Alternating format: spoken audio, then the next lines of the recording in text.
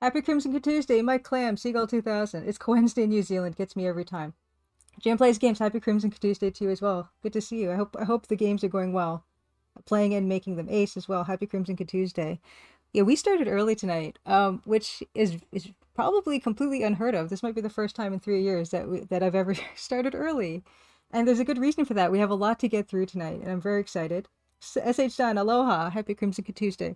Yeah, I'm super excited because we do have a guest on tonight.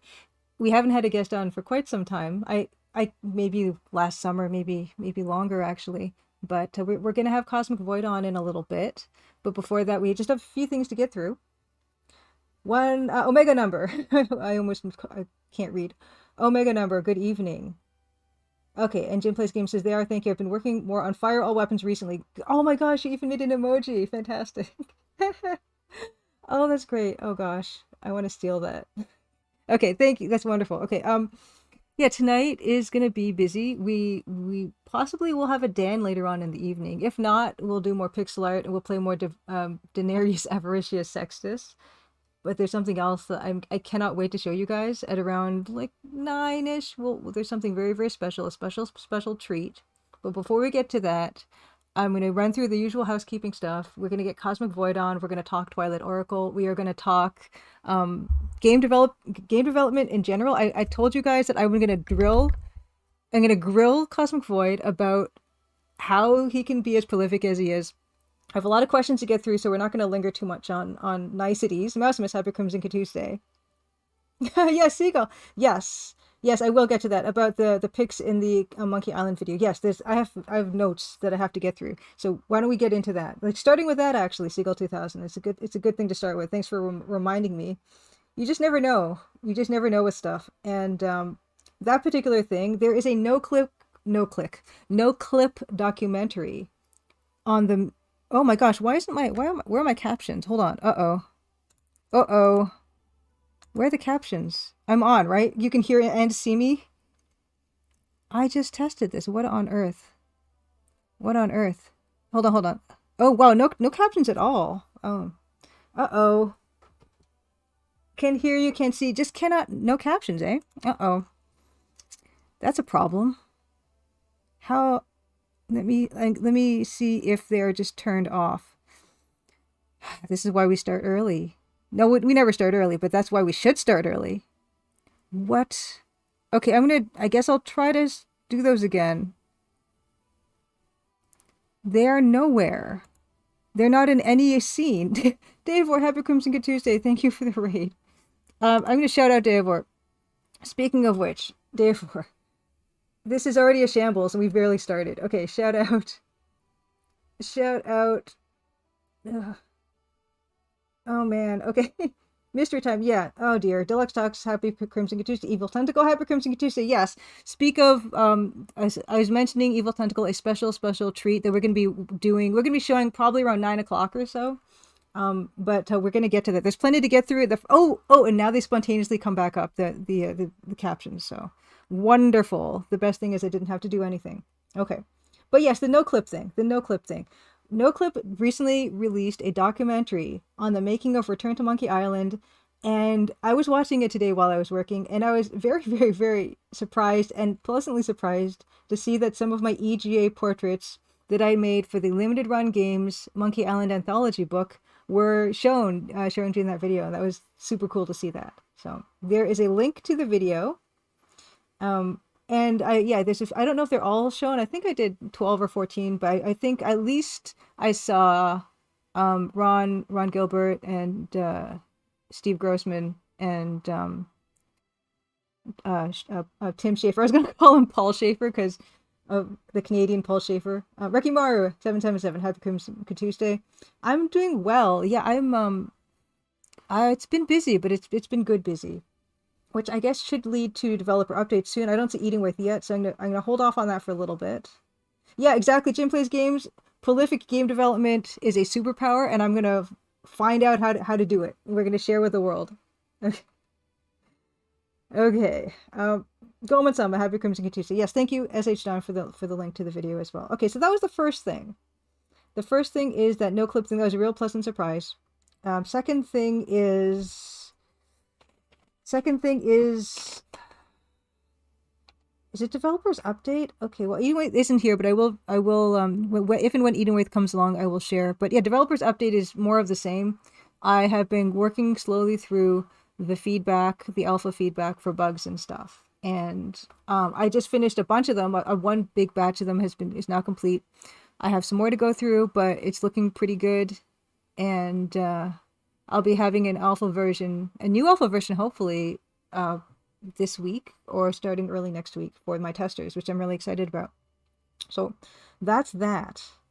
And I guess yeah, it's almost time. I'm gonna bring Cosmic Void on soon, but before I do, I want to just do a real quick introduction. I have a link for this now. Oh, anyway, yes. Well, early today, but caught the dev update just in time. Party prayer time. I now it's become like a reverse thing where instead of you reminding me to do the developers update now summons you. You've reached that status, Edenwave. Cosmic Void, yeah, is you can find Cosmic Void. Cosmic Void is a mainstay of my EGA text parser adventure creators links.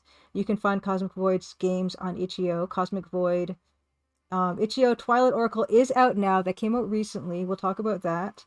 Players' reviews are worth their weight in gold on Steam especially, so there is a link to Cosmic Void's latest release, Twilight Oracle, and also Cosmic Void's Patreon. Yeah, please do if you are able to support us indie game developers, because we make fun little games and the kind of games I like to play, and hopefully the kinds of games you like to play, and your support helps us to do that. So that's very super valuable.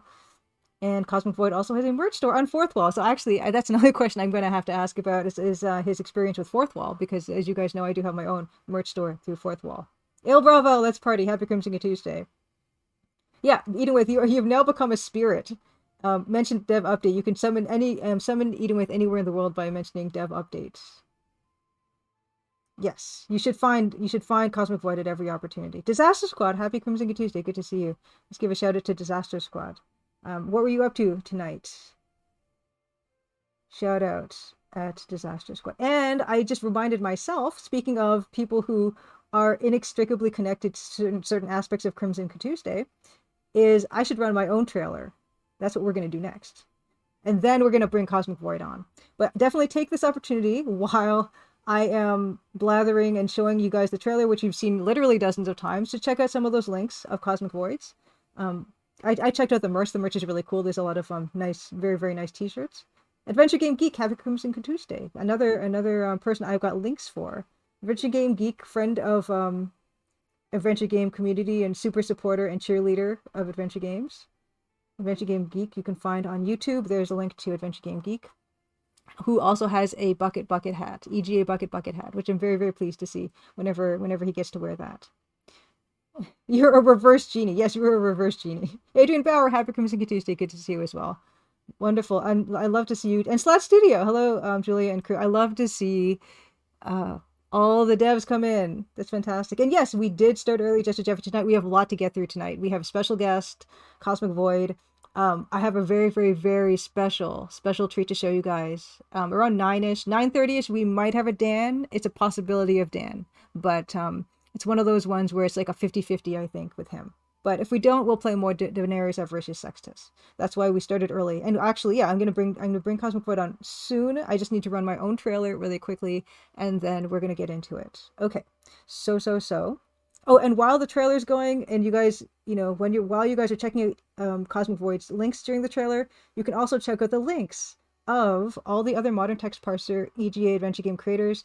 Mentioned Cosmic Void. We're going to talk to him very shortly. Davor is making fortune and glory. Speaking of Davor, thank you again for the raid, Davor.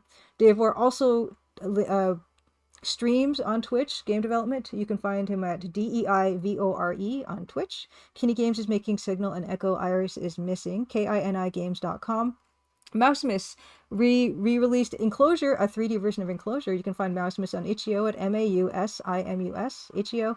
Phil Fortier has made 4 Snailtrek games, snailtrek.com. Slat Studio, who is also here, Betrayed Alliance 1 and 2, RJSLATTERY.com/betrayed-alliance.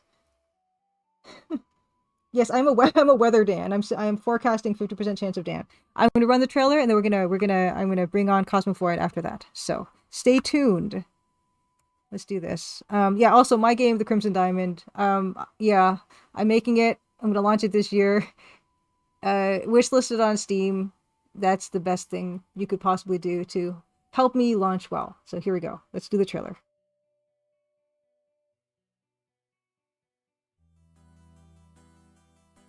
Crimson, Ontario was once a prosperous, lively mining town. But that was a long time ago. Now it's quiet, nearly deserted, and some folks aim to keep it that way. Nancy Maple is an aspiring mineralogist assigned to follow the trail of a dazzling diamond. An intriguing cast of characters has converged under one roof, each meaning to get their own way. Or else. Will Nancy untangle the mysteries and machinations before it's too late? Will the sleepy town of Crimson shine once more? Find out in The Crimson Diamond, an upcoming adventure game by Julia Minamata. The Crimson Diamond demo is available on Steam and itch.io for Windows PC and Mac OS. Music off. Oops. Scantron, happy Crimson Tuesday. Yes, Fortune or Glory, the Deluxe Tux asks. Definitely Fortune, 100%. No, not even a hesitation there. That person went to 2 Happy Crimson Tuesday. Okay, let's get to it. I'm going to bring on CosmicVoid. Now we're going to start talking about game development, and he's going to share all of his secrets. Let's move over to the Tachyon Dreams. Oh, this is a slideshow I have of all of CosmicVoid's work so far, and it's been a lot, so we're going to get into it and talk about that real soon. But please, CosmicVoid, unmute yourself and join the conversation. Hey, hello there. Hello, good to hear from you. Fantastic. Hey, how are you? Good. How are you? I'm good. Apologies for the poor quality of the microphone. No, it's much better now. It's like I think we troubleshot it pretty well. Oh, good. Yeah. Good. Oh, louder. Okay, Hey, we need louder. Okay, I can't turn I've got the gain on maximum right now. Oh, I can try and speak louder, maybe. Okay, Void not loud enough. Okay, I can't do more gain on my end here. But okay, we can try hopefully louder. Can I do a gain filter on top of the gain filter, or does that break everything? Anyone know? Turn him up on Discord. Oh, is that a thing I can do? Let's find out. I'm learning too. Okay, so let's see. Where does that happen? Anybody? Yes, he is speaking through the void. Can you turn him up in Discord? Can we do that? Okay, I'm going to turn off the music I have completely. Okay. How do I do troubleshooting, folks? How do we turn up the volume here? Voice and video. Input volume, output volume. Okay, here we go. That might just have made me louder. Does that make you louder, CosmicVoid? Oh, can you hear me better? I don't know. Can you guys hear him better? Oh, if you're in a voice channel, you could right click his name and turn it up. A little better. That's good. Okay, so CosmicVoid also for your voice settings, you know that place I was showing you before, near the top of voice settings, you might be able to pump up your output volume. Let's have a look. User settings. Yeah, and then under voice and video, and I will turn mine down, and maybe that'll move. Oh, do you mean output volume? Yes, output volume. Okay, so is this better? Hopefully it is. Okay, you now guys. It's 120%. Okay, Fractal Mind Mike, happy Crimson Tuesday. Inside Out Boy, happy Crimson Tuesday as well. Of course, shout outs for Fractal Mind Mike. How does CosmicVoid sound now, everybody? Better? I hope it's better. We hope it's better. We never can tell. Well, we're gonna get started then. Hopefully he's audible. It's a bit better. Okay, so I apologize for audio stuff. Yeah, we don't do a lot of guest stuff here. But maybe if we did it more often, I'd have the kinks ironed out. But I'll turn down my own audio. Okay, I can do that. Okay, I've turned down my mic. How about that? And so you guys can then. And I've turned up mine. Okay, so I've turned down my mic in OBS. So hopefully you can turn up your overall volume. Okay. Okay, sound about the same. Fantastic. Okay, Oh, good, good, good. good. Okay, yay, we did it. Okay. Yay. First of all, Cosmic Void, congratulations on what is this? Oh, thank you. Your 11th game? Is it your No, 11th, I don't maybe? know. See, you don't even know you've done so many games that you don't even know. A few, a few. Well, congratulations. I definitely I Oh, hope thank you. how's launch going? Oh, it's been going great. Good. Um, it's hectic. There are many things to do, Of but course. it's also a lot of fun. hmm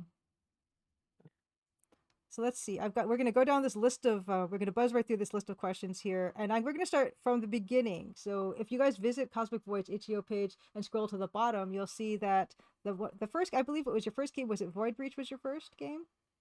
Yeah, in early 2020. Okay, Yeah. early 20s. Oh, that's like not even what 4 years ago, and you've made so many games.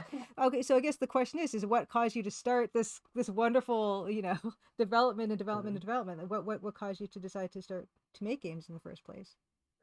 I suppose I just wanted to make games. It had seemed like a fun thing to do, Mm-hmm. especially seeing that other people were making them, like you and many others. Hmm. I was deep into playing fan-made AGI games like Space Quest Zero, Enclosure, which there's a remake of it now. Mm-hmm. Uh, Time Quest. I thought, why not create my own art, puzzles, stories? So I just decided to jump in, and it's been a blast so far. Wonderful. What was the engine you used for Void Breach? Avoid Bridge Game Maker. Game Maker. And do you still use Game Maker now, or did you change to something else? I also use Godot now, Mm-hmm. but I still use Game Maker for some projects. Yeah. It's interesting that you mentioned this is something that I do want to just like touch upon briefly is how when I think about the games that inspired me to make games, it was also like people like small indie game dev people, like not the big huge things. Like I wasn't looking at Mm-hmm. I like Sierra and LucasArts games, but those are not the ones that made me want to do it. What made me want to do it is the fan made stuff for like the solos Exactly. like Francisco, or Dave, or the Mythos, that type of a thing. So it's funny that we do have that in common, where you think it's possible for like one person to do it or a couple people to do it. Yeah, exactly. And It seems like it's within reach. yeah, that's I think the important part, because I never thought looking at the Sierra games that, oh yeah, I can do that, because I know that those people were on salary, they had like 18 months to do something, like 20 people. Like no, it's not. But it gets exciting when you see the solo devs or the small teams. Exactly. Yeah, and I guess that my next question is, what was your first game the hardest game to make in terms of learning how to make a game and then learning how to release it? Um, I would have liked to say that it was the hardest Mhm. and that things have just gotten easier over Yes, time. please say Um, that. things have kind of become both simpler and trickier at the same time. hmm Um, each game comes with its own set of challenges. Sometimes they're new, sometimes they're variations of old problems. There are always new annoying bugs that you need to squash. Of course. And as you get better at doing art and doing the code for your games, you want to do more and more elaborate stuff, right?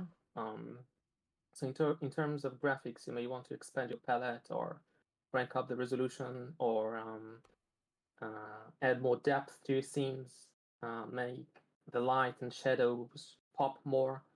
Like right now, I'm doing Devil's Hideout, and I'm all about creating this stark contrast between the shadowy corners and the spots that catch good light. Um, so it's a bit of both, I suppose. hmm There are always new goals and aspirations, which means there are always new challenges, and just when things become easier, they also become more intricate. Right. Um, in regards to what becomes easier, I think you have also said it before. Your confidence builds up, Yes. right? Yes. So that's very important, and then that gives you hope that you'll manage to struggle through. No, that's wonderful. No, yeah, absolutely. I even just because my game is just it's been going on for so long, I can definitely tell in terms of my confidence level from when I started to now, and I think that's really it's one of the most important things actually when doing something on your own. Mm-hmm. Now, I know that also, just looking at the games on your itch.io page, most of them look like adventure games, except for I think what was a Cyber Seraph. I'd never played Cyber Seraph, but it looks like a shmup, like a shoot 'em up or something. Yeah, it's a vertical shooter that is boss focused, so you're basically just fighting Mm-hmm. bosses Mm-hmm. all the time. Um, that's the only non-adventure game that I've done so far. I would like to do more games that are not necessarily strictly adventure games in the future. Mm-hmm. Yeah, that was my question. Is do you plan on in, so is there a reason why you gravitated more toward the adventure games than the other types of Hmm. genres? Uh, I grew up with those games, Mm-hmm. and most fan-made games that I knew about were adventure games for some reason. At early 2000s and later, which inspired me the most. Well, I think just speaking from my own experience in terms of why a lot of the independent stuff is adventure games is because they're kind of the easiest to make. Well, I can't really speak from too much experience, but just looking at all the things involved, the complexities involved with making, like a roguelike game or a tactics or a real-time strategy or anything like that, or even just a platform, they just seem so much more involved to me. So I wonder if that's why a lot of indies gravitate toward this genre. Maybe I wouldn't know how to make a strategy game. Yeah, like that's another question. Is a genre that you would like to make a game of, but you're not sure how you would go about it? Do you have any designs on that type of a thing? I would like to try 2D platformers Hmm. and Metroidvania type of games. Right. They're also some of the games that I like the most. Yes, Slash Studio agrees that the systems in adventure games are tend to be the easiest. Yeah, absolutely. Let's see. Next, I have here. Yeah, you spoke about different visual styles and wanting to push yourself artistically through each game that you make, and that's a really Hmm. for me like that's a really key question. Is you have such a broad range of styles. Like you have the AGI looking style, and then you have stuff that's more like Blood Nova. You have Tommy Gun Witches. How do you decide on how a game's gonna look? And does that happen at this very start, or does it happen Oh, as you're going through your game design, or you're going through oh, the rest of it? definitely at the very start. My Hmm. initial focus is to nail down the visuals. I have to envision the game in my mind first. Really fall in love with the idea, the concept of it. Um, I've typically limited to sorry, I typically use a limited palette, and because that's what I'm most comfortable with. Twilight Oracle has a palette of 32 colors. Hmm. Blood Nova and The Corruption Within use a slightly bigger palette. Devil's Hideout is 36 colors. Tommy Gun Witches is 24, I think. And Tachyon Dreams uses the classic EGA palette. I think you've heard of Yes. it. Yes. Elsewhere in the Night is also EGA. I suppose because I grew up with those games, that's why I Hmm. gravitate towards that style. The ones that have like 36 colors or 34 colors, Mm-hmm. how do you go about actually selecting that palette? So in the past, I would just create my own palette. Hmm. The Corruption Within, Blood Nova. Um, but when I went on and started work on Fire Oracle, I wanted something that was already done and appealed to me. So I picked a palette from I don't remember the name of the website. Um, if you don't if people never did pixel art, one of the hardest things is to actually build up a palette. Hmm. Yeah, that's why I'm It's wondering about. Yeah, did you use low spec or one it's of those? Yeah, it's type. insanely difficult. So is that Um, the starting point then for you? Picking up the palette, yeah. Yeah, yeah. The palette, the overall style, the resolution, yeah, for sure. Yeah, the resolution's another thing. So what I know that the AGI stuff would be what 160 by 200 or whatever the AGI palette is, the resolution. Uh, But what other the resolutions have you worked in besides AGI? the, the AER resolution is 160 by 168, Okay, 168. which Okay. sounds really, really tiny, right? Yes. Twilight Oracle is 384 by 216, but really it's by 180 because the lower part of the screen is reserved for the UI. Hmm. Thank God for that. Devil's Hideout is 320 by 180, same resolution as Blood Nova. I may want to go higher eventually. Um, do you know Lucid Dreaming by Tall Story Games? Yes, yes, So yes. it's also pixel art and higher resolution, and it's very appealing to try something like that eventually. Mm-hmm. Mm-hmm. But probably not before 2025. You're gonna get a few more games under your belt before you try high resolution. Yeah, I think so. Yeah, that's another. My next question was that in terms of game length, is yeah, you do make Mm. most of your games. I would say probably complete within 5 hours or less. And I know some of them are like the jam games like Warp Cinema and stuff, or like little small like nuggets of games. And I guess my question is do you naturally again gravitate toward a certain length or complexity of story when you're making games? Mm-hmm. Well, so far I've indeed set up a cap of around a year for my production timeline. So I suppose when you only have a year, then the game ends up being like 3, 4 hours in terms of average playthrough. Mm-hmm. I would like to make longer and bigger games, and that of course would mean a longer development time. But it's tricky to commit yourself to. Yes, it is. Yeah. So I'm a bit hesitant. Yeah. Yes, you took the advice, or you took the advice that game developers always get when they're starting out, which is to do small projects, which Yeah, almost that's no one aggressive. does. Almost no one does that, but I recommend you for going the proper the proper path for this stuff.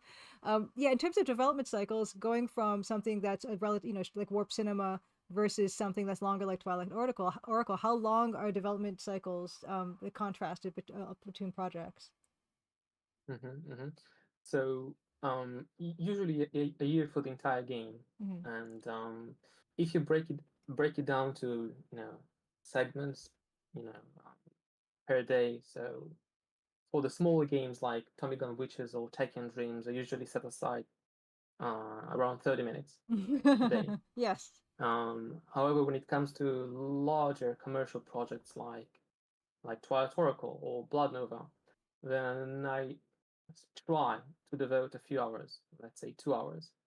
Um, Many times you have to exceed that because like you're walking the game and then you're about to wrap things up and bam, you stumble upon a bug in your game. What do you do? Yes. Yeah, So exactly. I can't just leave it. So I have to tackle it, Right. and then 2 hours become 3 and 4 hours Hmm. sometimes. That's fascinating. When you first, I remember when we first started talking about your development cycle, when you said that you 30 to 45 minutes, Mm, that would be for the shorter one. So it's amazing to me yeah. because this idea of actually sitting down and getting to work and then stopping within half an hour, it almost feels like I need half an hour to get comfortable and situated. Um, Oh, for sure. Yeah. You settle in for 30 minutes and then you do work for 30 minutes, yeah, yeah. and then you wind down a bit for 30 minutes. Okay, so that is how it is. So it's because I couldn't even imagine someone just sitting. They're starting from cold start to like half an hour, going 100%, and then turning off the computer half an hour exactly, half an hour after that. Yeah. That's yeah, that's amazing. So this is it natural for you to have that type of like self discipline and consistency, or did you have to work for that? I suppose I had to work for that. Mm, I'm also writing, so when you want to write something, you have to force yourself to find the time for it, mm, like when you do game development. But mm, with writing, it's even worse because for me anyway, when I work on the game, I can just sit down and work on it. But when you need to write something, like when you're writing your novel or whatever, then it can take ages for you to just you know sometimes it takes ages just to write a paragraph, right? Um, absolutely. Personally, for me, writing is much harder than drawing or coding. Just coming up with the idea of what to write about. So you have to learn to force yourself to just sit down and not leave the desk before you've actually written down at least one paragraph. Right. I guess that was another one of my questions in terms of your development was what takes you the longest and what's the stuff that doesn't take you the longest, or what's the stuff that you find easiest? Mm-hmm. Um, when it comes to game development, let's see. Um, Drawing takes the longest. Hmm. Um, by far. Like sometimes it's like you spend a few months on drawing and then like a few weeks on coding, something like that. So drawing the backgrounds by far takes the longest. For an example, for what, how long would a background take you? I know that there's like different levels of complexity and resolutions and palettes, but yeah, I must know. I have to say I'm rather slow when it comes to drawing. I remember one time I was talking to Tom, and I Mm-hmm. told him like I did this background and it took me like 2 weeks, Mm-hmm. and he said, and he had this look on his face, and I was like, what? And I was like, well, how long does it take you? And he said like an afternoon. So Tom is a magician. He can just sit Yes. down and whip up something within the afternoon, which is crazy to me. But like some of the backgrounds in Blood Nova could take easily 10 days and more. Um, when you're making an AGI game, that's of course different. That's Yes. something that I can actually do in an afternoon Okay. sometimes. Yes. Yeah, that's the thing, because what people's ideas of what doesn't take long versus what takes a long time can be really different. Hmm. Somebody could say, "Oh, that took me a really long time. It took me 2 days," and you're like, "What? That's like nothing. That's no time at all." So I need specifics when people say that. I can't just have people vaguely say, "Oh yeah, that takes me a long time," because yeah, sometimes my backgrounds they can take quite a long time actually, especially if I'm doing them on stream. But I know that's Mm-hmm, mm-hmm. another case entirely, because you're definitely not focused during those times. Um, Yeah. uh, in terms of launching, I think I'm most interested in terms of your experience doing launches, Mm-hmm. because you have a lot of experience with that. I have no experience doing launches, so for my own personal edification, what are mistakes that you think, or mistakes you've made or seen other people make in terms of when they launch something, that you've learned over time? Oh, mm. Yeah, that's a tough one. It really depends if you're going with a publisher or not. Okay. So I can tell you what people really need to focus on when they don't have a publisher. So if Mm-hmm. you don't have one like me, then you have to actively reach out to and pitch your game to journalists, influencers. You have to seek reviews and really beg for them. Yes. Um, Yes. you might not feel comfortable doing that at first, but that's part of it. There's no going around it. Asking people to leave a review for your game can feel pretty awkward, but that's a crucial step. And especially with the constant influx of new games each day, you've got to go the extra mile to ensure people actually notice your game. Is that something you got more comfortable with from launch to launch? Oh yeah, for sure. Yeah. I don't have any shame anymore. Trust me. No shame at all. Good, good. That's what I like to hear. Fantastic. You speak about not having a publisher, but I do know that you've Mm. run some Kickstarter campaigns, Hmm, hmm. rather successfully. And is there any insight you can offer and from that perspective? Um, Let me think. Um, so the best tip ever, again, I have to mention him, is talking to Tom about how to run a Kickstarter. He studied the ins and outs of running them. Mm-hmm. Um, Basically, you have to talk about your campaign a lot, everywhere. Mm-hmm. It's recommended you prepare a demo, uh, definitely a trailer, provide screenshots and some grabby lines. Again, reach out to everyone, journalist, influencer, ask them to play the demo, talk about your game, and which I found very surprising, launch on Tuesday. Apparently, launching in the middle of the week works best for Hmm. whatever reason. I never really understood why. Huh. Tuesday. You don't say. See, I didn't even know that. That's very, very helpful Yeah, that's information. my obscure knowledge. Are you able to cut your own trailers, or do you find someone else to do that for you? I do that for myself. Yeah. Okay. It's one of the things I enjoy doing actually, Oh preparing wow. trailers. Wow. Okay. Yeah. The video stuff is the stuff I have. Like Dan cut my trailer. I have no idea how to do that stuff. I guess we can also talk about, in terms of making your games. You do most of the work, but I do know that you do have you get music from other sources. Is there any Yeah. other part of your Uh, development? I know in some of the credits that sometimes you have game design, and that's a further question. Like sometimes you work with other people and collaborate. But I guess mhm. yeah, my question would be in terms of music. I do notice that you do use music from outside sources. So could you discuss that a little bit from project to project? Yeah. So when I did Void Bridge, I had no idea where I'd get music. Mm-hmm. But then people just approach you. Hey, do you need music? So the first time that happened was on Reddit. Somebody approached me and suggested doing music. He goes by the name Dialect for Murder, and I took up him on his offer, and I really loved the music he made for the game. With the corruption within, Dave said we should go with Eric, which made a gorgeous soundtrack for the game. And then later I went with Donovan for Blood Nova. Even though I tried making music myself in the past, it's not very complex or very good really to use in a game. Mm-hmm. So yeah, that's something that I have to approach a little bit for. Actually, Jim plays games. I'm sorry, you guys, if I'm missing questions or I'm, I'm like I've got questions. I'm trying to really like focus on what Cosmic Void's saying. But Jim plays games asks a very good question. How many journalists Hmm. and influencers do you tend to reach out to for promotion, for media Oh, outreach? reach out to everyone. I mean, many will never even Sure. write back. Mm-hmm. Um, what I did with Trial Oracle, one of the things I did with Trial Oracle, is go to metacritic.com, Mm-hmm. look up um, what's the name of the recent Monkey Island game? The Return to Monkey Yes. Island? Yes. Return Something? to Yeah. Monkey Island. Yes. And look up all the reviews and basically contact all the journalists there that reviewed the game and email all the publications that published reviews for the game. And some of them will actually write back to you and be interested in writing a piece for the game. So as many as you can, really. Yeah, that's very smart. That reminds me of when I was a freelance illustrator, and to find the names of art directors, I would go on the newsstand and I'd open up the magazines and find the mailing address and the art director, and then I'd send them a promo or something like that. So Mm, a very very yeah very good strategy for reaching the people that you'd want and who'd have an interest in your game. When mm. you launch, do you keep a demo up on Steam or do you remove your demos?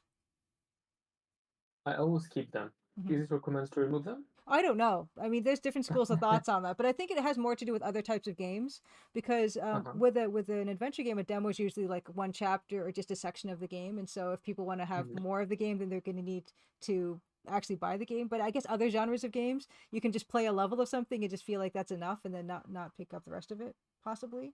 Yeah. Um, Hmm. yeah, but you do keep your demos up on your store page things. Yeah, I suppose some people would rather play the demo before they buy the game. That Mm-hmm. might, encourage them to buy it. Mm-hmm. Mm-hmm. I think, anyway. Very good. I guess, yeah, so starting in terms of people who don't have the experience launching or even making their own games, what advice would you have for someone who wants to make a game but has absolutely no experience in any aspect of that? Like it doesn't know how to do art or anything like that. Um, well, I didn't do it. I didn't know how to do art Mm-hmm. or how to code at all. Um, at late 2019 when the idea came to me. Um, you can, learn as you go. Mm-hmm. Art and coding are stuff that you can definitely learn as you go. You can start with simple things and leave the more complicated things for later. Other than that, like we said before, keep it simple, manageable, keep it small, and build up from there. Um, I think most people can learn how to draw and code, just Mm-hmm. need some experience. Mm-hmm. Yeah, I always feel like with indie game devs, it seems like the art seems to be one of the large barriers that people feel like they cannot Mm, surmount. So hearing mm. you say that you had no experience from art and you've kind of taught yourself as you go along, it's really inspiring. And I hope people that will you would take a page out of your book and aren't afraid to start simple, start small, Yeah, and don't be afraid. yeah, exactly. And when you were developing your art for your game, or at least the early on, and maybe even now, do you still seek out feedback from peers and things in terms of? Well, actually, I shouldn't even be asking that question because I know that you asked me about some Twilight Oracle background for Oh feedback. yeah, I love asking for feedback. Yeah, Um, was that something you had to that learn to be comfortable with as well in terms of receiving that type of feedback from people, or were you okay with it? You were just completely focused on trying to get better. initially, I think it's hard for most people to accept feedback. Mm-hmm. Um, but I have I have years behind me doing writing, and when you write something, people can be very brutal, about it. Sure. So you just learn to build up elephant skin and deal with it. Yeah.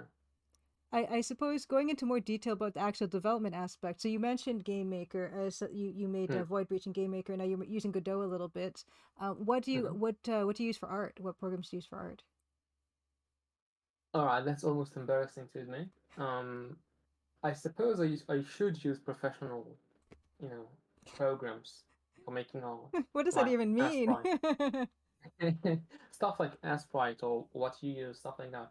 But because I started with Game Maker, and in Game Maker you have the ability to create your own art inside the engine. I just became so used to it that I never really stopped using it. Um, I keep telling myself I need to buy a program that does art, like Sprite, but I might do it eventually. Well, So I yeah. retweeted today that Acebrite's on 50% off right now. So if you did want to try that, it's on Oh sale. really? Yes. Then maybe today's the day. Today's the day. But as it stands now, you're using the built-in art utility in Game Maker. Yes, they are not perfect. Mm-hmm. Um, they're missing plenty of features that should be there, I think. But it's doable. I mean, I get by. Yeah, you definitely get by. Like this, the art, I would not have guessed that you're not using any. There's nothing, I don't know. I don't think there's any real pressure to want to seek out a professional art program as long as it gets the job done. I look at your screens and Mm. I never think I want, that was obviously made in a Game Maker art utility. No one thinks that, Oh, good. That's great to hear. Yeah, okay, even looking at I'm looking at the Tommy Gun Witcher screens right now, and it's just what and even the Twilight Oracle stuff, which is like very surreal artwork. What are you looking at for reference there? Are you even looking at reference? I mean, that seems like a hard thing to pull off to make something look surreal but also look like a real place. Yeah, it is a bit surreal. It's part of my intention to make things look a bit weird. I think it makes them a bit more interesting to look at. Makes them stand out a bit more, maybe. Mm-hmm. Um, I also like to make them bigger than they need to be. It allows you to cram in some.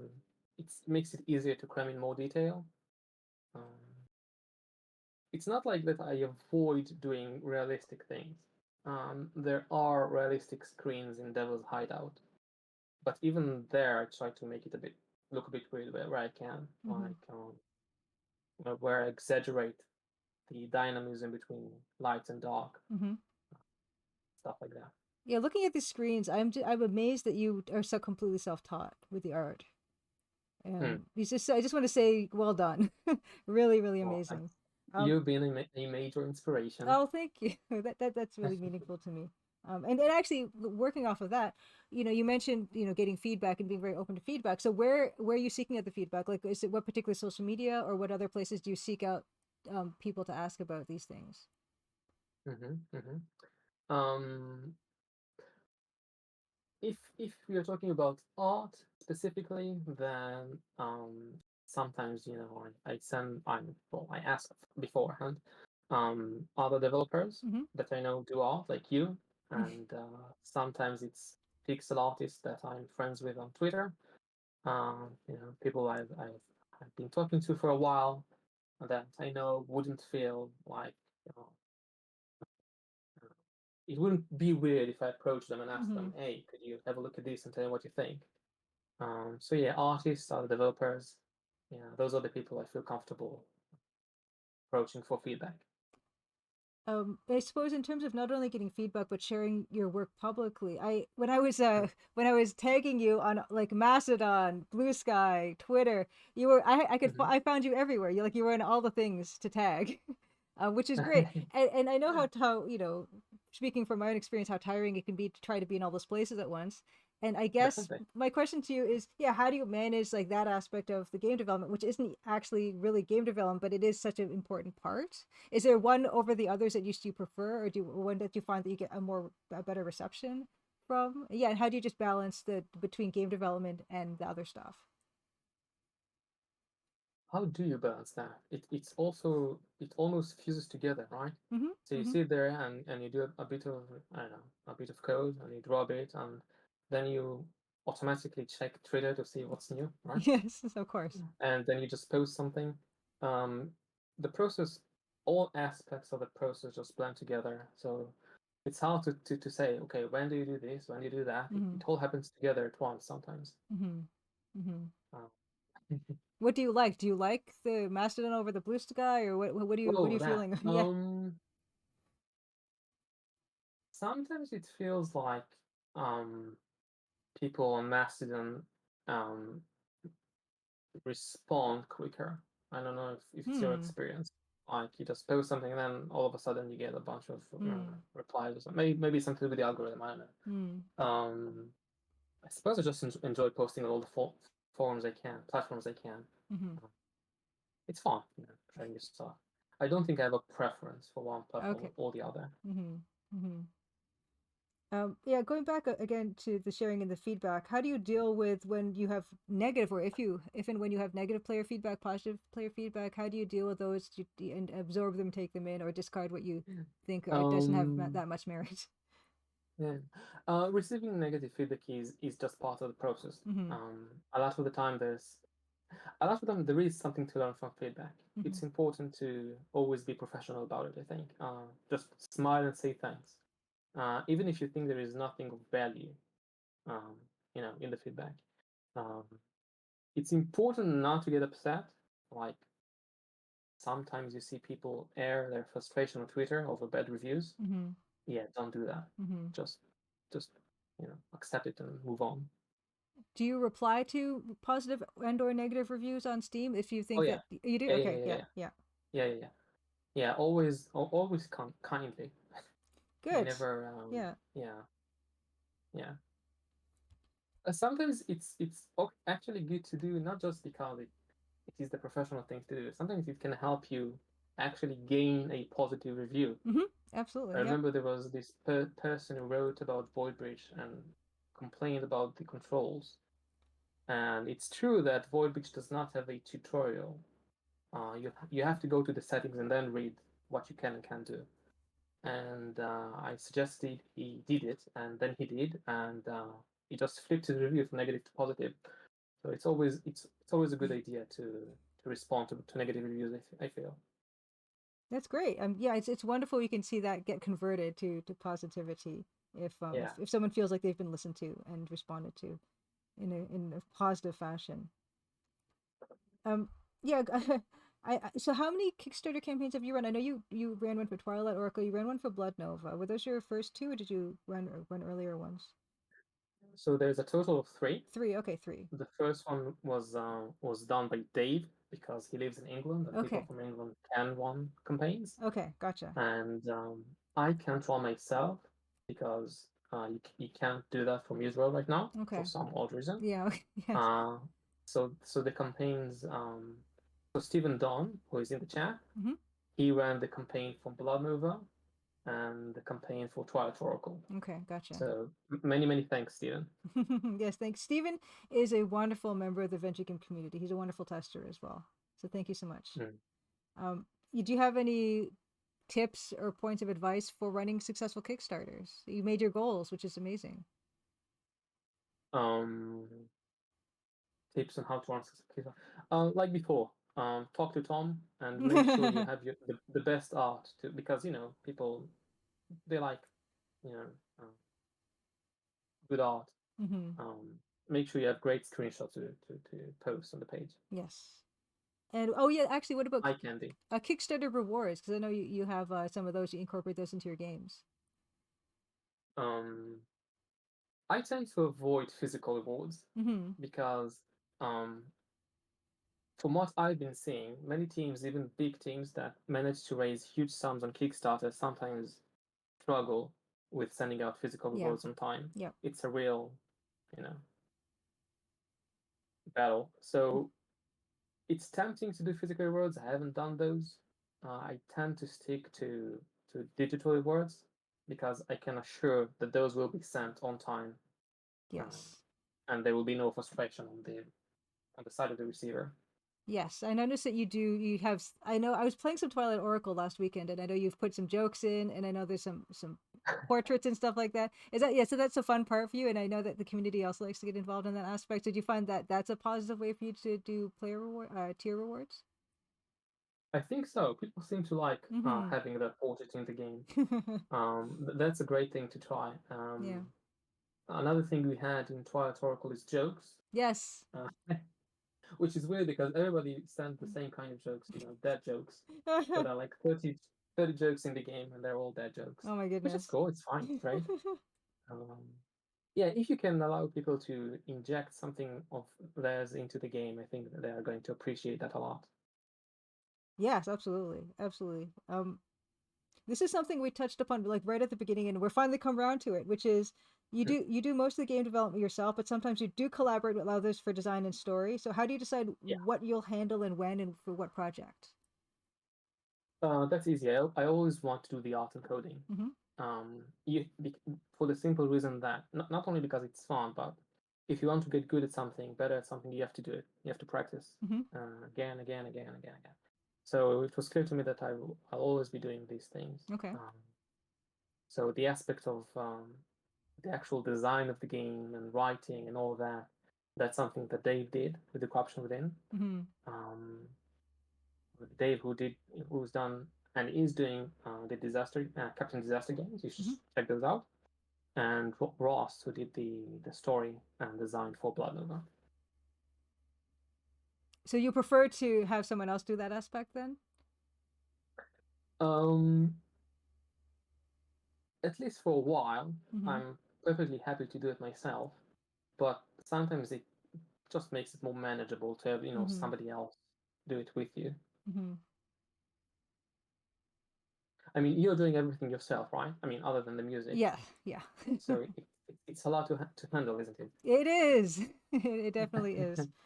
Yeah, it is nice to have outside perspectives for sure. Like it's really nice to have Dan come in with the music. And Hmm. Francisco has mentioned like Francisco does it all himself as well, except for the music, and he does appreciate It's having crazy. like yeah a fresh view on his project, and he gets to experience something that has to do with his game that he didn't make himself, and that's always kind of nice. So I do Hmm. agree. I do agree that it's nice to have not doing it 100% yourself. Although I will say that I do get a bit jealous of Lucas Pope, who does everything, like literally everything, including including the music. That's insane. Yes, I know, and he's really good at everything. Oh, anyway, enough about enough about that.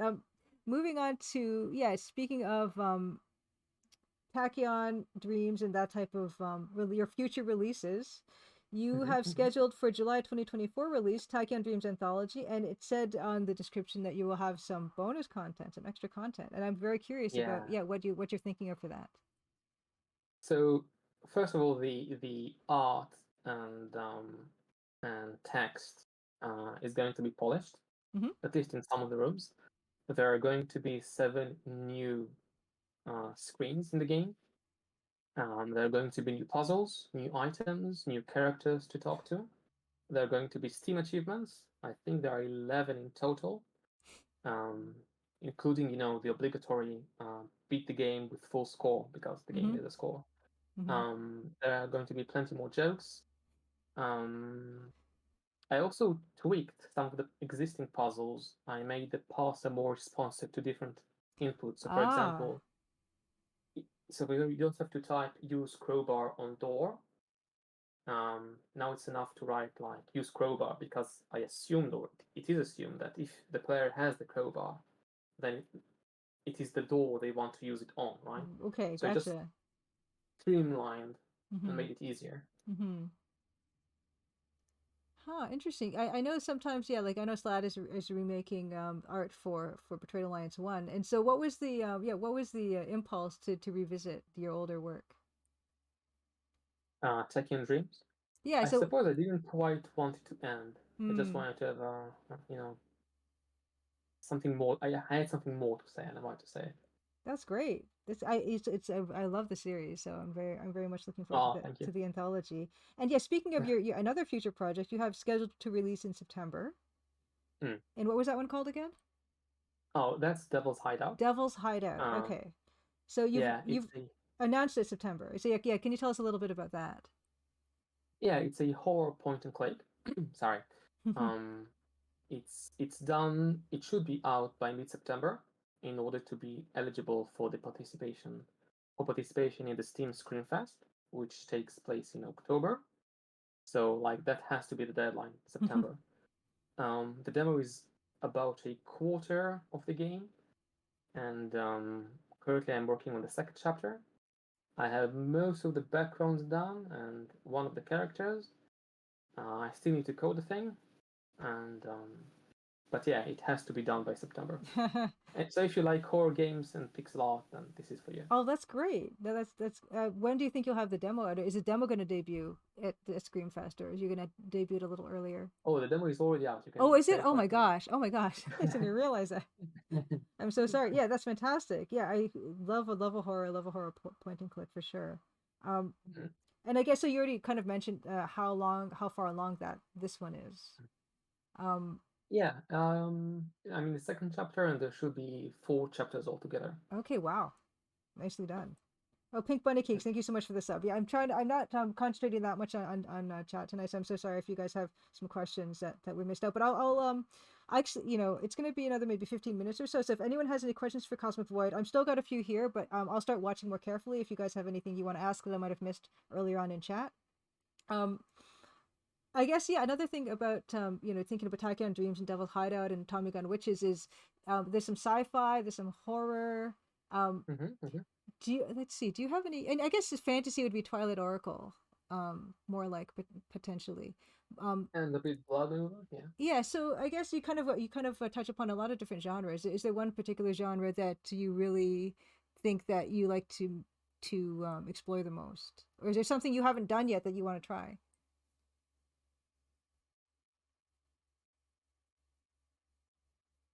Oh, I think I lost you. Oh no, no. Oh, are you still here? I hope. Did Yeah, I? yeah. If you can just repeat that. Okay, yeah, sorry. You've done, Tachyon Dreams, you've done sci-fi, you've done Yeah. fantasy, you've done horror now, like first Time Gun Witches, and now your next one, Devil's Hideout. Is there a genre that you are interested in exploring that you have not explored yet? Um, that's a good question. I think I'm going to stick with stuff like sci-fi, horror, Mm-hmm. humor, Mm-hmm. for now. Um, I don't know. I may want to do something, with more dramatic eventually, because I haven't really done that yet. Mm-hmm. Something that's strictly drama, but um, sci-fi is just so much fun, Mm-hmm. and fantasy and horror. So I just gravitate towards those. Mm-hmm. And I suppose you kind of already answered this in terms of like a physical big box release. You've not done one of those before. Mm-hmm. Have you? And I don't know if you've ported your games to other platforms. We have ported to Mac OS and Okay. Linux. Okay. That's something that Steven did. I have no idea to do that. And hopefully, there will be ports in the future for iOS and Android Mm-hmm. for at least some of the games. Mm-hmm. That's something that I'm looking forward to. Oh, that's great. Yeah. Because yeah, point and click tends to do well. I mean, would you do something on Switch, or would you do something, that type of a thing as well? Would you consider? If possible, yeah. Mm-hmm. I have no idea how to do that yet, but it sounds like a great idea. Mm-hmm. Mm-hmm. And I guess yeah, this is a question I kind of wish I'd asked you at the beginning, so I would have upgraded my graphics and my type and stuff. But where do you prefer people buy your games? I mean, I know Steam is like the big one, but I know itch kind of gives developers more of a cut. What is your favorite storefront for people to buy your games? Um, Sorry, I think I have a bit of a technical issue on my side. Oh, okay. I think I heard the question. It's about the stores, right? Yeah, do you prefer people buy your games on Yeah. Steam or in itch.io? So I suppose some people would prefer an itch just because you can tip on itch, Mm-hmm. but on Steam you can leave a review, which are crucial. Mm-hmm. I mean, whether or not Steam is going to Valve is going to show your game on Steam it depends on how many reviews you have. So I tend to say I prefer Steam for that reason. Right. So you hear that, everyone. If you want to buy Twilight Oracle, there's a link I just put in Nightbot. You can check the Steam store page of a Twilight Oracle, buy it there, leave a review. It helps out. Yeah, leave a review. That's right. Absolutely the most amount of time. I mean, most amount of help for and support. Um, Also, yeah, I mean, another link that's there. So you got a Patreon, and so how long have you had the Patreon up? That's a good question. I think since early 2020. Mm-hmm. I'm not so sure. I think since I released Void Bridge. Mm-hmm. Um, yeah. Yeah, it's a bit fuzzy. I think since 2020. And how's your experience been with Patreon? I know I struggle with trying to figure out stuff to offer people, and I do my holiday card, but Hmm. that's pretty much all I do because yeah, there's only so much time in a day to get things done. What with making the game, but yeah, how do you feel about running your Patreon and your experience with that? It's been positive. Mm-hmm. Um, it is it is difficult to think of rewards. Mm-hmm. But it was on one of your streams, I think. Yeah, definitely one of your streams where you talked about, crediting people, Yes, in the games. So that's a wonderful reward, and I've been doing that since I think since Blood Nova. Yeah. Um, so since Blood Nova, one of the best rewards I think of Patreon was to appear in the credits. that's great. Yeah, yeah. Yeah. That's an easy one, and I think people really do like that one because it's really cool to Hmm. have that in the actual game. Um, Yeah. Alongside, of course, with you have the jokes and you have the portraits and all the rest of it too. So Yeah. that's a nice way to include the community for sure. Um, you Hmm. also have a fourth wall page where you have some T-shirts and everything. And so I guess how long ago did you set that up? Well, at the risk of sounding repetitive, that's another thing I learned from your streams. Uh, Yay! I think you and who else has a fourth wall page? One Shodai, right? Shodai. Oh, does he? He also Okay, has good, good, good. a fourth wall page. And I thought, well, you can do that, and I do have art to put on shirts, so why not combine the two? Yeah, absolutely. Um, It's relatively so easy to set up, really. So it's like a nice thing to have if people want it. it's easy sometimes until you run into a problem, and then Oh it's not no! so easy. Oh no! What happened? Okay, so when you set up the page, Hmm. if you do it through Twitter, it just copies your name on Twitter, right? Okay. And at the time, my name on Twitter was, um, CosmicVoid and then dash Blood Nova is out, right? Okay. Because it was Okay. Blood Nova, and Sure. it just copied that as my name, and Oh that was my no. name on fourth wall. Cosmic Void, Blood Nova is out. Oh my god. And when you ask them to change that, apparently it's the hardest thing in the world because they don't know how to do that, and it took them Oh. months to figure it out. Um, Oh no. so yeah. I see. Okay. Well, no. Okay. It's good to know. Warnings for anyone. And of course, there's a nice referral link that if you want to try Fourth Wall, you can message me or you can message Cosmic Void. And if you use the referral link and set up a page and some merch gets sold, we get like a store credit. So definitely hit us up for That's wonderful. a link for that. Um, And Krillin560, thank you so much for the bits, says, excellent interview. I was secretly hoping you would expand Tachyon Dreams trilogy, and it makes me smile that you did. Thank you, Cosmic Void. Oh, thank you. Okay, we have a few more things to get to. I know there's a few more questions, but I want to get my last question for, and then I've got there's a couple questions in chat. Where does the name Cosmic Void come from? Speaking of naming things and the difficulties of names. Yeah, it's a bit of a silly story. Um, so originally my Twitter's handle was just Voidbridge, Okay. the name of the first game. Mm-hmm.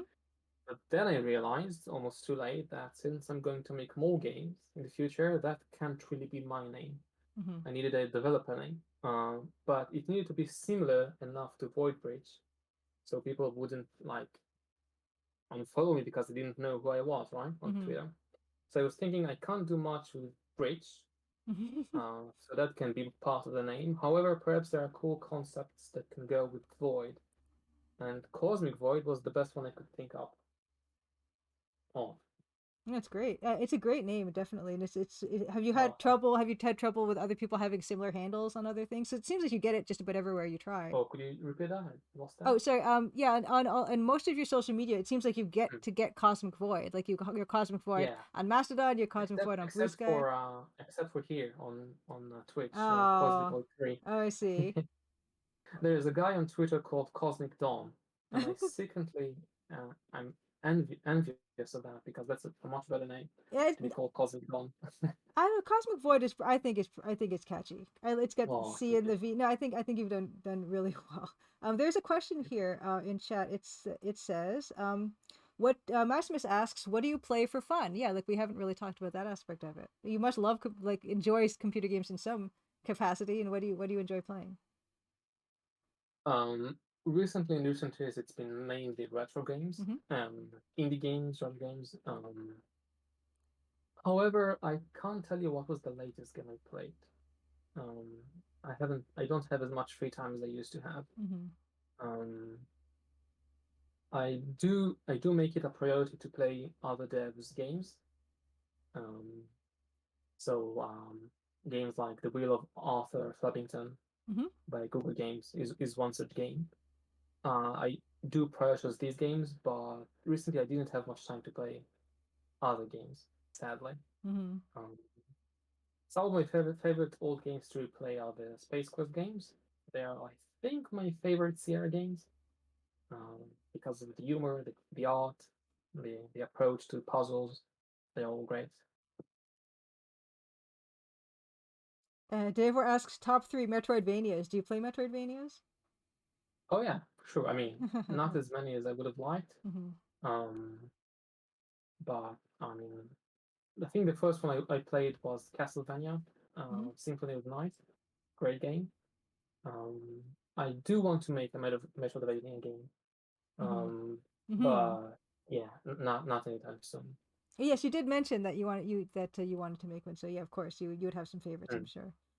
Edmund Dieter asks, where does inspiration come from? Books, TV, music, artists, other games. Let's see. The Corruption Within's influence came from a book, not really a real book. Hmm. It's one of those books I used to read as a kid. You call them game books. You read Mm-hmm. it and you play a game. Go to this page if you want to do this. Go to Yes, of that page if you want course. to do that. Yes. Yeah. And that book was called House of Hell. Hmm. And if you read House of Hell, you might see some similarities. Hmm. Um, so that's that. Twilight Oracle inspiration was obviously from the comedic classic of the 90s, Monkey Island, Simon the Sorcerer, Kyrandia, such games. Um, so all over the place. Books, games. These are the source of inspiration mainly. Mm-hmm. Oh, we just got a raid. I am Tinderly. Thank you so much for the raid. I'm just gonna do a quick shout out here. Yeah, if you guys are new to the channel, welcome. This is Crimson Tuesday, and I'm doing something I haven't done in a while, which is to have a fellow game developer on stream and ask them all kinds of questions about how they go about doing what they do and what they've learned along the way. So thank you so much for the raid. What have you guys been up to tonight or today? Tinderly raid, a hybrid hazard. Good to see you as well. Yeah, and we're just about wrapping up. We're just asking. So what I have here, I have CosmicVoid, who's the developer of the recently released Twilight Oracle. So definitely check that out. I'm going to drop some of those links here in the chat. You can find that on Steam. If you pick it up, leave a review. It's super helpful. If any of you, so we have about a couple of minutes left. If any of the new raiders or anyone else has any questions for CosmicVoid about Twilight Oracle or any of his other games up to this point, now is the time. Um, and the question also, how am I doing today? Yes, I'm doing well. CosmicVoid, you can also answer the question of how are you doing today? Oh dear. Haha. Oh, the audio was gone again. Sorry Oh, it's okay. Yeah, for a second. how are you doing today is the question. Oh, I'm doing great. I'm here. It's a lot of fun. Good, good. In fact, Hey yeah, there, hi Bori. yes, good to see you. Yeah, that's another thing where I feel like it feels like slowly the wheels are coming off of the stream. So this is the perfect time to draw this to a close because we seem to be getting some connection issues here. But Krillin560 says, just wanted to say excellent interview. Yes, oh yes, secretly hoping you would expand Tycam Dreams Oh, thank trilogy. you, Make you Krillin. smile. Thank you, CosmicVoid. Yes, again, thank you so much for that. Oh, and Deavor asks, what is your favorite mechanic that you've put into a game? Well, I like to do mini games. Oh, Um, nice. so Blood Nova has this micro mini game. I forget what the original name was. Basically, you need to control the board by multiplying your pieces, infecting the enemy's pieces. I like to do these types of mini games in the game. Um, Devil's Hideout has one right now. We'll have more. I probably should have put some into Twilight Oracle, but they are lots of fun to do. That's what that. Yeah, I've never done that because I don't know how. I Oh, I have two. I have two more. Oh, please, please. Taking Dreams have a couple. One of them is a sliding puzzle, Yes. but I think it's a fun one because it's not too big. And another one is a breakthrough kind of game. Do you know these games? I think um Breakthrough. where you have like a panel at the bottom, and there is a ball that you need to smash walls with. So there's a mini game like that in Tech and Dreams in the anthology. Oh, Breakout, breakout, yeah. breakout. Okay, yeah. Oh, that's awesome. Yeah, and this is completely self-taught. You've just taught yourself the programming aspect. You've taught yourself the art aspect. Taught yourself everything. So it can be done, folks. I guess is Oh the yeah, definitely for sure. the message we want to end off with tonight is: if you ever thought about making games, if you ever wanted to make a game, don't let anything stop you. Start small, start simple, start short, and look Sure. just look at, yeah, we can go through all these screens that are up on the screen right now are in chronological order. We just have Twilight Oracle up right now, and you can just see how far you can go if you just keep applying yourself and learning as you go. So I think it's super inspirational. That's why I love talking to developers like you and developers, Francisco and other people that have been on, because yeah, it's you can do it if you put your mind to it, if you put the effort into it. Sure. It's a lot of fun also. Yeah, it is a lot of fun.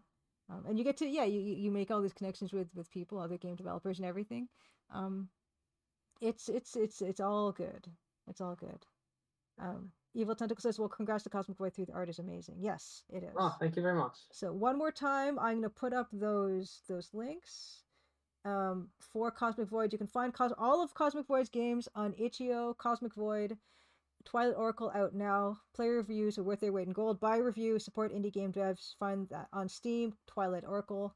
CosmicVoid does have a Patreon. Check that out as well for support, and also a merch page. You can find some cool stuff on CosmicVoid's Fourth Wall store.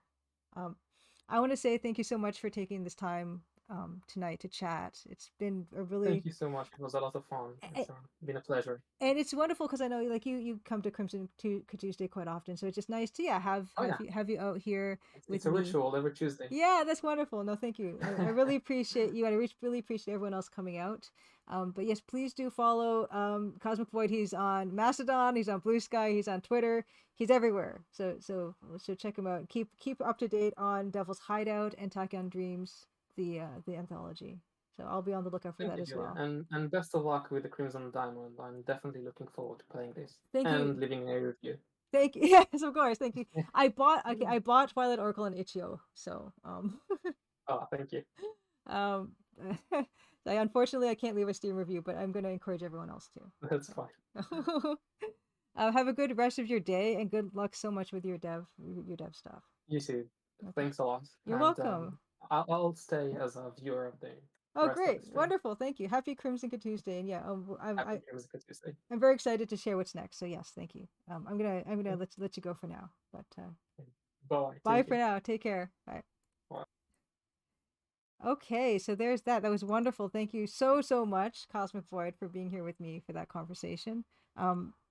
Yes, definitely check out Twilight Oracle. I've been playing through it. Actually, darn it, I forgot CosmicVoid. I'm stuck. The coconut oil. Can you give me a hint? I'm stuck.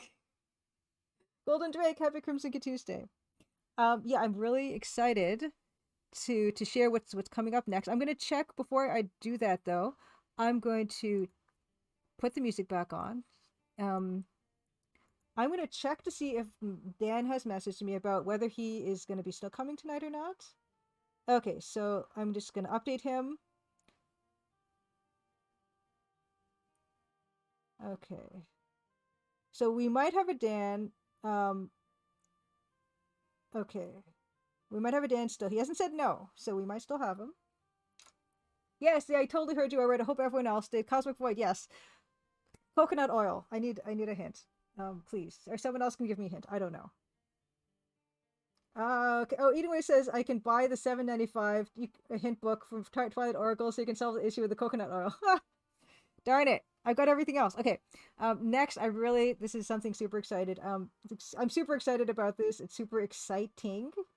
Now at the end of CosmicVoid's chat, I was just briefly saying how taking the time to me is like the biggest thing. And some people took some time to do something really cool for me, and I'm super touched about it, and I'm so excited to share that with you tonight. Audio issues, yeah, were difficult. Hopefully everything was fine on that, and it was audible and the rest of it. But yeah, this is something I'm very super excited about. People took the time, and you guys every week on Crimson Tuesday, you take the time to be here with me too, and that means a lot. So thank you. But yeah, here we go. With no further ado, now this is something some of you may know about already in terms of how I feel about a certain character that is an EGA, that isn't an EGA platformer. And I guess there's no other way to really introduce this beyond just getting down to it. So we're gonna get down to it. Where is this? Oh, there it is. Okay. This guy, this little guy. Okay, Cosmos Cosmic Adventure. I've never played this one, this EGA platform game. Sonneveld was playing it as a warm-up game for some of his streams not too long ago. And M Zizzy, you're here. Oh my gosh. Okay, thank you so much. Okay, M Zizzy, bless your heart. I'm gonna shout out M Zizzy. M Zizzy is a big part of this, along with Evil Tentacle, and I'm so touched. I'm going to shout out Emmy. I've also got a link for Emmy. M Zizzy is an amazing retro DOS Twitch streamer. Check out her channel here. I check out her channel quite a bit. She's delightful. Evil Tentacle is also here. I'm so glad you're both here. Now, yes, Cosmos Cosmic Adventure. Sonneveld was playing this, and it kind of I am not a big fan of Cosmo. And I have prepared a little slideshow to explain why. Okay, Zizzy says, I'm a very small part of this. Evil Tentacle was a Cosmo Wizard. Cosmo Wizard, Evil Tentacle. You are making it possible for me to play this game on stream. And I think what I'm going to do is, on art stream nights when I'm going to be playing a Let's Play, this will be my warm-up. So we're going to start doing a warm-up game, and it's going to be Cosmo. And there's a reason I'm able to play Cosmo, and I thank you both so much for doing this. But yeah, we look at Cosmo. And I've got them all over here. You can see it's the same basic rendering. And to be perfectly honest with you, I think he's really ugly. And I'm so sorry. Now, let's get some information here about Cosmos Cosmic Adventure. Cosmos Cosmic Adventure, for Forbidden Planet, was developed by Apogee Software in 1992. Designed by Todd Replogle, who is the co-creator of the Duke Nukem series, and Alan Bloom III. Artist, Stephen Hornbeck. Stephen, I'm so sorry. I think he's really ugly. I'm sure you did a bunch of other awesome stuff. The art in the game is amazing. It's gorgeous. I think he's ugly. It's fine. Please don't take that personally. Composer Robert Prince, Bobby P., who was the composer on our favorite Biomenace. So that's also excellent. The story of Cosmo is a little alien boy Cosmo is being taken to Walt Disney World on his birthday. A comet hits the ship, forcing a landing on an unknown planet. Parents go missing, and Cosmo must save them. Mug Monster says he looks like he wants to be put out of his misery. Beta Human, that is what we're going to approach very soon. Now, I think TV Prime, good to see you. I do. Like, I don't like his eyes with the lashes. I don't like his little beak face. I don't like his suction cups. I don't like his measles or smallpox or whatever he's got, and that's not fair to him. You know, I'm sure that's just part of his natural alien complexion. It's just a personal thing with me and him, you know, and I was never really going to play this. I don't mind watching other people. I kind of half watch it while I work at night, but yeah, this is going to give me the opportunity to enjoy Cosmo on my own terms. What, Bingo Ray, what about his cute military buzz cut? No, I don't like it either. Maybe he's sickly, and I'm so sorry if he is, but he looks healthy. I mean, he's very healthy in the game. He's walking all around. It's no problem. Now, here he is in the game. This is beautiful. The art is gorgeous in this game. And he looks sad here. He looks like he's covered in chicken pox or something. It's all fine. This is fine. You know. Grindoslav, good to see you. You're more disturbed by the 3.5-inch floppy with arms, legs, and a beanie. He's sad. He's a sad character. Don't like him. Don't. Now, here's my case here for Cosmo. Now, Cosmo, my big problem with Cosmo is that he's a naked child in this world. And we can see in this picture that his dad is also naked, but you can see over here in this picture with his mom with the blue hair, she's got like a necklace on. So there is some concept of apparel in their culture. And also we can see spoilers when he does get to Disney World for his birthday. There, he's riding the roller coaster with a bunch of kids who are clothed because this is Earth. So I feel like, I don't know, he should have put something on maybe. And when he dies, his angel sprite has a robe on, which means I feel like in Cosmo Heaven they're wearing robes. So there again, cultural aspect of clothing in their world, on their world. He doesn't have anything to hide. Well, I don't know, Fractal Mind Mike. You know, there's no, I don't know what I'm seeing here. He's an alien. I have no context for this. But yeah, I just, I'm sorry. He's a child. I just don't like him. He doesn't really exist. It's fine. It's a concept.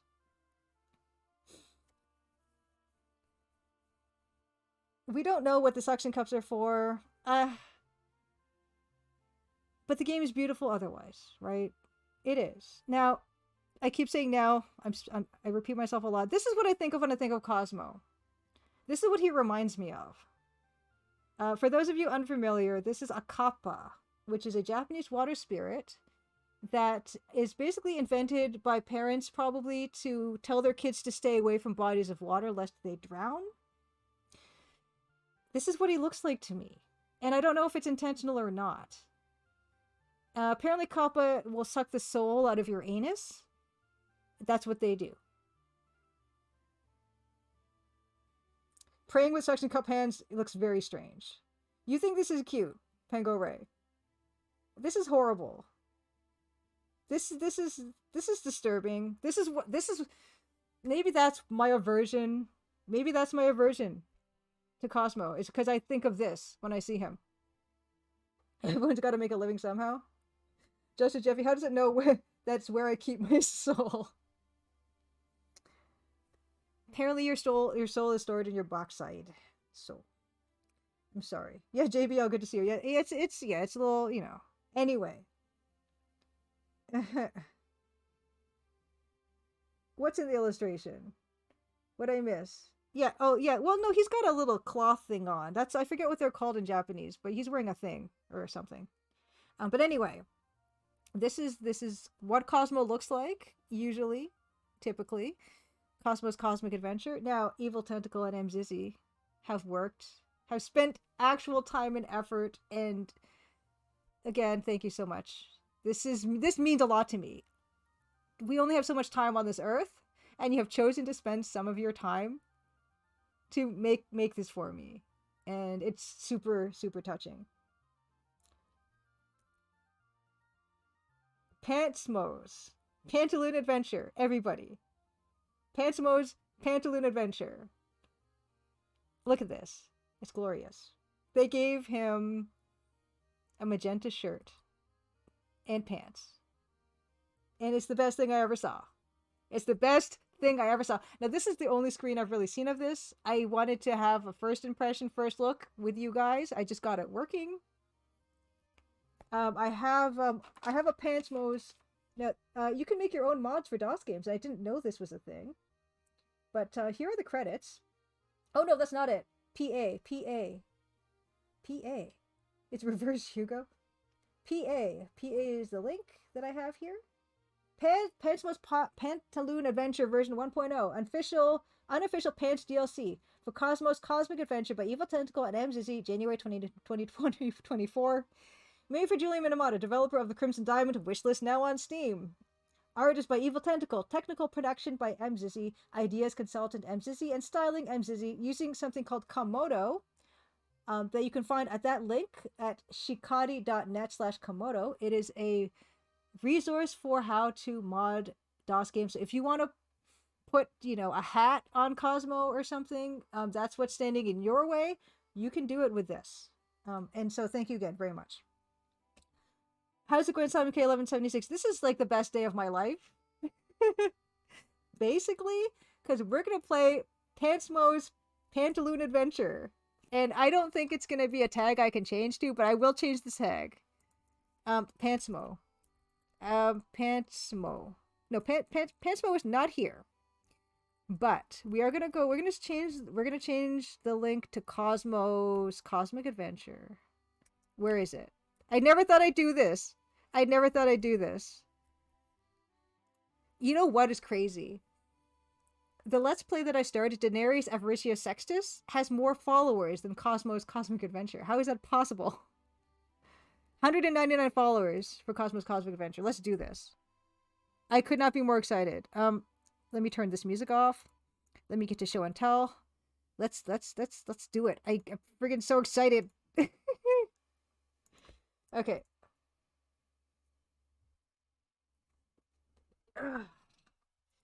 It's the best thing. It's literally the best thing in my entire life up to this point. Okay, let's put the music on here. Oh shoot, that's loud. Okay. Oh. Okay. How is that? How is that for everybody? How is that funky fresh beat going?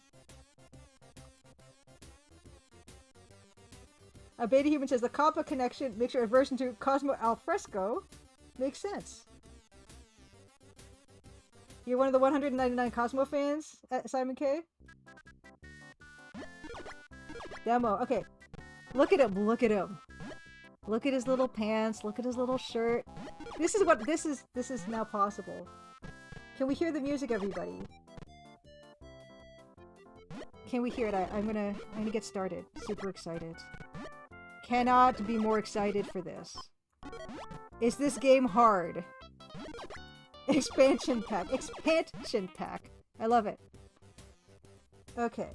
Okay, don't watch the... Okay, won't watch the demo. Okay, begin new game. Here we go. Oh my gosh, everyone has pants. I don't know if this character usually has pants. Now entering level 1. Okay. Oh, we didn't do story. We didn't do story. Hold on. I want to quit. I need... Does the story have pants? Does the story have pants? Story.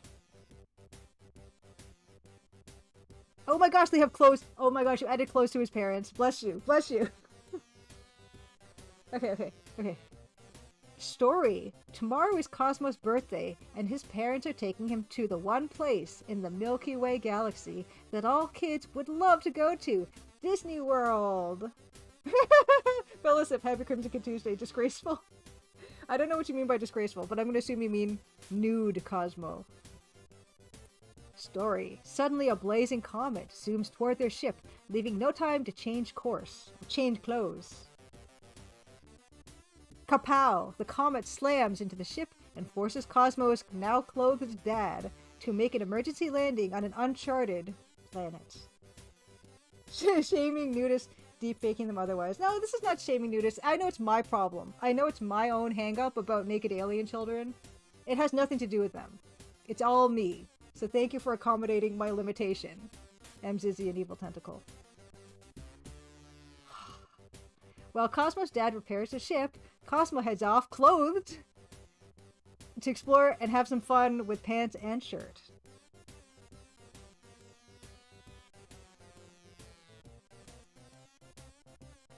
Returning an hour later, Cosmo cannot find his mom or dad. Instead, he finds strange footprints.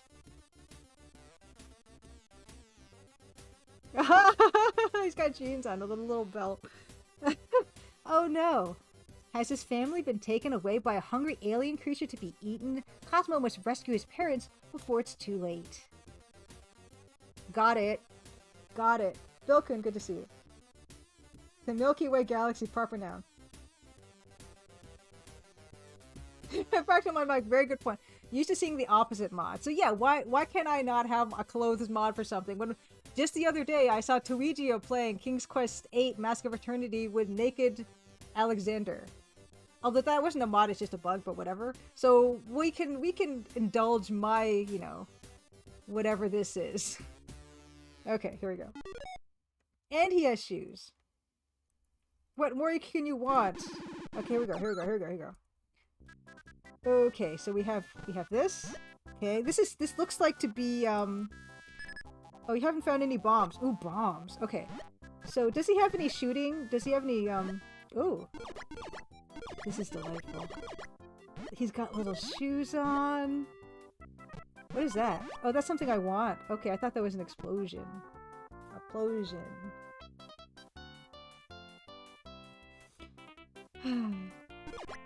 Oh, Cosmic Hint. These hint globes will help you along your clothed journey. Press the up key to reread them. Okay. Okay, here we go. Yes. Okay, nice. Press space to hurry. Okay, it's great.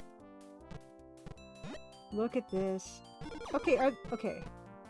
Can I do anything? Can I shoot? Can I stand on things? Do I jump on stuff like on Mario? Oh, there's a thing. Oh, reminder. Jump on top of creatures to defend yourself. This has got everything. Like this. Ouch.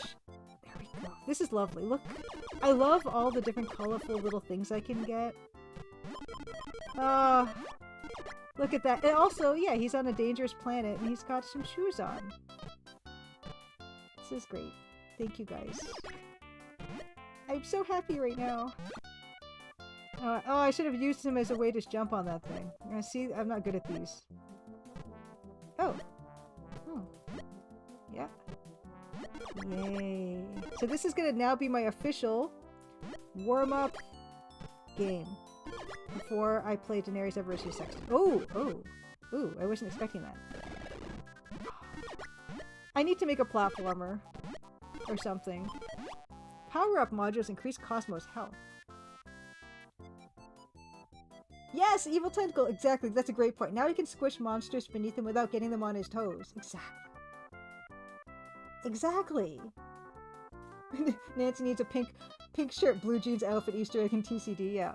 Reskin her. Yeah, JBL, you two would be touched if someone did this for you. I'm telling you, tears in my eyes. I'm telling you. I had tears in my eyes when I saw this. That's not even a joke. Okay? I want all the fruit, but I don't think I'm gonna... Oh. This is like the best gift anyone has ever given me, probably. You know? And, like... I'm gonna play the heck out of this. I'm gonna play the heck out of this. Okay, you don't know how to get up there. Probably not important. Oh! This is much easier than Biomenace, by the way. This is great. I love the fruit. This game is gorgeous also. Like, look at this stuff in the background. Look at the mountains and stuff. Oh.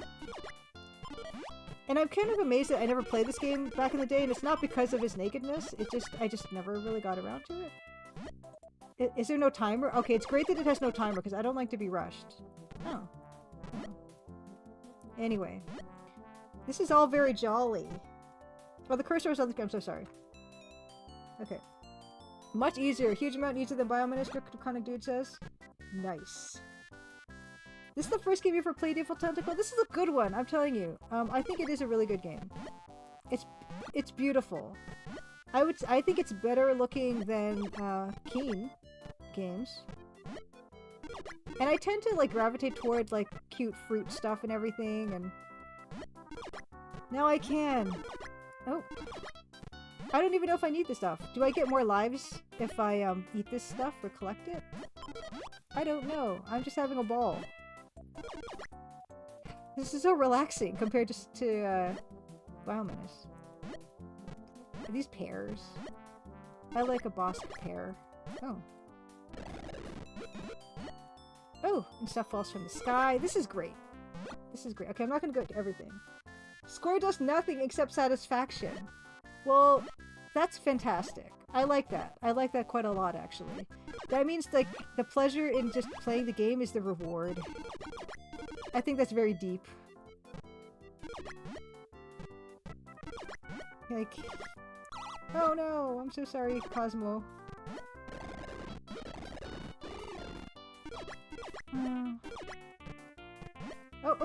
Oh boy. Yeah, this is great. This is actually, like, more my skill level than Biomenace.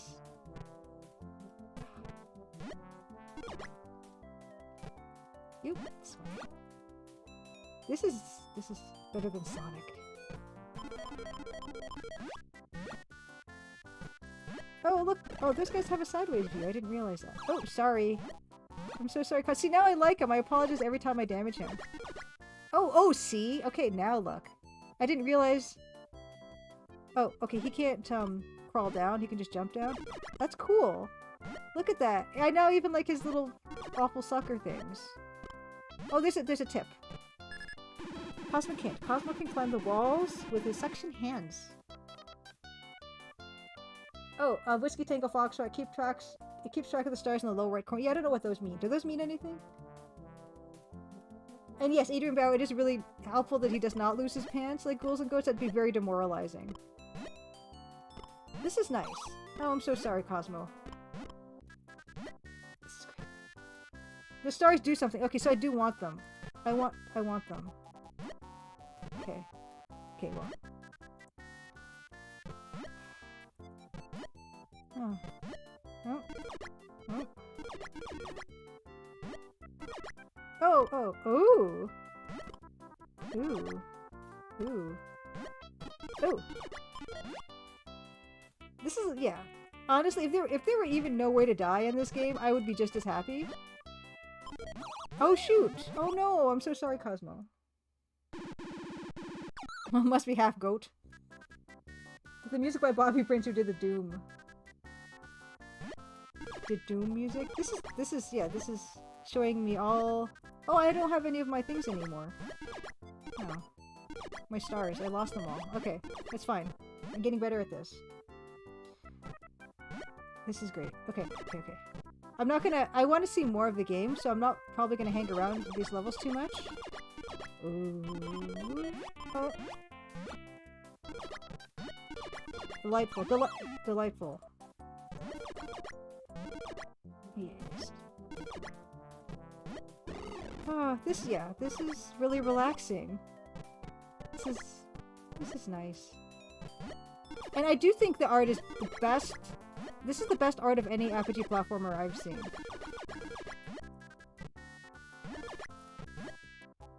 His hair moves when he jumps. Yeah, it's a beautiful... I got to have a peek at the sprite sheet, and it's really good. Oh no, I'm so sorry. Oh. Oh, you can press up to look up for stars to fall in certain height. Oh, yes. Okay, so, ooh. Okay, thank you. Thank you, Whiskey Tango Foxtrot. Okay. I want to see more of the game, so I'm not going to linger too much. But I will get the star, like the ones where there's a lot of stars. Okay.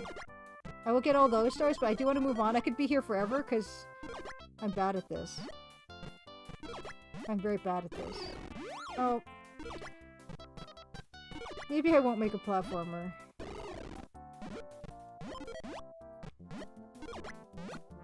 Okay, but yeah. I want to see more. I'm like greedy to see more. And I know, I saw a bit of a spoiler in what part 2 is like. You get to be like inside a gross body, and I cannot wait. Oh yeah, interesting, yeah, so... I'm sorry if I don't have much more to... I'm just like entranced. Oh. Yeah, let's not linger. I'm just really into it. I'm not saying anything interesting because I'm so pleased.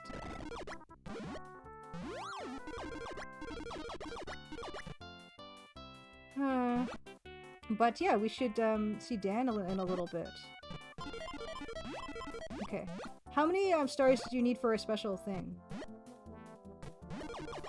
I'm not even gonna try to get that one because I died there and I learned my lesson.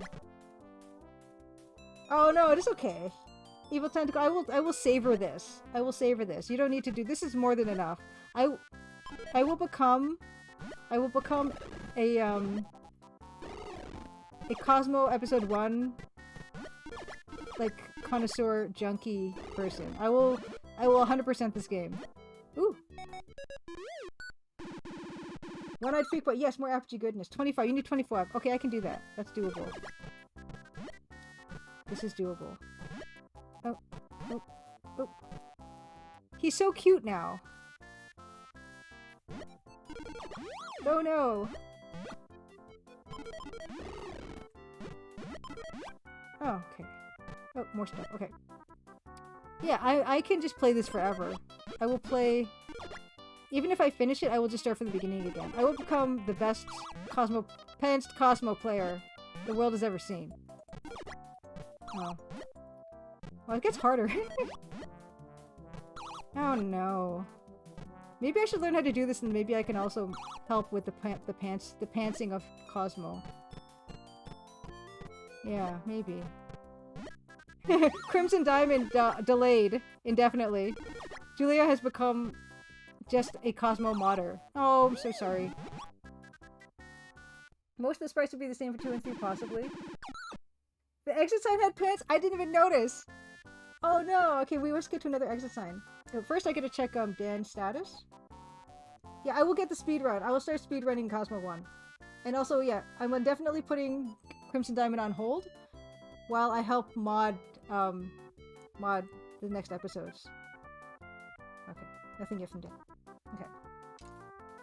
Does he have telekinetic powers but he can make stars fall just by looking at them? That's a really scary superpower that he has, and I don't want him to come to Earth actually, because I don't think he should use that here.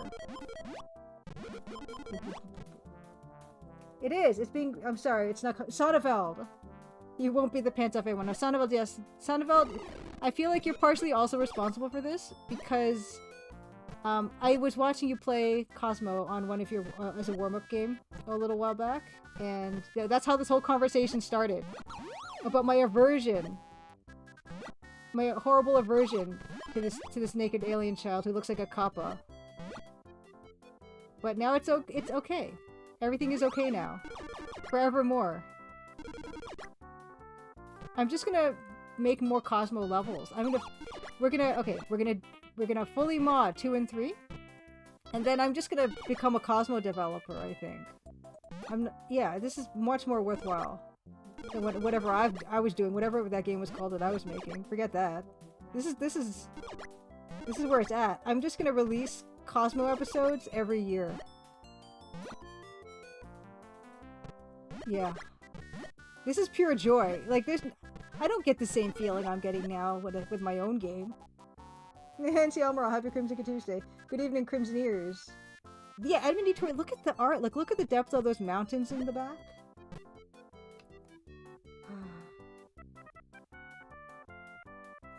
This is yes, Sonneveld is a kid's game safe for kids. And safe for me. Yeah, that's right, JBL. He is like Laura Bow, has red hair, turns into a robed angel upon death. Second account, I did not do this. No, this is the doings of the dream team of Evil Tentacle and M. Zizzy, using that whatever that is, the Komodo software, whatever that is, that is just in the Nightbot links right now. It is an epiphany. Yes, this is the wonderful treasure that I feel really fortunate that this exists now. And beyond the fact that now I can play this game and enjoy it properly, one night free pod, thank you so much for the watch stream. I can now enjoy this game properly. Oh, I'm gonna get it now. Oh no, I will need one more star. We need to see what happens. I need one more star. I can enjoy it properly, but the best thing was, yeah, like people spent their time on this. I mean, and expertise and artistry, and yeah, it's really special. Like, oh, ooh, what happens? What happens? Yeah, I got 20. Okay, what happened? Oh, so he can look up and down. Yeah, it's like the best thing anyone has ever done for me. So, my eternal thanks to both of you. I have not used a bomb yet. Ooh. Maybe I want to use a bomb. I've got a bunch of them. Are there bosses in this? Okay, thank you. TV Prime says we have a conversion. TV Prime says, to be honest, Cosmo does look better clothed. Thank you. Yeah, Evil Tentacle says, I resisted going too crazy with pants because I wanted to not overwhelm the original EGA art, but it was hard to control myself. Pants on everything. That's what we're gonna do. Okay, wait. Okay, the next version of this mod is pants on everything, okay? Pants on the stars, pants on the raspberries, pants on the grapes. Everything with pants. I'm not even joking, okay? Oh, I'm so sorry, Cosmo, you're gonna be an angel soon. Oh. Oh. Oh, wow, there's a... Oh, no! He would cling to the walls better without clothes, but the sections are on his hands. I think it's not impeding him whatsoever.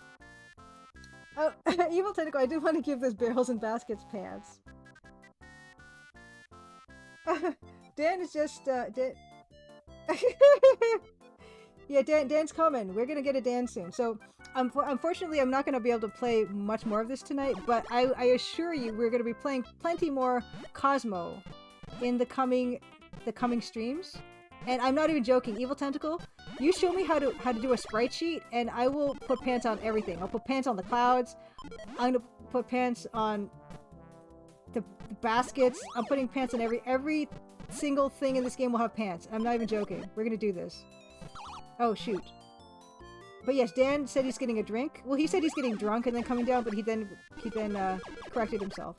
So I'm going to assume he means he's just getting a drink and not getting drunk. But we're going to have a Dan on really soon, and we're going to get to hear all what Dan's been up to. Character creator would be cool, picking the pants color. Oh, Emmy suggested a 2.0 crazed pants mod. Thank you.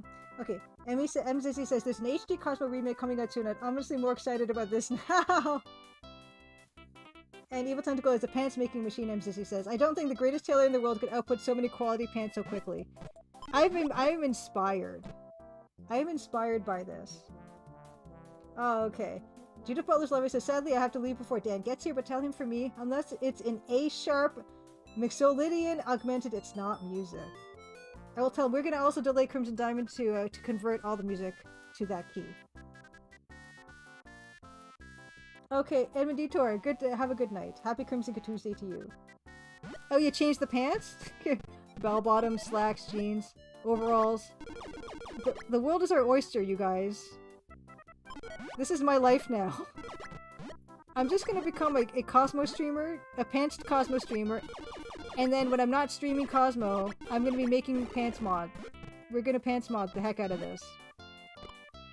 I do like his coffee cup filter hands a lot. I have not used a bomb yet. I gotta use one before we conclude for the night. Pants on everything. Pants everywhere. Like what that corn on the cob joke in Rick and Morty. Everything's on the cob. Everything's in pants. Yes, Pink Bunny Cakes. Absolutely. Bilkin says, so someone could use Komodo to do almost anything I'm thinking of. Just put EG, Laura Boy on the Space Quest 3 garbage freighter. Make Lillian a playable character? Probably, I'm assuming. Cosmo Mom. MZZ as Cosmo Mom. Yeah, that's the perfect segue, Greatest Love, from CosmicVoid to Cosmo Pants. Okay, that's the bomb. Do I get the... Yes, I do. That answered that question. The question was, will the bomb harm our little fellow here? And the answer is yes. Don't move away. Oh, excuse me. Uh-oh. Yeah, I would place Lillian in every... Can you imagine Lillian in like Jill of the Jungle or something?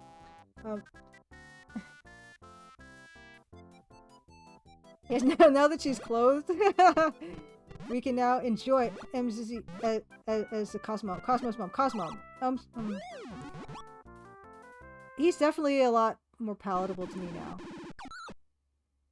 This is great.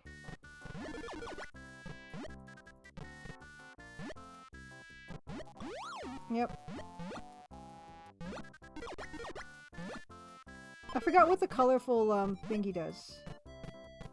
But this is getting harder. I can respect that it is getting harder. And no, it's great. But I can't collect everything. I won't. Colorful thing is health. Okay, Sonable, thank you. I just want everything. But yeah, I should move on, or else we're just never gonna get through this. Yeah, this should be its own separate category of speed running. Pants mode. Ooh, there's a flying caterpillar up there. Yeah. We're gonna become the world record holders of Pants Cosmo.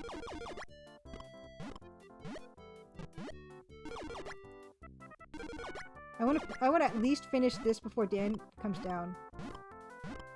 Unless Dan's already here. Okay. Oh, it was just, you got a little... I don't know what those are called. These little fellows. Little fellow emoji. Oh, see, I'm getting better. Okay, okay, great. Like little blue blobbies. Blue blobbies. Oh, good, good, good. Exactly what I needed. You were just what I needed. Pure joy and exhilaration. Okay?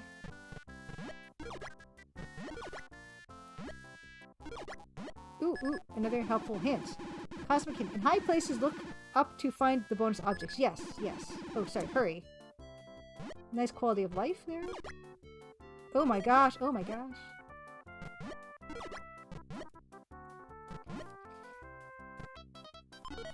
Oh yes, the exit. Oh, the exit. I did see the exit sign had pants.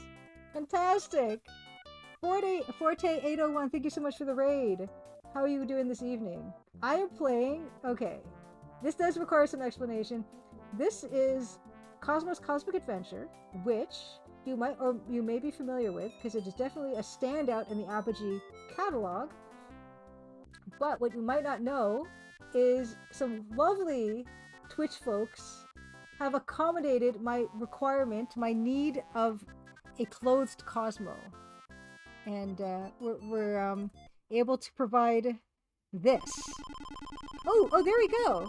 There's where the stars come into play. I get groovy.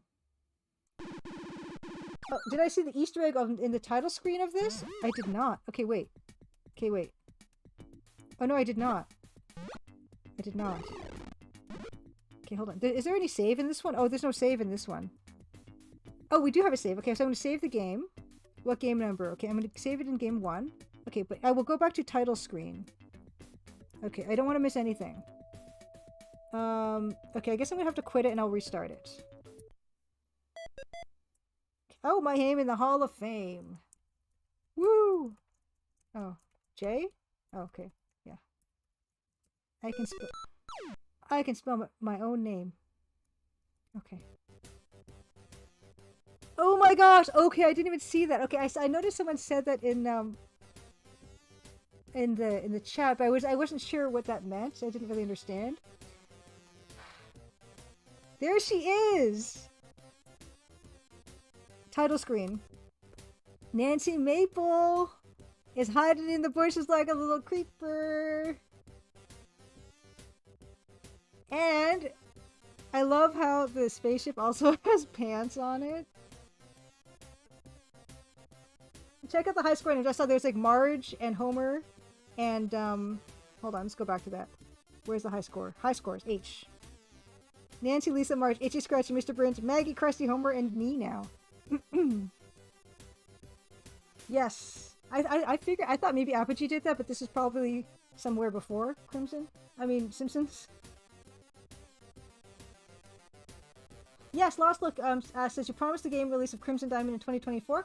Just read that on your blog now. I was curious about the state of the game and didn't want to bother to, the live with it. Yes, 2024, although I think we might have to push it back to 2025 because I am now fully invested in becoming a pants modder.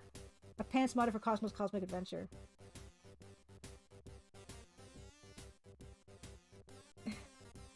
This is great. And thank you so much for telling me to look back in on this. Oh my god, okay, Todd J. Rapunzel, did someone... Okay, no, okay, you didn't change his name. Okay, good. Devs clearly love The Simpsons, yes. The spaceship has pants for everything. Yeah, oh no, my dreams in my heart. I'm so sorry, but you kind of have to follow your bliss, and right now, I've got so much bliss from this mod. Look at her! Nancy Maple is staring at the child from the bushes. Pants goals. Will Nancy wear pants too? Maybe I have to get back to that. No, Dan the band. Speak of the Dan. Dan is here. Dan had to get drunk or to get a drink or something. Okay, came out in 92. Simpsons came out in 87, so it could very well be original. Nancy is Cosmo unpanced Cosmo like a chrysalis stage? Dan, are you ready to come on live there? We've just been enjoying this spectacular Cosmos Cosmic Adventure mod that Evil Tentacle and M Zizzy put together for me. and it's the best thing I ever saw in my entire. Thank you, Sandoval. Perfect. Disapproving Nancy. And here she is. Here she is, Nancy, in the bush. That, although, I think Cosmo should be happy on this title screen because he has clothing this time and cool sneakers. You're ready? Fantastic. Okay, you live, Dan.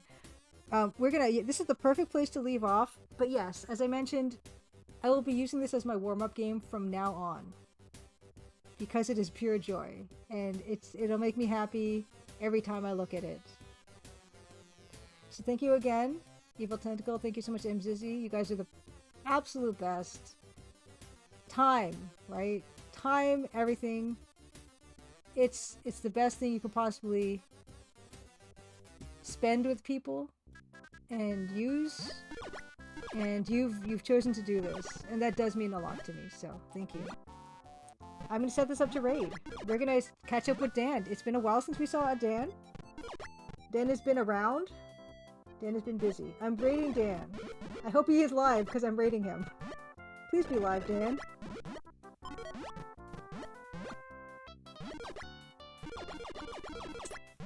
Follow me with if you've not seen Dan come on stream, you're in for a treat. Mentioned that I have been making the Crimson Diamond, but Dan is making the music for the Crimson Diamond, and it's been amazing. I don't know if we'll actually do any work tonight because Dan is a bit tired today, and he might talk a little bit about that. But we will hang out for a bit and do some catching up, and maybe I'll work on a little bit of something with you guys. Alright, we're all in. I will see you guys over there. I gotta close out my OBS. I'll join you very, very shortly. So thank you again. Happy Crimson Tuesday. I'll meet you over in Dan's channel. Rating now. Alright. Let's do this. Oh my gosh! Oh, okay, wait. Okay. Ah, there we go. Now we're properly represented here. What's up, everybody? Happy Crimson Tuesday. Happy Crimson Tuesday. Oh, which way is to straighten this? I don't know. Your hat's kind of getting keyed out. Oh no, it's not. That's fine. There it goes. Okay. Hey! Great to see all of you guys. I have had quite an adventure the past few weeks. Tell us all about it. So yeah, I was in Australia. Well, before that, I was in Jamaica for a week. Then I was in New Zealand for a few days. Then I was in Australia for a few days, and then I'm back here. I got back from Australia yesterday, and I don't know if Jess is here, but I got to exchange some messages with Jess, even though I was nowhere near where she lives, which is way up in the northern part of Australia, and I was nowhere near. You had mentioned Ben, yeah. Yeah. Unfortunately, he's also nowhere near where I was. He was near Perth or something like that, and Perth was like 100 degrees. It was unbelievably hot, and then the rest of it was fine. So my jet lag is actually not that bad, Grundislav. It's not that bad considering. I think I'll be exhausted after this, which is good because it's like relatively close to normal people bedtime here. You know, so if I can get there, then I'm in good shape. So yeah, I spent the last basically 3 weeks performing, and we had rehearsals for a week in Jamaica. We had a performance in Jamaica before we left, and then we went to New Zealand, had a couple performances in New Zealand, and a couple performances in Australia, and then yeah, it usually takes me 2 weeks to get over the jet lag too, but somehow I think I gamed the system and I'm okay. Did you do anything different this time? Like what? I don't know. I just had it was like about 30 plus hours to get home from where we were in Brisbane. Oh God. So I was just so tired by the time I got home. And the good thing was I got home in the evening, so I didn't really have to stay up extra hours. So I got home, ate dinner, and then I was like, all right, that's it for me. But right now, yeah, I'm sleeping weird. So I'm like sleeping an hour at a time or 2 hours at a time. And yeah, there's just no good way to do it, you know? Yeah, and that's the other thing. So it's weird. It's like 16 hours ahead of here. Yes, the future. Yeah, it's the future. So I came back from the future naturally. Mm-hmm. What's it like? It's similar. It's similar. How are the shows? So the shows were interesting. We had some difficulties on the technical production side and tour management side, and it wasn't our group's issues, but we had some fun stuff there. They do still have pants, unfortunately, in the future. Unfortunately. Yeah, yeah. Fortunately. Oh, sorry. Fortunately. It's a good thing. Fortunately. Yeah, it hasn't gone back to the Garden of Eden days as far as I'm aware of. But yeah, it was nice. There's you know what I noticed? It got really expensive there. Hmm. It got really expensive there. Oh yeah, I forgot Mike is there too. Where what part of Oh man. Australia are you in? Cuz I hope I wasn't in one of your cities and I would have got you out to a show. Yeah, it was expensive. I noticed like some things that, maybe I take for granted here as Okay. not expensive to be quite expensive over there. You're in Melbourne? Oh, I Oh was in Melbourne. no. I was in Melbourne. We played a reggae festival there of Oh. some kind. Oh Although I don't no. know if it was in the city or if we were like out in some Well, you would have had to ride more than that to meet up at the end of it because we were in Brisbane, and from what I understand, Brisbane is like a 10-hour, 11-hour drive, but it's only an hour and a half flight. I guess because of the roads or something. I'm not too sure. You guys have been to Australia a bunch with Sean Paul, so This will it be gets my third time there, I think, yeah. or fourth, So third or fourth it time. could be that, maybe next year you'll do the same. Possible. Could be. Um, yeah, that's insane to me, but it's only a 90-minute flight. So we flew up from Sydney and then back, and then I don't know. Yeah, it's just weird. It's just weird that I guess it must be a roads issue or like however the mountains are or whatever. Like if you look at Australia, it's a huge country, which I think people don't really realize the size of it. They're like, oh, how long does it take to fly across the country? Well, like the same it takes to fly across the U.S. or anywhere in North America, which is pretty 6 hours, 5, 6 hours. Yeah, flying Brisbane to Sydney isn't too bad if you don't have to go to LAX to New York after that in a row. But there's no good way to do it. Like even if I was trying to think about how would you route this better. There's just no better way to route the tour. Um, because Australia is far away from everything except for New Zealand. And even New Zealand is about a 3.5-hour flight from there to the Australian mainland. So, it's a significant trip no matter where you are. Maybe you could go to Hawaii, I guess. That would be a little shorter. Because even to go to like Thailand, Japan, China, that's far. That's pretty quite, that's pretty. Yeah, I think if you go through Dubai, that would be worse because Dubai is like a 12-hour flight from JFK as well. So you're better off doing the I think it was 14 hours to LAX and then, 5, 6 hours to New York. So what was expensive that you took for I granted? noticed clothing was expensive. Food was not that expensive. I did notice that. But clothing was really expensive. Just like stupid little things. Like I tried to buy a USB-C to USB-C connector that I wanted like a really small one. The cheapest one I think I saw was 30 Australian dollars, which is like 20 US dollars, which is pretty expensive for something you could get on Amazon here for, $6 or $7. You could get 3 of them. So I don't know. Yeah, I ended up not buying much of anything while I was there because I found it to be expensive. Yeah, importing. Yeah. Mm. And I found the same thing, to be true in New Zealand. But the food, I had a much better experience with the food because I know Julia is always going to ask about the food. Yes. The food was quite good. I had a lot of different um, experiences with food, although I don't know if that I had anything that was traditionally New Zealand or Australia. I had, like Indian food and Chinese food and stuff like that was quite good. So I did enjoy that part of it. There's a video on my Instagram, or there was, maybe it's gone now, Mm. that there was huge flocks of what looked like these like birds at night. And we're driving into the venue and our windows in the vehicle are really tinted, right? So we're looking out the Sprinter, the band and whatever, and we're looking out the Sprinter and I'm saying to myself, I'm like, guys, those are bats.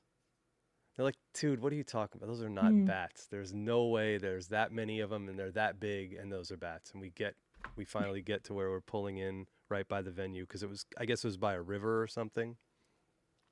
And we get out, I'm looking, I'm like, guys, those are bats. They're huge bats. It looked like Indiana Jones in the Temple of Doom. I don't know if they were as big as flying foxes, but they were big. Do you have them there in where was this? This was Melbourne, I guess. Is there a good way for me to share the video? There probably is, right? Oh, there must be. I was just thinking Uh, about. I know you were thinking about working on the MIDI album I music was, label, yeah. and I I realized that absolutely yeah, on was. Zoom you can share screen, so I could probably do that pretty Yeah, well, easily. I can put it to you only. So, oops, let me make sure this is full screen though. Yeah, yeah, but yeah, do your video thing for sure. Oh You, no, it no. is full screen. Yeah. Yeah. Oh. But you were going to show the video. I don't know how to show the video. Okay. Okay. So I If I will could do a figure share that out, screen. I would. Sure. Yeah, I can do a share screen if you want. Oh, your host has disabled participant screen sharing. Oh, well, let me If you could just fix that. enable that. Um, because I guess yeah, if we want to get into talking about what we've been kind of working on as Yeah, we've been traveling, we could. is yeah. We So should probably. people have been asking about because as it's well known, I don't know if it's well known, but at least you guys know, some of you, that Dan has been composing the soundtrack for the Crimson Diamond on a genuine Roland MT32. Yep. Indeed, and it's possible for him to output the MIDI music Yep. on disc, and we are exploring that as an option. And one of the things that we need to do is design a label, and we kind of mocked something up and share that on social media. People seem to like it, and Whoops. yeah, I don't see why not. Why wouldn't want to do this? So let me share my. I'm moving into the corner. Okay, so I'm gonna share my screen, which is yeah, you can kind of see the corner bit, and this is yeah, I just took some measurements of some labels and I printed them out and just to make sure that the corners were working like they should, and all that, the fold of the label too. So if we wanted to just print out some die cut stickers and then apply those as labels, it would probably be pretty legit. Yep. But yeah, I mean, in terms of like what kind of label we wanted, I think we both decided that the black and white with the red. You know what's Um, funny? hmm, I actually prefer the color one, but I don't okay, think it prints well. that's the thing. That's Yeah. something we definitely have to keep in mind. I prefer the look of the color one, but Mhm. I think the black background just and whatever just isn't going to print well with the dark colors and Yeah. because you should probably talk about this more than I because I don't know it, but like when you do things with printers and colors and stuff like that, like stuff gets shifted around or changed, right? It can do. Though if I would not trust like a color laser printer to output anything that looked any good, but for a sticker place, it actually might be okay to do a black like this. But the safest option, of course, is just to have black on white or just one color Yeah, on white. yeah, and I think that probably makes the most sense. I don't um as we are both small entities when it comes to manufacturing physical goods or manufacturing digital products like a video game or a soundtrack. We're still relatively small. So I feel like taking the path of least resistance seems the most intelligent move at this point. Yeah, I agree. And Fractal Mike makes a good point that if you the black and white one looks like something you'd see in a real product Yeah. too. Yeah. Yeah. So even having just the maple leaf being like black itself, like this, Yeah. that could even look more legit than having even a color really applied to the leaf. Oh, that's cool. That's interesting to see. Yeah, or just having it be all red or something, you know, You like know, it one would a be one color really print. awesome to have that be like foil embossed or something like that, but it's not really realistic. It would just be really cool to have something like the red foil and say, "Oh, that like part is shiny."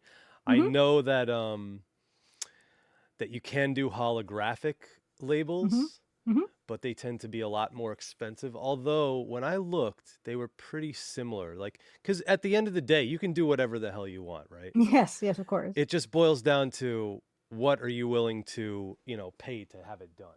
Yeah. And that's kind of what, not only what are you willing to pay, but then, you're eating into costs and all these other things. So, the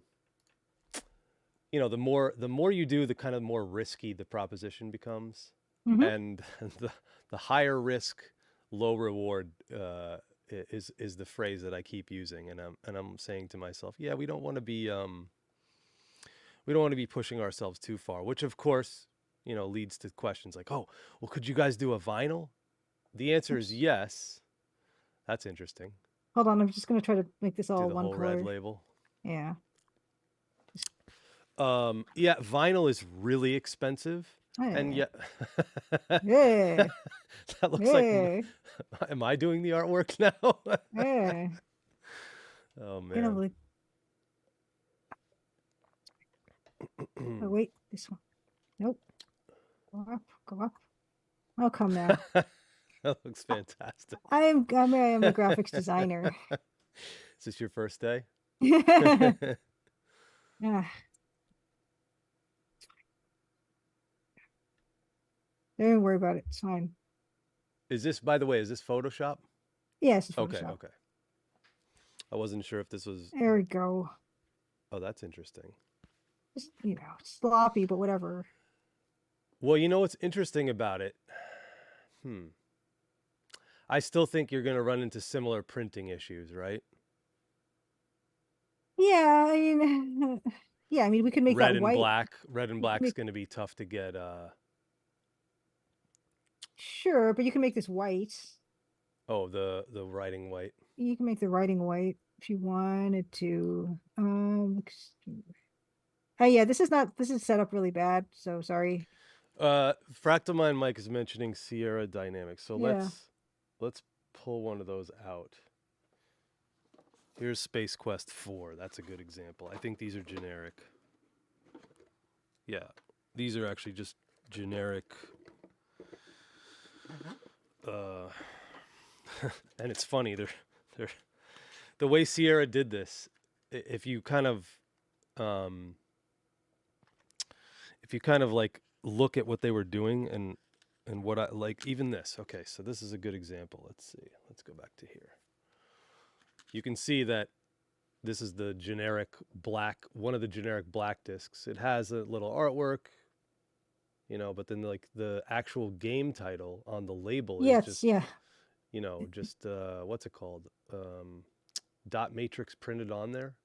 Mm-hmm. So they just made a bunch of these labels, and then the back is official, whatever. Mm-hmm. They made a bunch of these labels, I guess, yearly. 1990, this is from. But the funny thing is, if you look at these discs, they didn't even stick to one color. They didn't care. They were just like, yep, here's the game, color, black, blue, whatever, gray. They were not consistent with it. And I think that's Mm-hmm. probably because it saved money. I never have asked Ken Williams that question, but that's what I assume. Oh, sure. Let me see here. And I actually did get an email from Ken Williams the other day that I thought was pretty cool, even though it's not really exciting. It was about getting a tax form.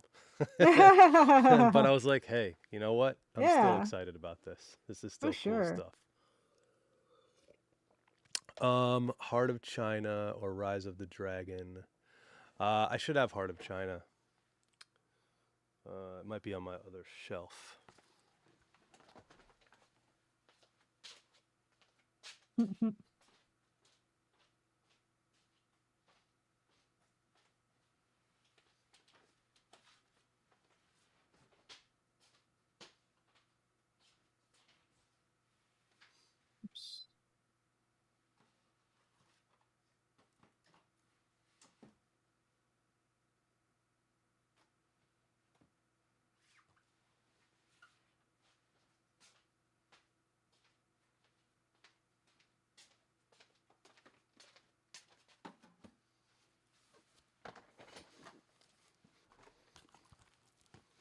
So let's see.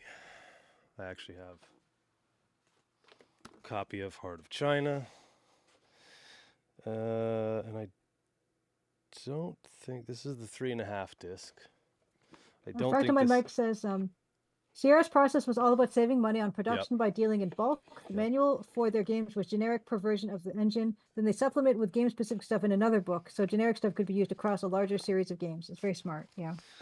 Well, here's the funny thing about my copy of Heart of China. It looks like it doesn't have discs. Oh, no! It has somebody's address in Illinois for Advanced Gravis. This doesn't even belong in this box. Okay. Sierra warranty registration card. Another 3 warranty registration cards. Interestingly enough, this is for, I don't know. Who is this going to? Software registration, San Francisco. And this one is Sierra. Red label on the white. How do you feel about that one? Is it just it's too different? Do we want it to look super retro? I'm not mad at it. I don't dislike it. What do you think? Yeah, it's pretty good. And here's the funny thing. So like, it's finally we're able to like switch positions. It's normally Julia who's saying, "Oh yeah, I like this. Oh, I don't like this." Now it's me saying, with like not her skill set in music. This is definitely not my skill set in art. So I don't know what's going to print well or what's going to look good. Or that's why I felt like it was important to do it on stream. Sure. Yeah. I mean, I can just kind of these are very sloppily like. No, it's fine. It's just extremely bad form, and I'm better than this. Not really. I'm better than this. Oh man, yeah. That's cool. That's really interesting. Just give it like red there or something. That's interesting. Something.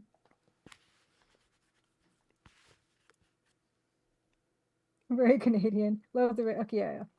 Well, that was another thing we were asked. Like, is that large maple leaf, is Canada an integral part of this game? And I would say that it is. I would argue that it's very important to the game. Yeah, I'd say so. Despite being a fictional town, I'd still say it's very important to the game. Yeah, I'd Canadian say so. history, Canadian geography. What do you call that?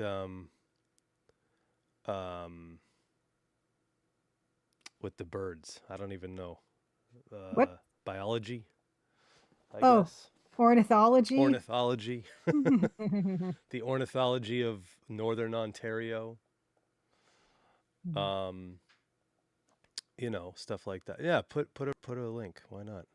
Oops. Oh wait, hold on. And what about the white back, red leaf, and blue diamond? Oh, that's interesting. Okay. I like that idea. Can do like a cyan diamond. This is just a mock-up, you understand? Yeah.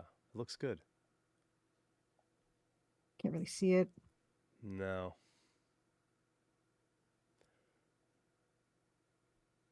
Is it too small? Could be too small. But you wouldn't make it bigger because that's what the logo is, right? Yeah, that's what the logo is. Yeah. Although look at that Look at how it pops on the black. Is that the same color? Which what? On the black label? Yeah. It's the same It's the color, same but the color. thing It is, just doesn't pop on the white background. no, it doesn't pop on the white. Yeah. And also like the lines and like there's dark can't see cyan all that. here, Yeah. and You're like not going to be able you to could show up. you could do that there, but it wouldn't show up anyway. Yeah. I mean, I could just show you what that looks like. No, I get it. Yeah. Oh, here's okay. Spectrum of sharing is copy. Oh yeah, the dynamics labels. Yeah, those are sweet labels. Can you click on that on the Oh, link if you don't mind? Hold on. It's not on my. I was looking at the iPad. I don't have that. I don't have a browser open. Hold on. I will Actually, open I a can browser. do it. Hold on. Oh. I think. Let's see. Yes, I can. Yes. Oh yeah. I know those exactly. Let's go to me only. Oh, not me only. Composing.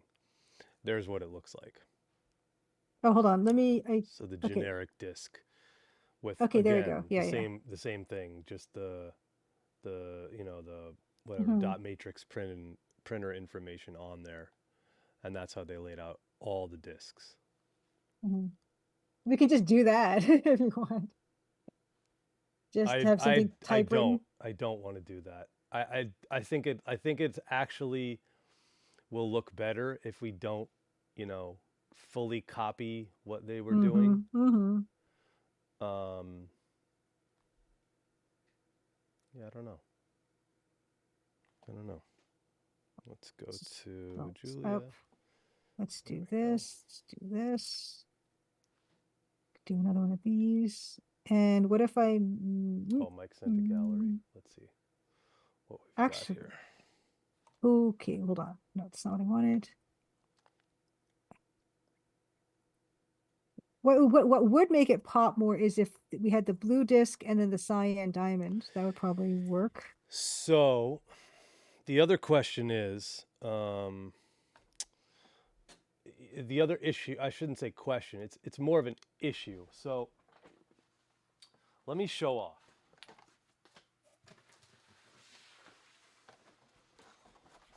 So recently, I got a couple of different items in order to pursue this pursuit. Oh yes. And then one of my friends from the Big Box group actually sent me a whole bunch of stuff he had for free. He was like, "Oh, I got this. I'll send it to you." So he sent me not this, but he sent me 100 of these, which is, let's see if you can see that, 100 floppies. And he sent me these exact Sony versions. So if I open this one, this is all like beige discs. So good. So I'm not necessarily going to have control over what color discs I'm going to be able to reproduce and produce in the first place. So this is just generic beige disc, right? Which is nice because it does actually have Sony engraved on there, but yeah, you can see it now. So there's not really much I can do about that. Like, it would be nice to be able to get my own discs and the exact color I want, but since this is hard to use this term, but it's a dead technology that we're kind of resurrecting. Yeah, there's challenges, but I also got something else. Oh, this is heavier than I thought. It's great. It's gorgeous. I love it. Where is it, Julia? No, I want this one. This is a Copy Pro 2000, which is, can anyone guess what this is? Who's trying to promote the channel? Can somebody ban them? Oh, I could probably I will. do that. I'll ban them. Oh, you got it? Nice. That Copy Pro is a floppy disk duplicator. First time chat, first time ban. How do I ban you? I don't know. I'll figure out how to ban you in a second. Oh, you can just do isn't it like a backslash or a thingy? Mod controls. I'm gonna beat you. Aha! You I got him. win. Oh well.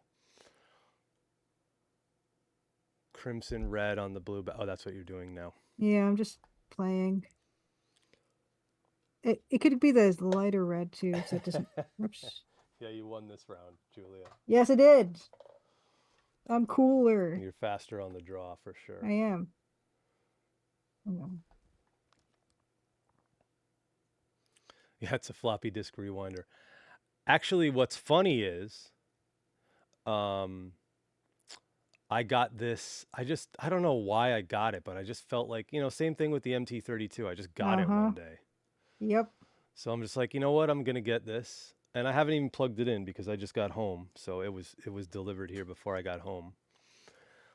What about a label with just a big pic of Nancy? We could. The only thing is, I think the game. I like having the game artwork on there. Although, if we're following, now that I mention it, I never even really thought about following a specific design. This CD-ROM. This is disc, but I think this is missing the discs. Oh no, this is 5 1/4 discs. So that's not really gonna work. But that artwork is really cool. Let's see. How about this one?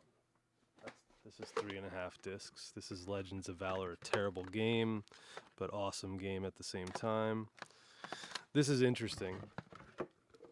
This is not very, it's not that attractive of disc art, but let's see. You can see they alternated colors, which is kind of cool. Oh, that's bizarre. It is. It's probably expensive too, and this is SSI. Like I said, all these things keep to keep in mind is the fact that we don't necessarily have control over what the colors of the discs are going to be in the first place. And for whatever reason too, I've got these really cool like neon discs.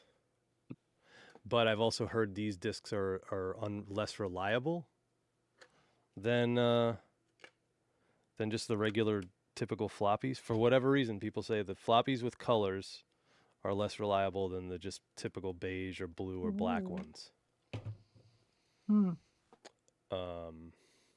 Yeah, Origin did stuff like that too. So I don't know, just looking at that. Just a straight up Nancy, I do like it. I'm gonna shove her off to one of the sides and like put the logo over there or something. Hold on.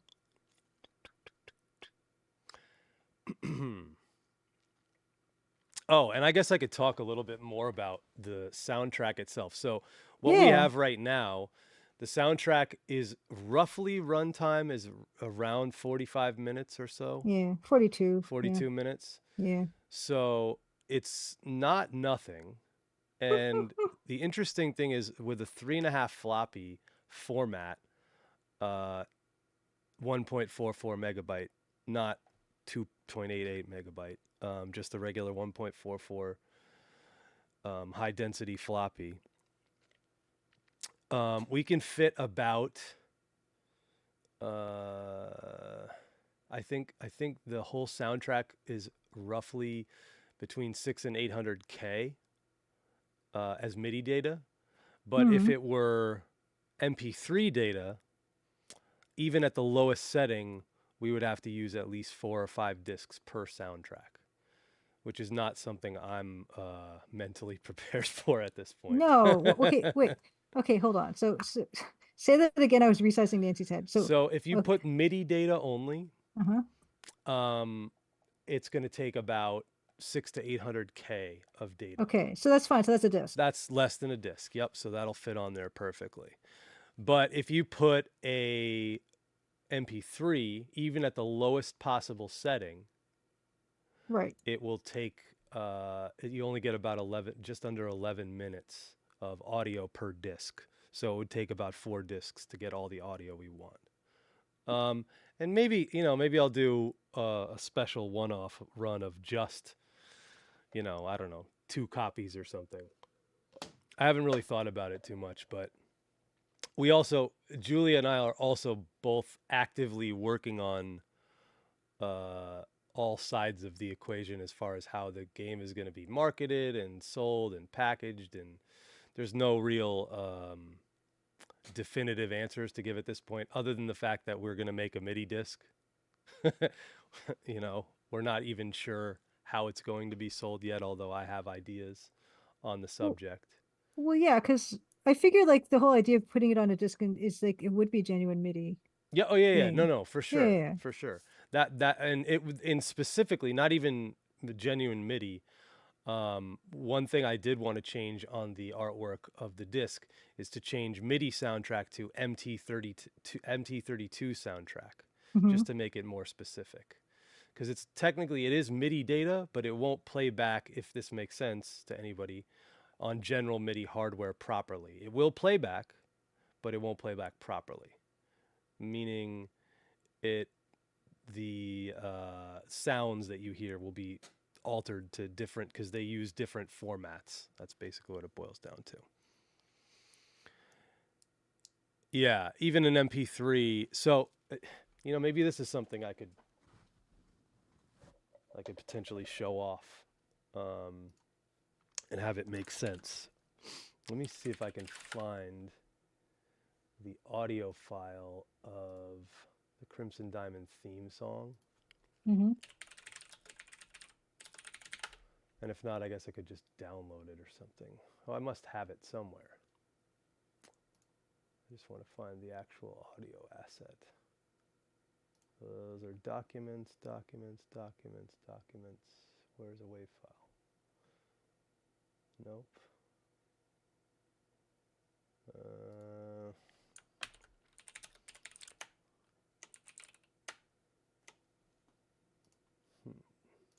I'm going to look for it here. That's interesting. You don't have any of the music anymore. You totally lost it all. No. I just have to search for where it is. Let's see. Oops. Theme. I have it on 2 computers. I have it on, all kinds of stuff. TCD bounces.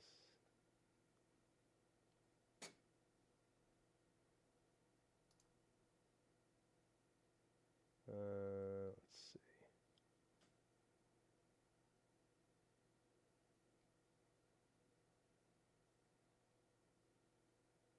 This is a riff.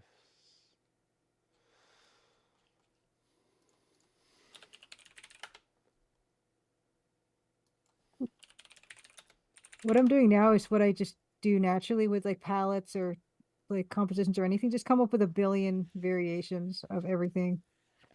See if anything hits. That's actually not bad. Hmm. That's interesting. I think that would print better than the... Yes, it would. The color black label. That's interesting. And you don't even need these other things that are on there or anything. So they're little, like they would be on the flat, like the other side of the flaps. It wouldn't be a huge thing. Okay, so let me just take one of the songs. How about this one? We'll take the Final Confrontation song for a... Cool. Okay, so let's just take that. I'm going to download it. I'm going to throw it into the DAW, and I'm going to show you guys what it sounds like as like an MP3 format that would fit on a disc, a floppy disk. And apparently we kind of looked into this, Julie and I. There's a lot of people who are releasing music on, well, not a lot of people, but there are people who are releasing music on floppy.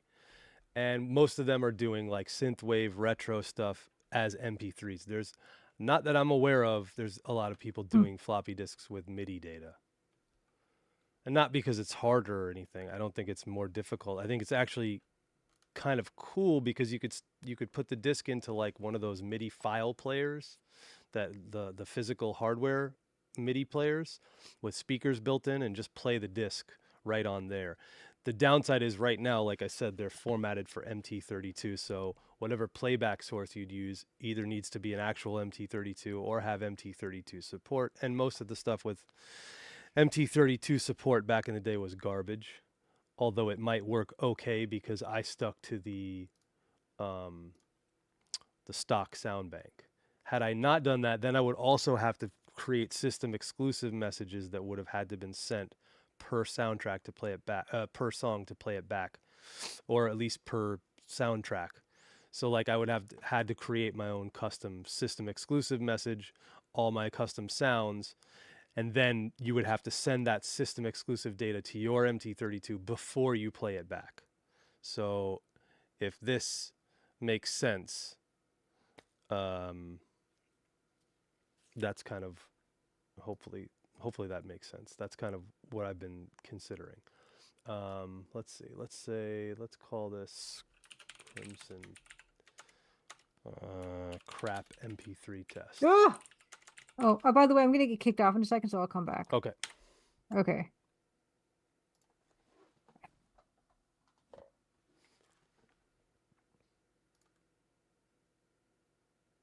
Whoa, that was cool. That was really cool.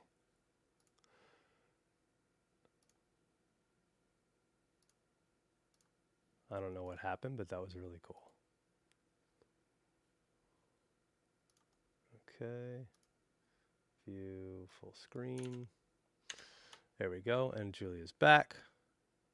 That was awesome.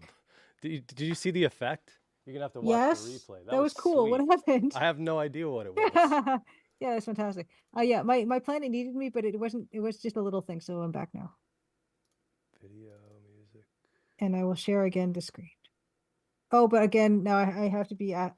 May I please share my screen? No. Can I have the permission? Julia. Yay. Did you notice that I subbed with Prime? I didn't. It didn't make a noise. What happened? Weird. Huh. Well, thank you for your sub. Yay, you're welcome. Share. Oops, no, that's not what I wanted to do. Nope. That's definitely not what I wanted to do. Stop share.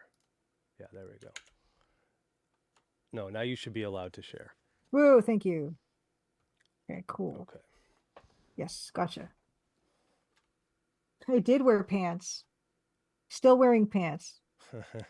All the time with pants. I'm very consistent. There's been a lot of pants. There's been no,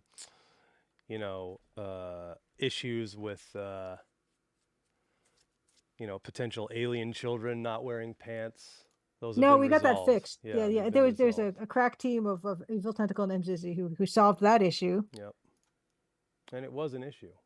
It was. I'm telling you. It's no longer an issue, but it was an issue. No. Okay, let's see if Pro Tools will load OGG files. No, it doesn't look like it. Anti-crack team. No. Okay. So first I've got to convert the file, which is annoying. Open with, let's try to do it in VLC. It should be able to do this in VLC. Let's go back to this. Oh, wait, no, that doesn't work. Composing, no, that's even worse. And I have Julia's camera is too small. Let's go back to this for now. No, let me just do this online. Convert OGG to WAVE. Actually, I wonder if we could just convert it right to MP3. Let's see if we can do that. Let's convert to MP3 and see what settings it gives me. Okay, so where a lower value is high quality. Okay, so I'm gonna show this off my screen for a second. Hopefully, oh, you know what? Oh, sure. I'll stop sharing. No, it's okay. Leave your sharing on. Oh, okay. I just need to change the resolution so people can see. Probably my screen is not the most visually pleasing at the moment. There we go, that's better. So, all right, so I'm gonna go into here and change this stuff. So I'm gonna put the bit rate okay. to the lowest. Usually it's 8,000 or 11,000? Let's see, I'm gonna put it to mono. I'm going to put, there's the sample rate. So why did you just go back? Oh, was that my fault? Yes, that was. Apply. Yes, I want to keep this setting. Okay. Audio bitrate, let's leave it at 0. Volume, no change. Trim start, trim end. MP3 converter. Oh, and no, this needs to be 8. Because I think 8-bit is the lowest you can get. Select file. Okay, so we need to put the file in there. Let's put the file, oops, desktop downloads. Let's put that in here. Convert to MP3. All these settings are right. Okay, and let's convert it. And now everybody will be able to hear. I don't hear anything. Oh, let's Neither do I. download this first. I think that's my fault. So let's download this. Okay, so this is 59 kilobytes, and it's 1 minute. So that gives you, it gives you actually more than 11 minutes of audio if that's only 59 kilobytes. No, okay, it's got to be more. No, it says it's only 59 kilobytes. I don't know why it's not downloading, though. What's that sound? That is my radiator, my heater. Okay, I thought it was the track. I'm like, oh, that doesn't sound like how I remember. What in the world is going on? Is this because I'm using some bunk website, Cloud Convert? I think I've used that before. I've used it for sure. Retry. No, download. There we go. Now it's completed. Okay. So yeah, 60 kilobytes versus 810 kilobytes. Oh boy. But you're going to hear the difference. So let's play. Okay. First, let's play the, okay, so I got to do this. Hold on. This is the difference between using PC and Mac. Mac does this a lot more elegantly, I should say. PC does it more brute force. I don't know if that's the way to describe it. Okay, so here's the OGG file. This is what you're actually going to hear in the game.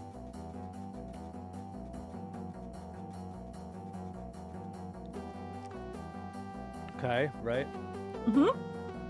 Sounds pretty cool. Now here's the MP3 if you wanted to put it on a floppy. And again, you'd have to have some way of playing MP3, which I don't know that DOS has MP3, an MP3 player.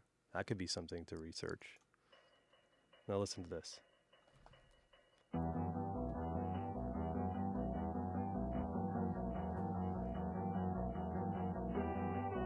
That sounds terrible.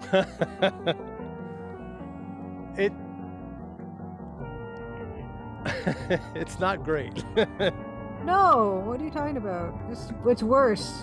It's not as bad as I expected either, Pango Ray. I agree with you. However, it's definitely not that. So you're telling me the MP3 is like 10 times the size and like 50 times worse? Is that what you're telling me? Well, so no, I could make this. That's only because I set all the settings of this to be the absolute lowest they possibly could be. If that makes sense. So sure. the MP3 is as compressed as possible. So the variable bit rate is at the lowest it can be. The kilohertz, it's 8,000 kilohertz, 8-bit mono audio. So it cuts the stereo in half. So that cuts your file size in half right there. Yeah, it's not great, but it depends on the genre of music that you do. Because what I could do, should I do it? Yeah, let's do it. We're gonna get copyright claimed, but oh no, it's fine. What are you doing now? And I think we'd get copyright claimed even if we did it.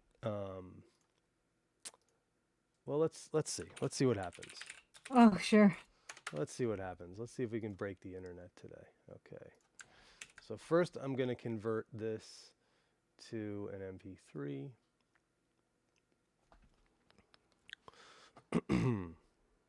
And then see how it sounds.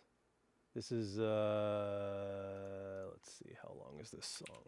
I'm not sure. I think it's 4 minutes or something like that. That's interesting too.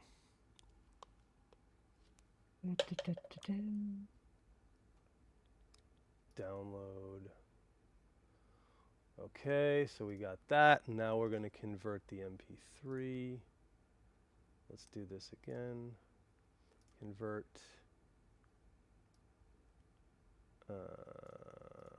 audio OGG to MP3. Oh no, that's actually, we're converting an MP3 to a worse MP3. Okay, select file, and we're going to import this. Is it done? What is my internet doing? What in the world? Shouldn't take minutes to download 6 megabytes. What year is this? 1989? Well, I do forget. Are we on dial-up? Is this AOL?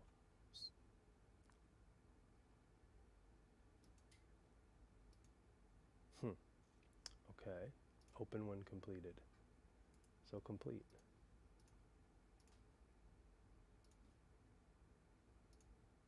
That is so bizarre. It's like freezing before it downloads.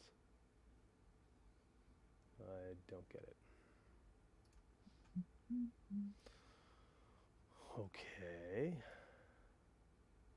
Structure part. Yeah, that's not what I want. Interesting. what's a real audio file? RA. Real audio? That's an older, like, compressed format. You might be able to.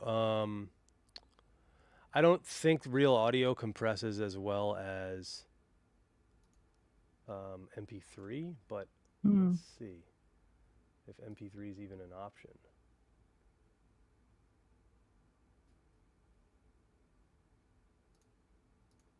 What in the hell is going on? Is it my, yeah, I think it might be my browser or something.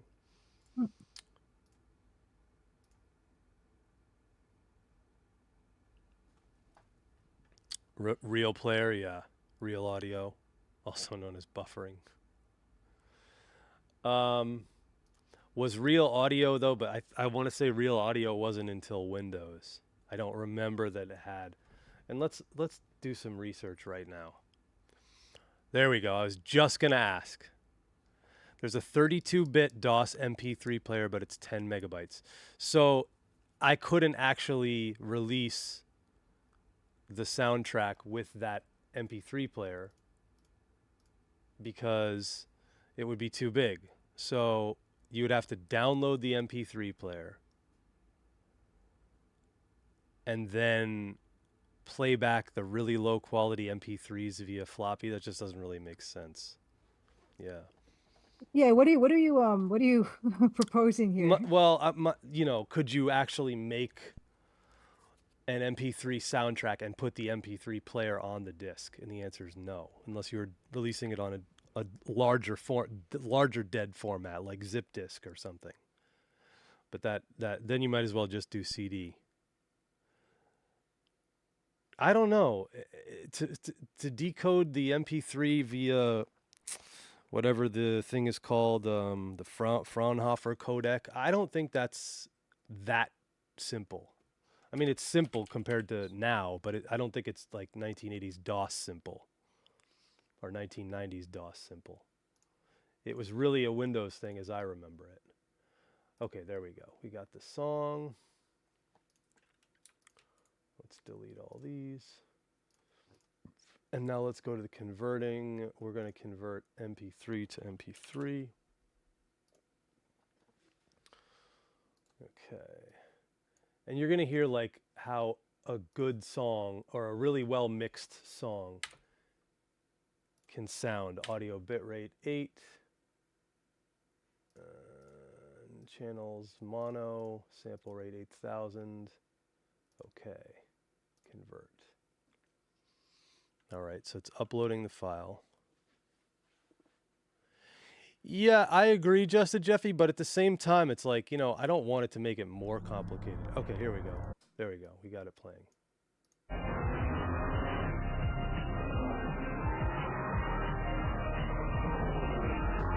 Wow, that's really bad.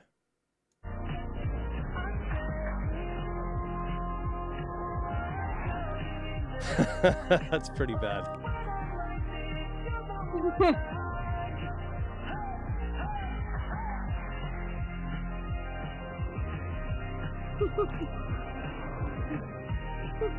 But the interesting thing is that's 4 minutes 23 seconds and it's 257 kilobytes. Oh, what a deal. So that's really where we're at. Although I've played back some audio from my school and it was pretty good. We were working on a synthwave track and it sounded pretty decent. So I'm wondering if it's just because I converted a bad version of the file already to a worse version. And we'll see if even with that garbage sound, it'll probably still, I assume, copyright claim. Yeah, I'm sure. The thing. Or they're just going to be like, are you okay? They're just going to send an email like that. Let's see here. Delete this. But I thought I don't understand the purpose of this exercise because haven't we just decided we're just going to do a Yeah, I'm just saying, like, you know, what are the formats that you could release in on a floppy disk and actually successfully play back on a machine? You know what I mean? MIDI is where it's at for sure. Configure right. So okay, so that's okay. What Fractal Mind Mike is onto is probably the key to everything. So you don't have to have an original MT32 to play back this soundtrack via. You can use Munt, which is an emulator, right? And that's pretty easy. DOS Nostalgia showed me something the other day too that is a pretty easy way to do it. You could squeeze a single MP3 player. So, you know, I've thought about doing something, you know, maybe putting an MP3 on there or some other alternate format on there. You know, it's funny looking at this picture now that Julia's kind of put together. I like the random Nancy, big Nancy, with no information. It's funny. Yeah, so the sheet music is another possibility. Let me see if we could get this going. If we can, I can actually show off the sheet music to one of the ragtime songs, which I think would be pretty cool. Like if somebody could actually play it. I don't think I could actually. I did actually play it, but I didn't play it like in real time. I just played pieces of it and then cleaned it up. I don't think I have the skill to play it in real time. Without a slideshow, spending... my mic said as well. That'd be great. PCX slideshow, a PCX slideshow program. You know, we're kind of thinking about like the old Sierra Christmas cards, like that kind of idea of having graphics and then the music. Yeah, like an animated GIF or whatever. Yeah. That was kind of more along the lines of where my head was. Let's see. I think that'd be really awesome.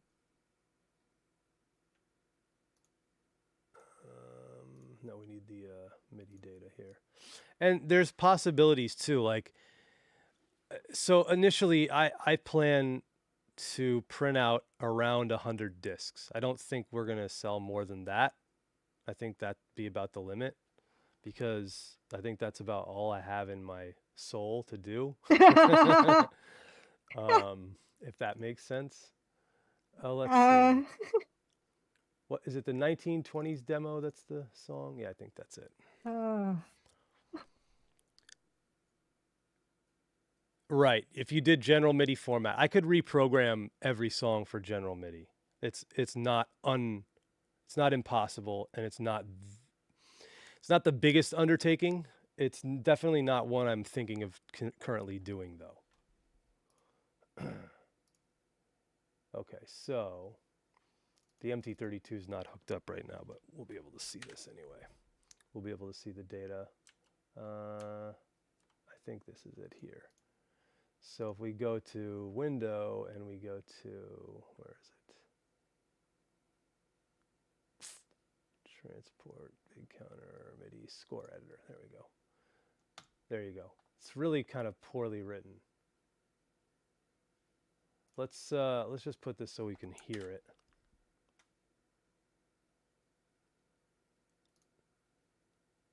Oh, Effectively Mike asks, what's the total size of the MT32 MIDI tracks at the moment?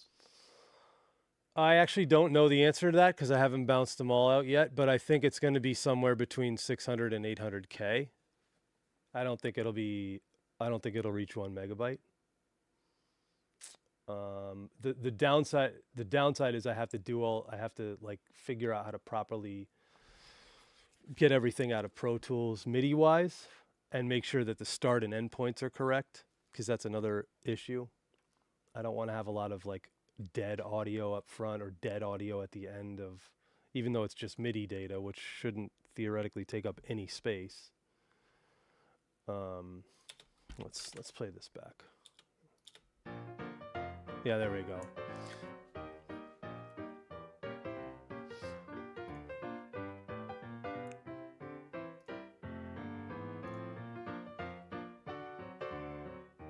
Why isn't this following? How do we make this follow? Double bar line, mirrored MIDI editing. There we go. Nope. I want you to scroll pages. How do I get you to scroll pages? That's a good question. So I'm gonna have to do it on my own.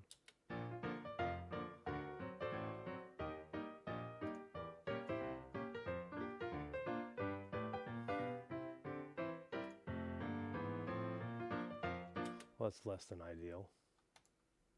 Yeah, anyway, the scoring here is crap, as you can kind of see this. So like this would really have to do a lot of work to clean this up to make this readable by an average human pianist. It's possible. Some of these intervals here I think are for people with pretty large hands, but it is playable. Let's see. I don't know why it does this. Yeah, it's just not. Trim tool, selector tool. And I don't know how to get the view to follow grid. That's the nudge value though.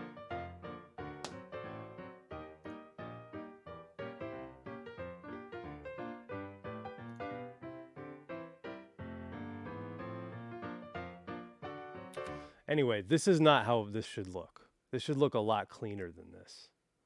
Let's look at something clean, like Scott Joplin, Maple Leaf, Rag, sheet music.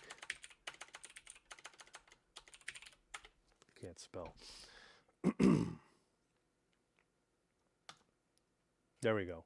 That's what it should look like, more like this. It's not going to play, but this will follow. This will follow the music. This is more clean, and this isn't even written. This is still written with MIDI. Some of this is like a hair funny, but most of this matches up with the score that you'd read if you bought the sheet music. I don't know about this. Let's see. I don't know. Maybe. Somewhere I have the score. God only knows where that is. But yeah, you can do a lot of these with following the score. This isn't going to play back, is it? No, it's not. Just to see like how much, yeah, this is actually like how the score looks. This is somebody's, yeah, this is the Barton edition. And you're kind of following along. You can't really see it here. I guess you can kind of, anyway, it doesn't really matter.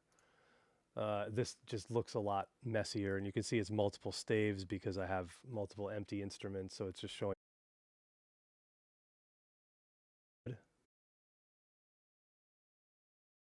Having issues with connection as well during CosmicVoid's interview. So I don't know. Oh, I think we're kind of back. Are we back? I think so. Yeah, looks like it. Well, I don't know. Anyway, yeah, that gray is interesting. Yeah, I like the gray. I do. So basically, if anybody has any advice or experience with producing anything physical, we're listening. We're all ears. How I like the gray and black, and I like the gray and color. Yeah, yeah. There's something about them that seem very like retro. Mm-hmm. And then the question is, what do we put on the back of the disc? Do we put the website, which I think is probably the move? Do we put something else? Do we put our names on the back label? I like them on the front.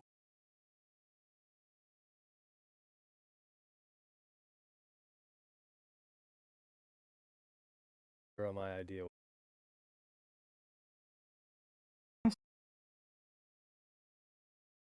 Connected and disconnected and reconnection, and now it's working again, and then yeah, like Nancy hiding in the bushes. Now it's up again. So yeah, that's up again. I don't know. I couldn't tell you. Yeah, sorry guys, I don't know. It seems like there's goblins on Twitch tonight. Yeah, for real. Because I think CosmicVoid was having some trouble hearing me during the chat. Oh really? Yeah, like we were cutting out or something. I don't know. But I kind of like it like that with on the back label. You do? Yeah, kind of. It's nice and clean. It cleans up the front more. Yeah, but either way. So then do you put the website on the front? Oh yeah, put the website. That's easy. Do one of these. Flip this around. Boop. Yeah, that works.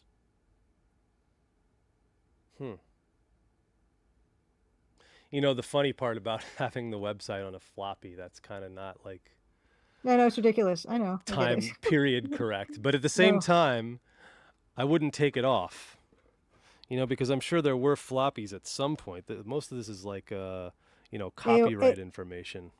Like AOL or something. Like well, what we don't have to worry about is disc pirates pirating the disc. Because if they pirate the disc, they can. There's nothing we can do about it.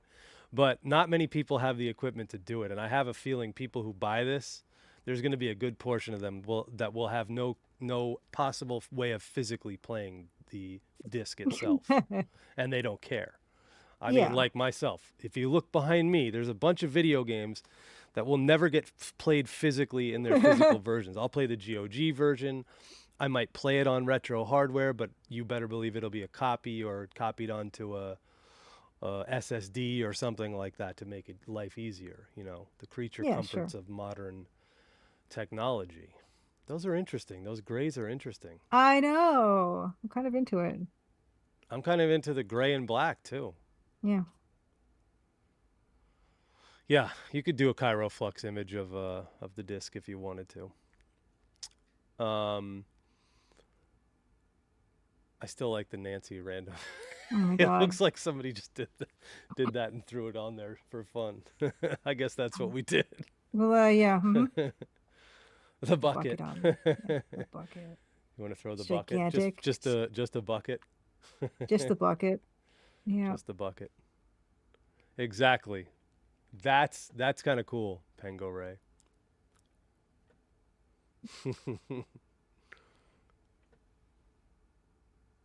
Mine was always the B drive. It was the A drive because I feel like I'm old enough to remember the 5 1/4 being the main disc used. So that was the A drive, and the B drive on my 386 was a 3.5. So we had the A drive 5 1/4, B drive 3.5, and then there was an expansion slot for, you know, whatever else. If you wanted to do an additional 5 1/4 slot, you had one. But eventually, you know, that was replaced by the CD. And then they kept the 3.5 around as, for whatever reason, because of the way the BIOS works or something. I'm not even too sure. That goes above my expertise for sure. I like the bucket just sitting there in the corner on this artwork. It's nice. See, this is fun. This is like, you get to torture Julia instead of her torturing me all the time. Because before we even talked about doing this, I'm like, oh, it's just so boring. No, who wants to see that? That's boring. I don't know. I think this is interesting to me. It's not much boring. Who wants to see Don't this? you do artwork every stream anyway? Well, this is different. This is just graphic design. Gotcha. This is just this, you know. I mean, I hope people find it. Of course, I hope people find it interesting. I don't even know what the numbers are right now. I haven't been able to. I don't really look when I'm doing the thing. Shift control. Okay, there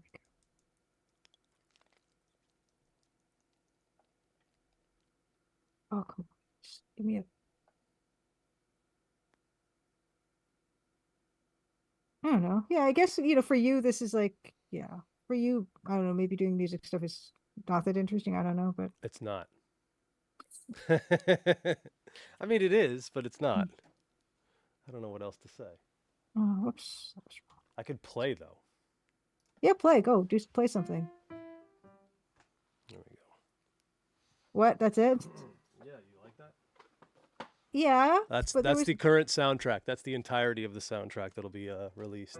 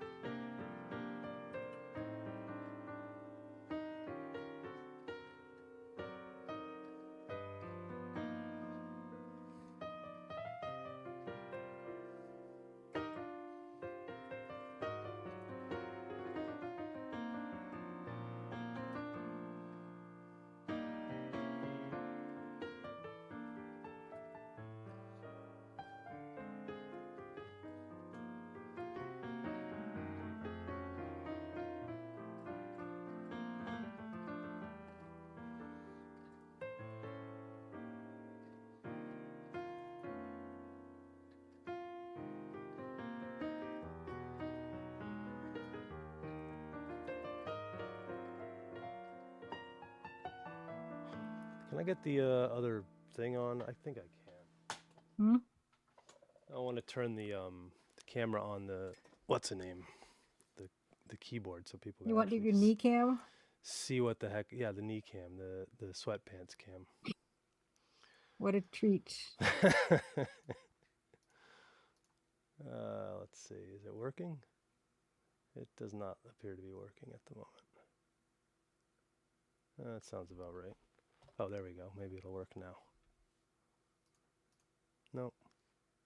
Says it's working.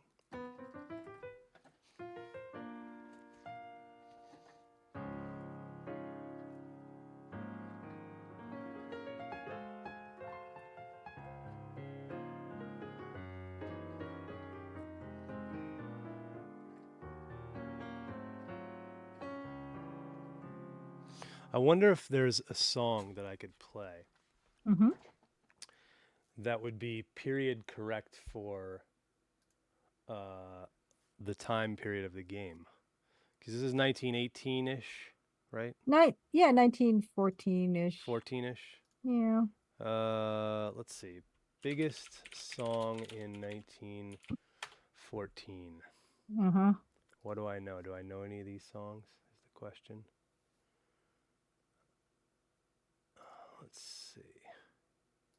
Top 40 for 19. The Heidelberg Quintet by the Beautiful Sea. I don't know that song.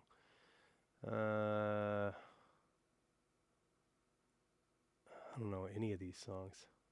Oh my goodness. You don't play them at the weddings that you do? They're not often requested? Too many people are still alive from that era that are getting married. Well, they don't have to be alive from that era. They just could be enthusiasts. I don't know and any of these songs. Like I've never even heard of them. So That's great. I couldn't even tell you. The 20th Century Rag by Billy Murray. Sure. Love it. Love it. Love that one. By the Beautiful Sea.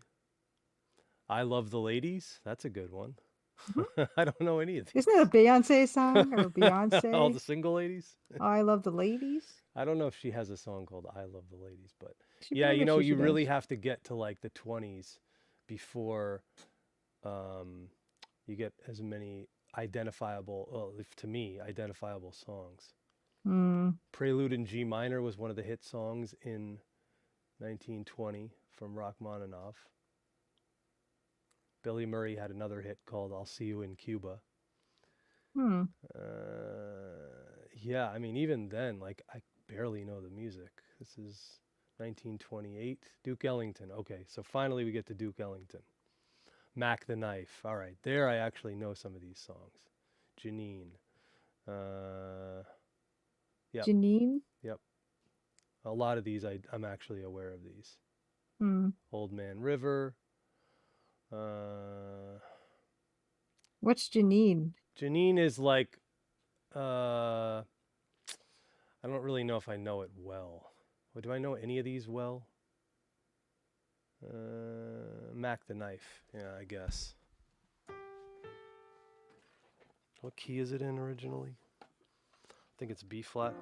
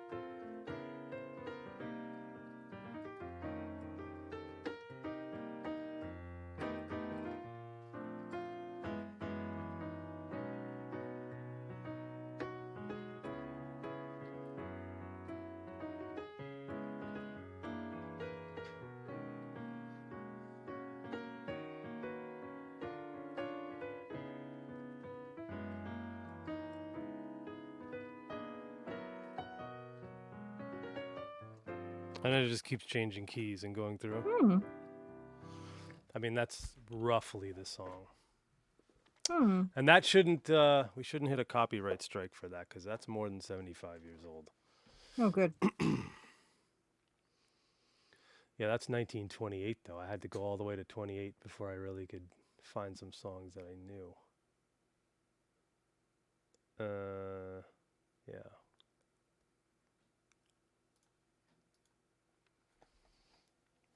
The bucket. The bucket. Just a random Wow. bucket. Play the Just a entire Moonlight Sonata suite.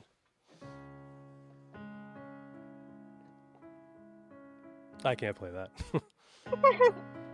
You just started out so great. Oh, it's not working.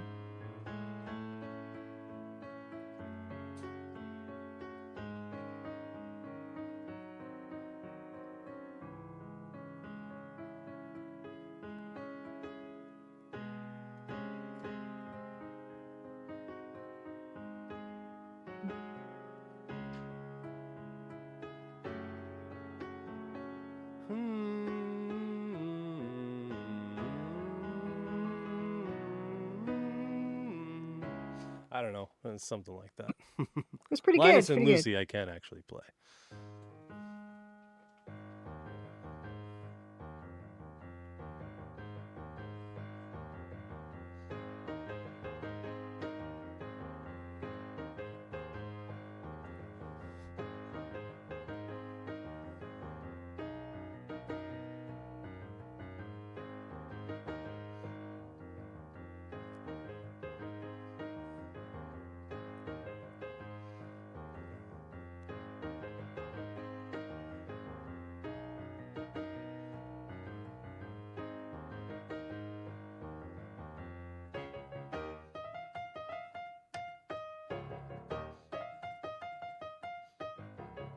There's a whole jazz section that it goes into. I don't really know all that section, but I played this in pieces before.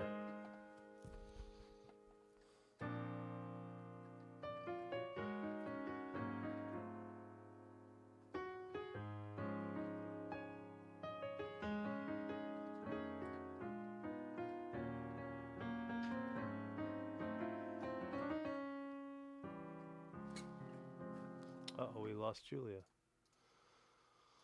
Let's bring her back. Ooh, the cool 80s effect again. Full screen. Boom. That's pretty awesome. I wish I knew how I was doing that. That'd be better.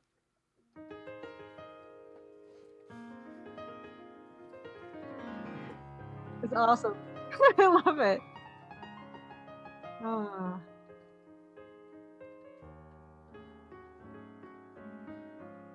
Woo!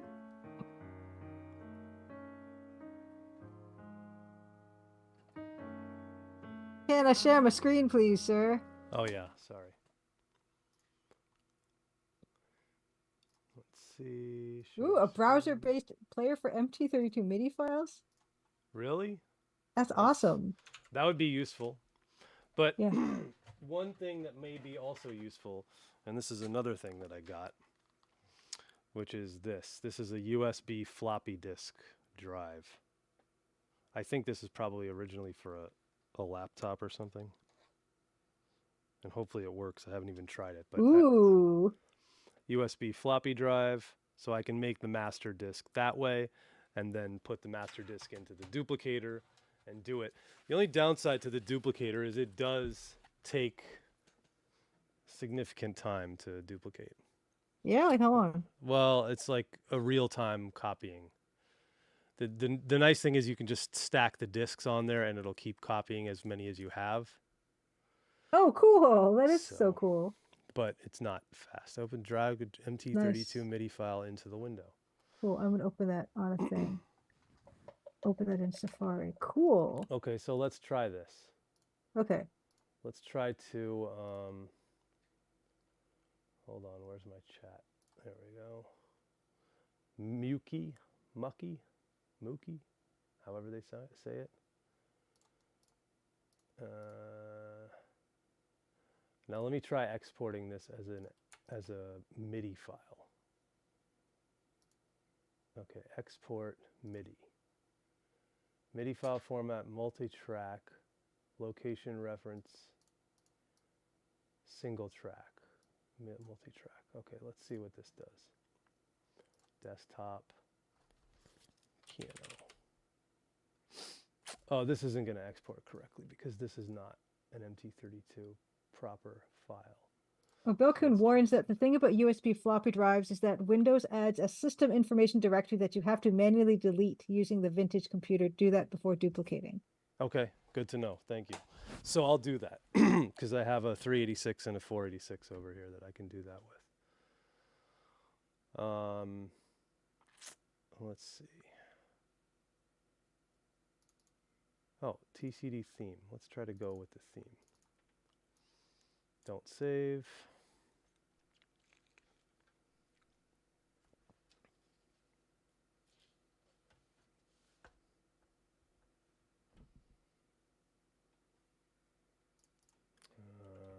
Let's see. Okay. So we have, I want to export the MIDI only. Export selected tracks as new session, MIDI. Apply real-time properties, location reference. So yeah, that's the interesting thing. So I want to have the location be correct.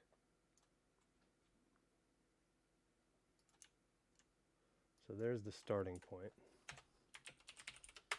I should actually show you guys this so you can see what I'm looking at. And then there's the ending point.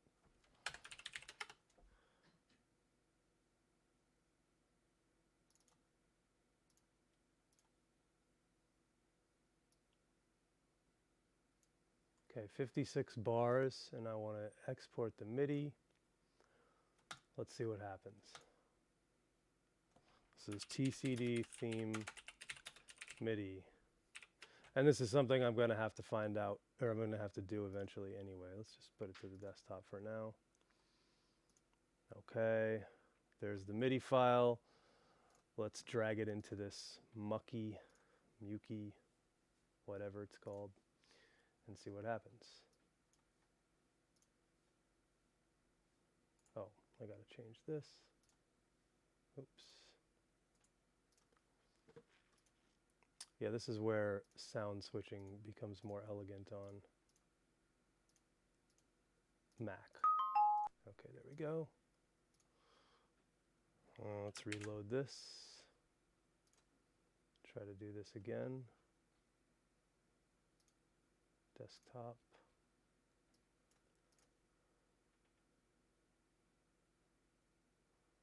Huh. So far it's not playing. But let's do this. Passport.mid.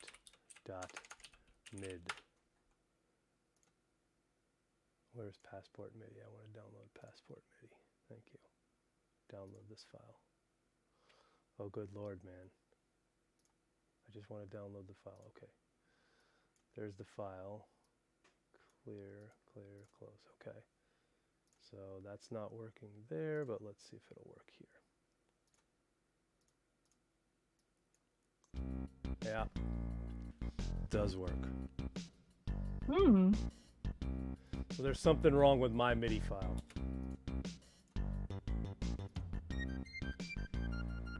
Cool, MIDI visualizer. So what's wrong with my MIDI file? I see what's wrong with it, or I see parts of what's wrong with it. Let's see if we can fix this. So let's try 46, 76, 69, 65, 17. And this is 10. That's channel 10. Ah, there we go. That's probably why. Okay, so then it's got to be channel 10, channel 6, channel 5, 4, 3, and 2. And that should be it.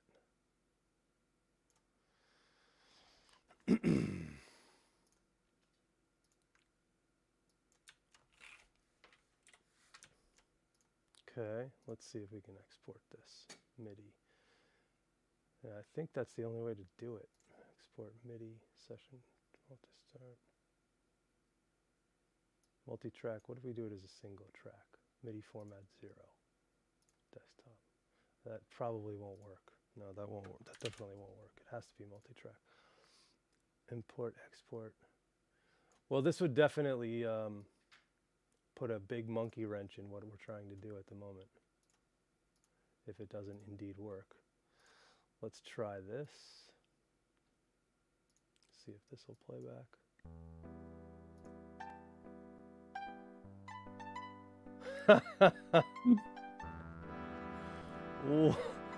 What the hell is that?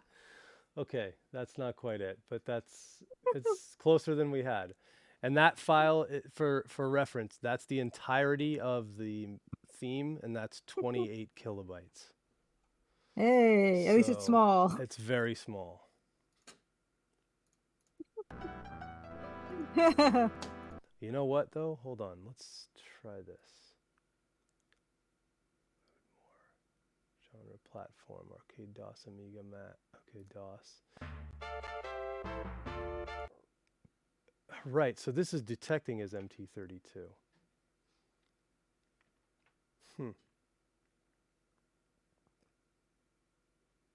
MIDI MT32. So does that have to be like a specific format? I don't think so. I think it's just MIDI data. I really do. Let me see if I can find out how to play this back. Let's turn on the MT32 and see if this will actually just play back through the MT32. Tools, media information, preferences, audio. This is the wrong software probably to be doing this with. Munt would be the right software.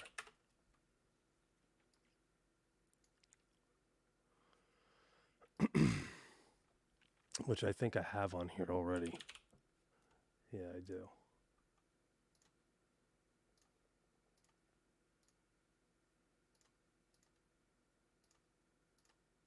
Okay, now let's see if this will play back.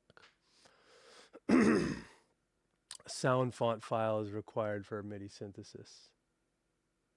Okay, so it's having all kinds of problems with this. Mont.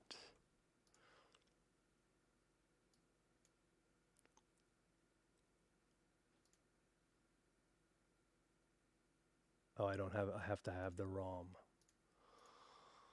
Ay, ay, ay. Okay, let's see if I can do that.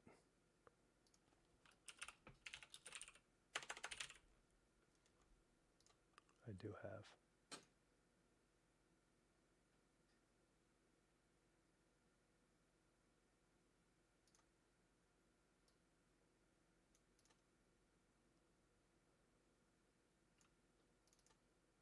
Okay, let's see if I can get there.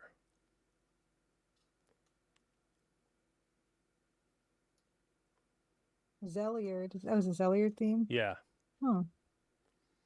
Yeah, that's what it was. Hmm. Desktop, audio. Fractal Mud Max uses Winamp to play stuff over the MIDI interface. You could use Winamp, yeah. C users, stand the band.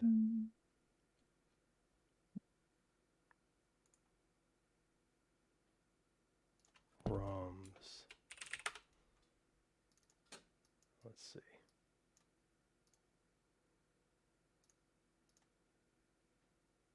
Refresh. There we go. Let's try that.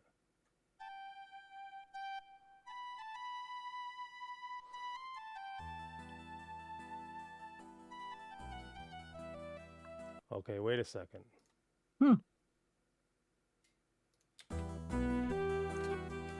Okay, that's playing back right. Oh, this is playing back all this shit. Isn't that what's going on here? Yes. Okay, so let's delete these and try this one more time. Try this one more time. Let's see. Okay. Export MIDI. Desktop. TCD theme mid. Do you want to replace it? Yes.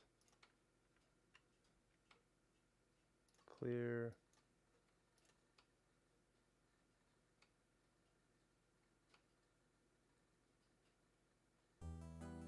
Okay, there we go. Wow.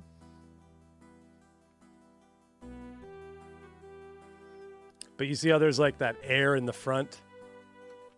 I don't want that. Air? Yeah, there's like dead space.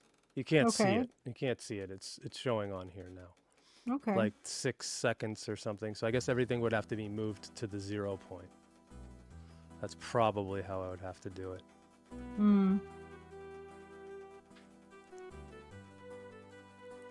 Oh yeah, Mac definitely doesn't handle MIDI files. You have to have some kind of DAW or something, Munt or Falcom Soft MIDI player or something like that.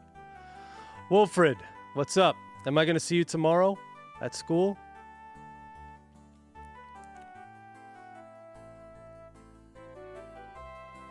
That plays correctly, though. That's definitely playing correctly. So we have one MIDI file that is almost there. So what I would have to do probably is, let's see, cut this space and then do this again and see what this does.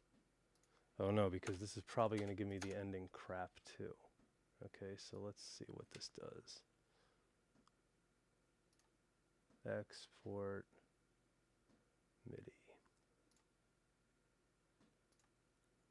Network, whoops, desktop. Let's replace it and see what we get.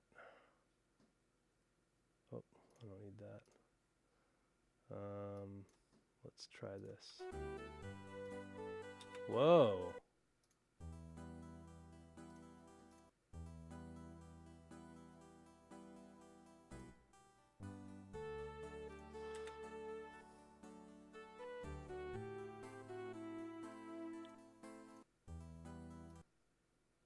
Okay. Oh, I see what it did. It deleted the time. Deleted the tempo, the BPM. Yeah, I hate this about Pro Tools. Okay, so I have to do that again. Oops.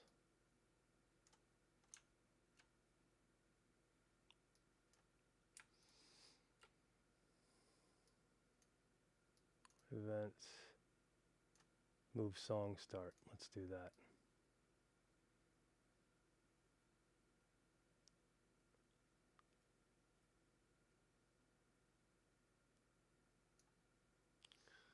To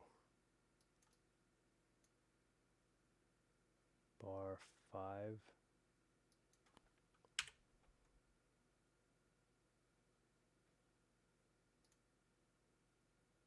That does not help. Okay. So we need to put in a tempo change here to 150. Then cut time. There's probably a way to do this more elegantly, but this will get the job done. Okay. That's got to be deleted from the end.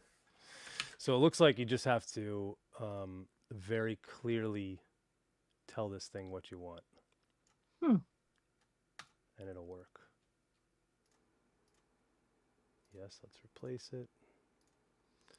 And we should have, this would be the final version of this.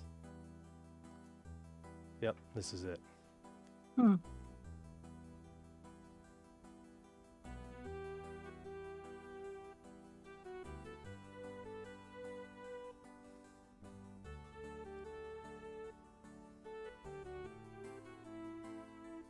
That plays back perfectly. It's great. Let's see it at the end.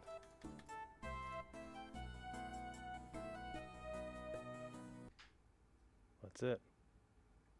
Fantastic. Now,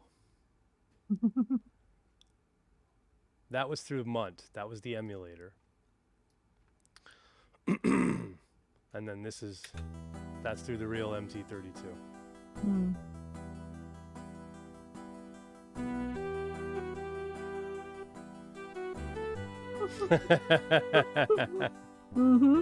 That's funny.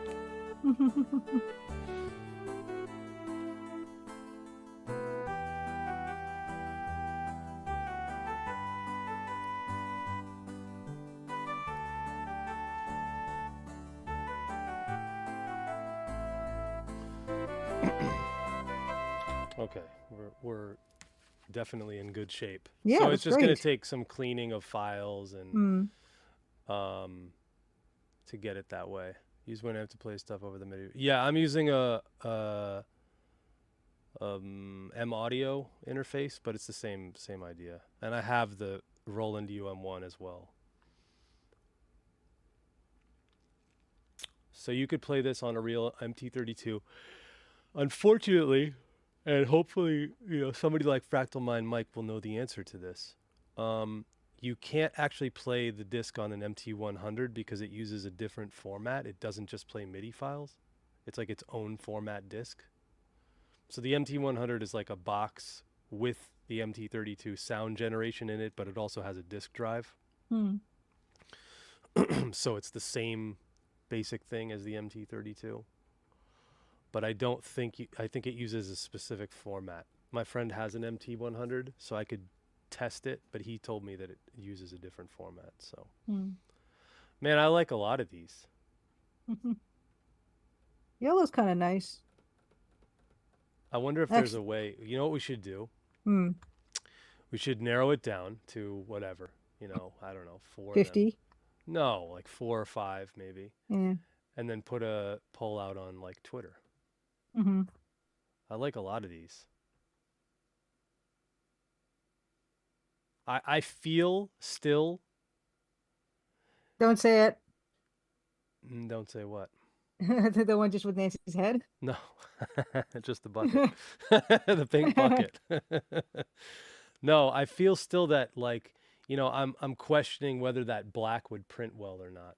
No, you're right. You're right. That's the only questions I have is like, what's going to print well? gray full color looks the best. The one right here. This one. That guy. Oh shoot. This one. Yeah.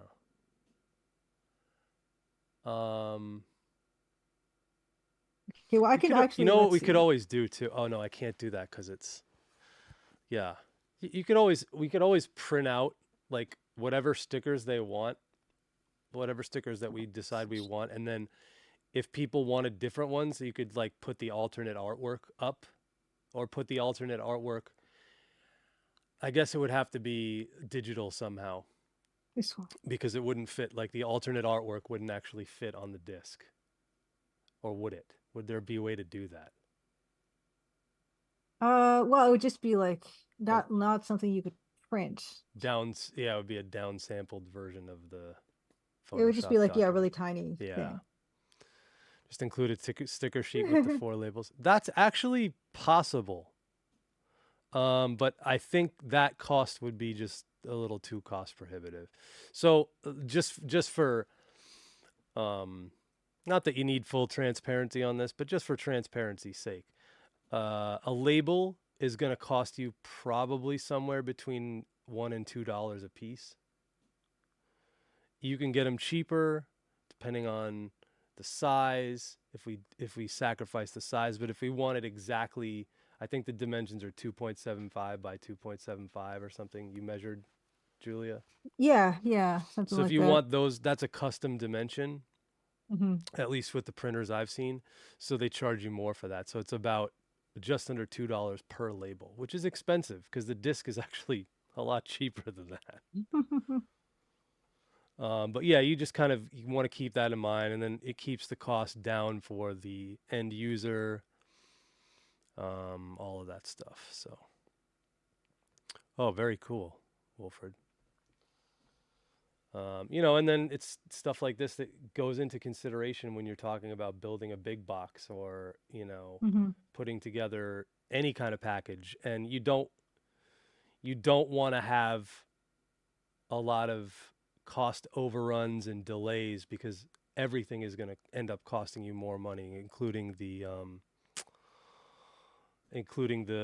shipping and the time it takes you to manufacture. This is the interesting part. Like with manufacturing, this would be me in-house, literally me in my house. So that would be fairly easy, other than the stickers. The stickers I would have printed through a printer, shipped here, and then I would assemble the discs and ship them out individually. So that's why partially why I want to limit the sales to, you know, something like 100. I think we'd sell about 100 discs anyway, realistically. I don't know. It's hard to say, but that's what I think.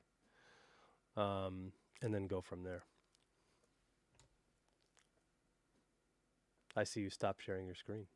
Yeah. Well, unless people want to take a look at the labels again and weigh in on what they prefer. Yeah. Let's show it off. All right. Let's do it again. Julia. Do it again. Okay. Yeah. So this is kind of what I was just playing around with tonight. If there's any that kind of catch your eye, let me know. So far, we have a vote for the leftmost light gray with a bit of color. Of course, there's, you know, infinite number of variations. I kind of feel like I like the black ones, but I feel like they won't print like properly. I will say that, for instance, something like Fourth Wall, when I got stickers to Fourth Wall, and the black was really good. Was it? Yeah. And I don't dislike the yellow ones. I think the light blue ones, the really light blue ones, don't work for me. The two in the lower left-hand corner. Row 2, column 5 is it? Back to my mixes. Row 2, 1, 2, 3, 4. This one. Which one? I just put like a little, it's like this one. Ah, there we go. That's easier to see. Yeah. Yeah, that's a nice one. I actually like that one and the one right next to it as well. This one? The Nancy head? No, to the right of that. All right, this one. I'm leaning towards all the gray labels. But again, you look at the two different ones that you have with the different colors and you wonder which is going to print properly or the best. Yeah, those are nice. I actually am not mad at the one with Nancy's head and the other stuff on there too.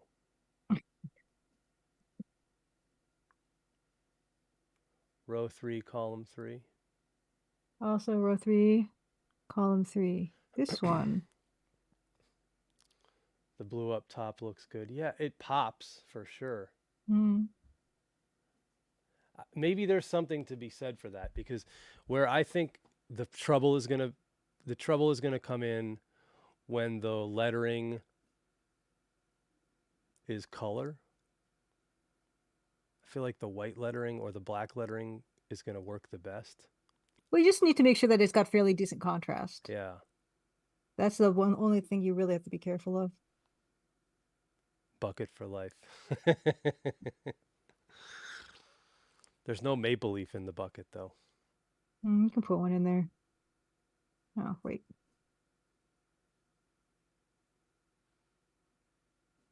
Make it the bright red so that it stands out. Oh, come on. Go to the front. Let me see if I have any. Oh, that's the only set of discs that I have that's opened. These are all sealed. Not that it matters.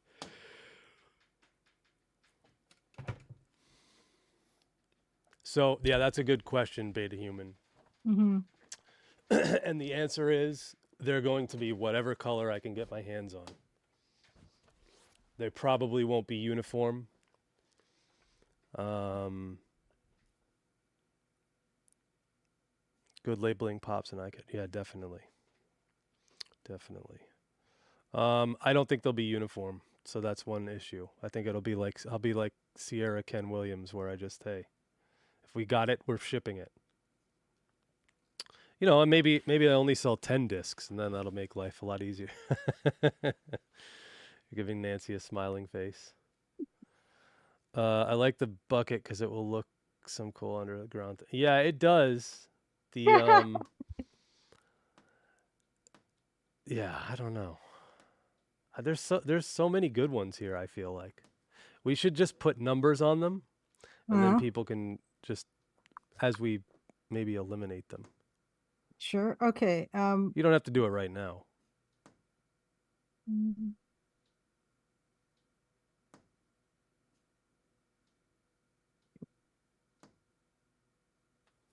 Oop.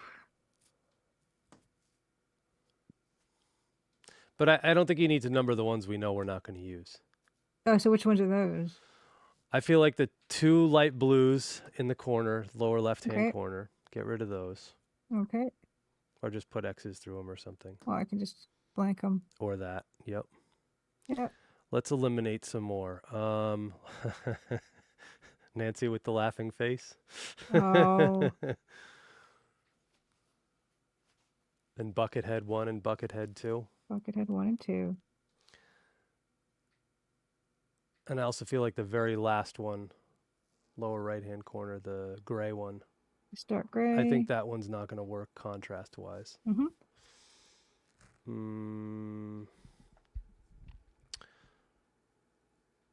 I think the blue and white with the red crimson and the white maple leaf, I would get rid of that one. That's row 2. Yeah, there you go. Yep. I think I would get rid of the one below it as well. Oh, this one. Yep. I think. What do you think? You like that one? It I only like looks the one weird. next to it better. Yeah, because it's basically the same one except without the extra junk. Diamond and yeah. Without junk is good. What's the difference between the red one and white? The red, all red background is interesting. Yeah. It's interesting. I would get rid of the column 1, row 3.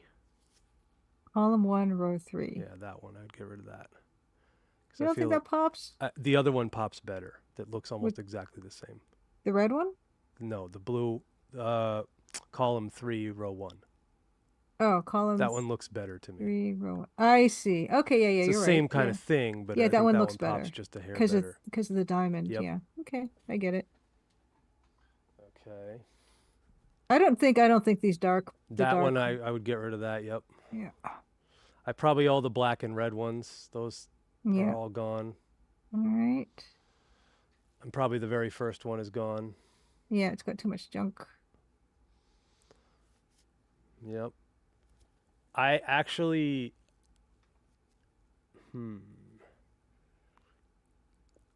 I think I would get rid of the very last column, the one.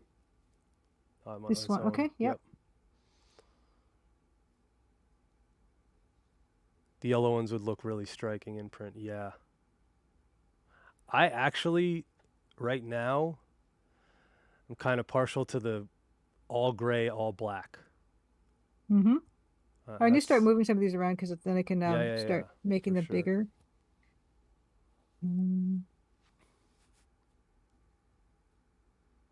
Wow, this, I'm telling you, the shortcut to bring the layer to the front is excellent. Oh my gosh. Auto select. I don't want that one selected, no.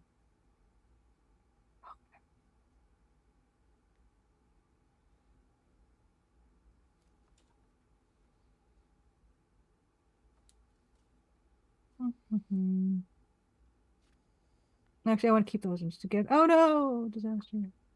Oh shoot. Yeah, okay, this one. Over. Over. Here. Oops.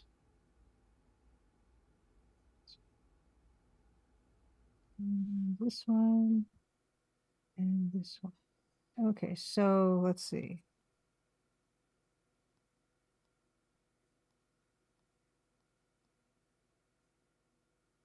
Kind of where we're at right now. Okay, let's eliminate a few more. I would eliminate column 6, row 2. Oh, well, what are these things? Hold on. Oh, wow. Column we got 6. a mouse I don't know there. what this smudge is. Give me a second. E. Okay. Okay. Column 6, 2, 3, 4, 5, 6, row 2. Yeah. This one. You don't like the blank on the top? I don't think so. Yeah. All right.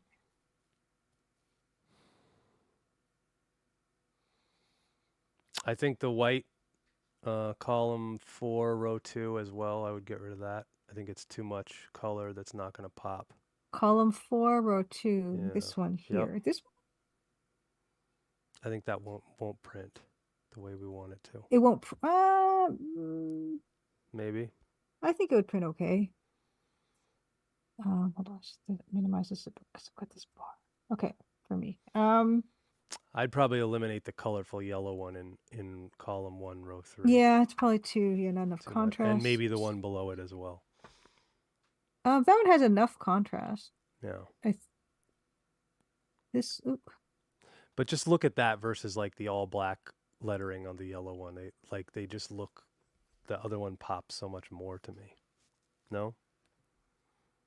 The all yellow one with the black? No, I like that one. I was saying the first one with the brown magnifying glass. Oh, I see. Yeah, well, the thing is it kind of what's nice about the brown magnifying glass is that it doesn't all pop at once. Yeah. Like the lettering pops and then the rest of it kind of. You know, it's funny. I still feel like my favorite is the last one. The black and the gray. Yeah. Classic. That's my favorite right now. Yeah. Interesting. I mean, I could see the white. I think that looks better than the white. Don't you? The white on black. Okay, so let's just get those two together. Oh, right. This one's actually a working one. Okay. So if we're going to put those two together, oh, where'd it go? Black and gray is not as eye-catching. It's hard to really imagine because this sticker will be kind of glossy. Not glossy, but like, yeah, I guess kind of glossy. I would say also pay attention to, well, let's actually look. Maybe they even put it up already. Because Romero Games is about to, I want to see if they posted anything on their Instagram. They're working on the 3.5 version of Sigil 2. So I want to see if maybe they've posted any of the discs or anything like that. Not on John's.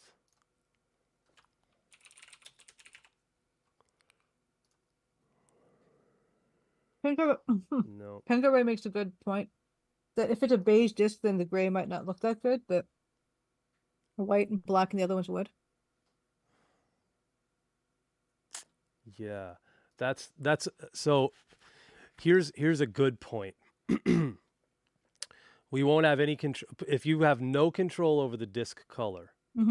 Which one then is going to look the best? Probably not the gray ones. Assuming you're going to get beige, blue, black discs. Probably not going to get colors unless I do it specially, and then there'll only be a couple of them like that anyway. Does the yellow pop no matter what? Because you're not going to, very unlikely to get a yellow disc. The yellow will pop. The black, if you have a black disc, won't pop. But it might look cool anyway. I don't know. I would eliminate 2 of the yellows with the blue lettering. I would eliminate those 2 yellows. You prefer with the black? I think so, yeah. I think it pops the most. And I don't mind the blue diamond, but I think I might be with you on the furthest yellow one. I don't think maybe this one needs to be here. I think I agree with you on that. I kind of like that. Like, I think as well, Fractal Mind Mike also thinks that the yellow and blue complement each other pretty well. I move this one. So this one is the same as that other one. Okay, so. I think I might get rid of Nancy. Yeah, I agree. Bye, Nancy.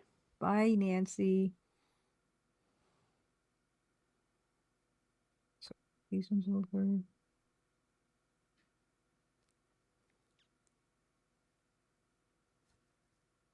Keep the black background one. Yeah, I mean it definitely doesn't look bad.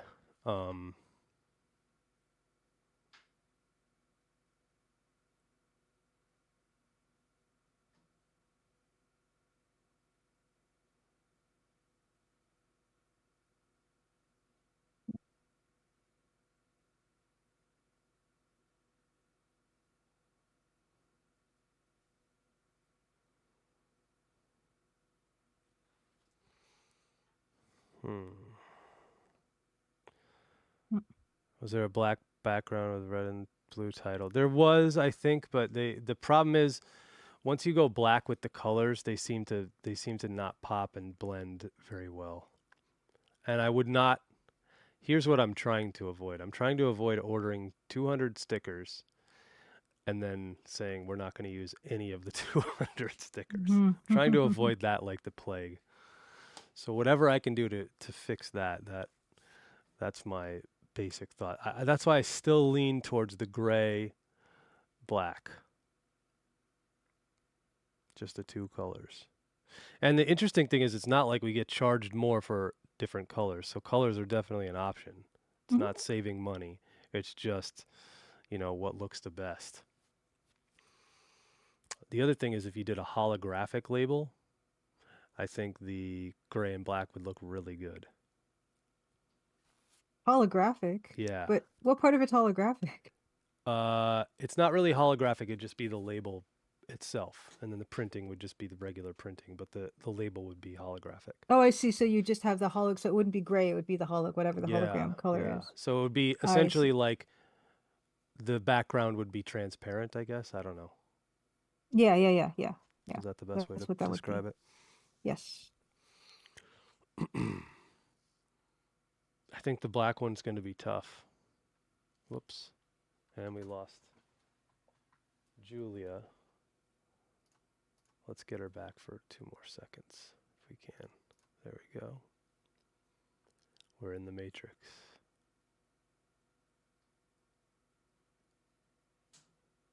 We got you back for 2 more seconds. Oh, and I got to let you share the screen again. Woo, it says please. There you go. Thank you. Share. Hold on. Take this down. Share screen. There we go. Boom.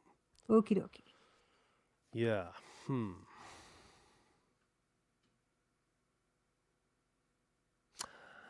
I would eliminate the red, I think.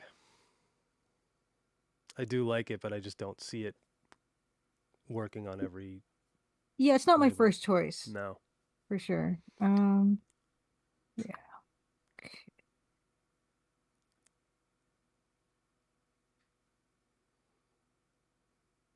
And I would eliminate the one right next to it on the right.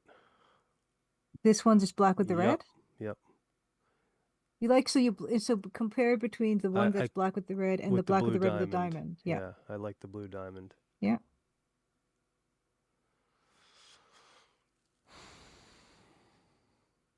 I don't love any of the 3 color ones, to be honest. Any of these color ones? No, the 3 colors, where it's like the red, blue, white, and or the red, black, and blue. That just seems too much to me. Too much. I think. So those ones. Oh no.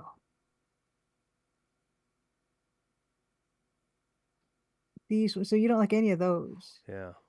Interesting. Yeah, even the gray one. This one's a disaster. Even the gray one. I kind of like the gray with the colors.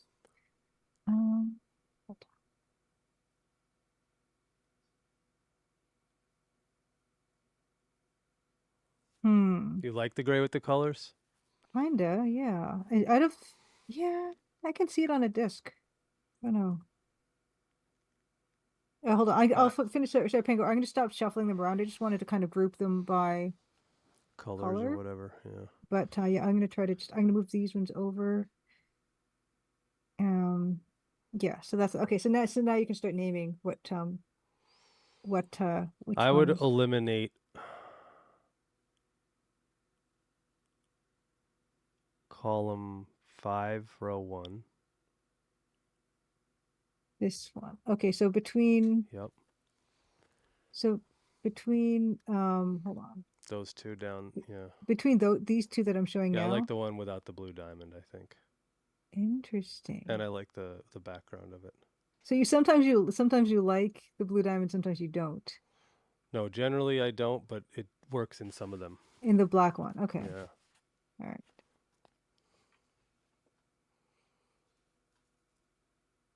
I'm liking. I'll tell you which 2 I'm leaning towards right now. Okay. It's the 2 gray ones with either the red maple leaf or the black maple leaf. That's basically where my head is going. Yeah, I feel like the colored one, the cyan, is not working. Yeah.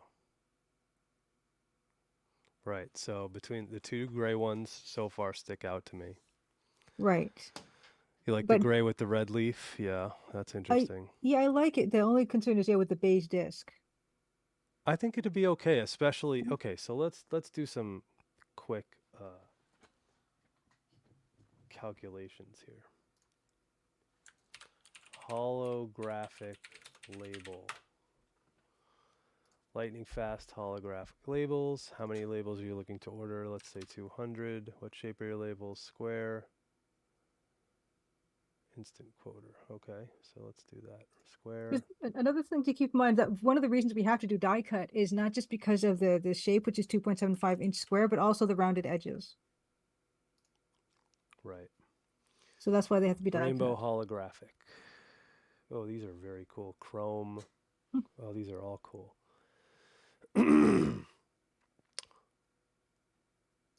Let's do this one. Oh gosh. High gloss, matte, Thermal transfer high gloss. What's a matte holographic sticker? I don't think that's right. I think I'm doing something wrong here. Hold on. Let me try a different site. Oh, maybe they have them. Maybe they look really cool. I guess another question Maybe. is if you want the magnifying glass and the label to be brown or not. That's like kind of a distinguishing characteristic. If I want the what to be what now? The magnifying glass to be brown? No, I don't think so. Okay. So get rid of those two. Yeah. Yeah. I don't think so. Because I guess the contrast between that and the dark red isn't enough. Yeah. Oops, sorry, I hit the mic.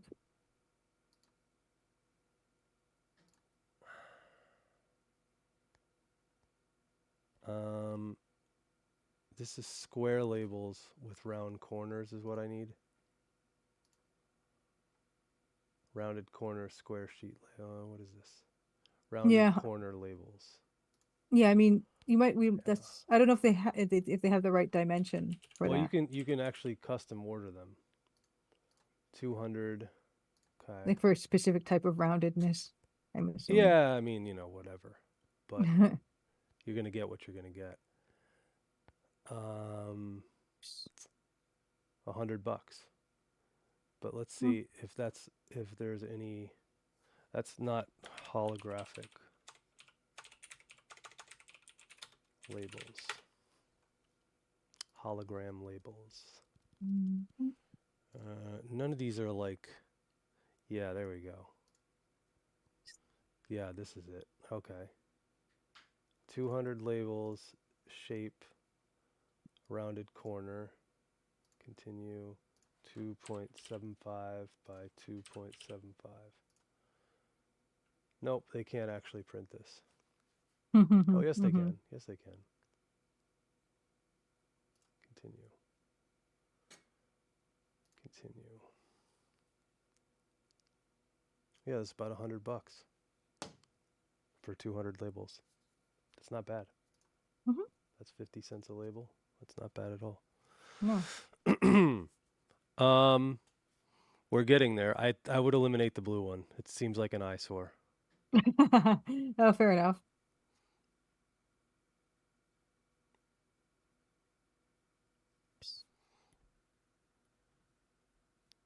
So that means we have here. Oops.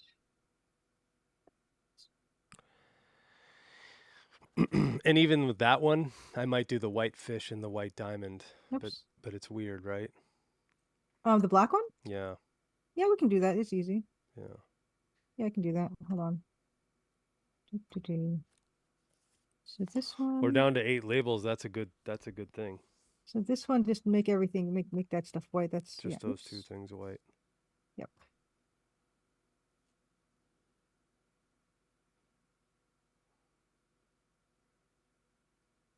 And then also like the line work has to be black.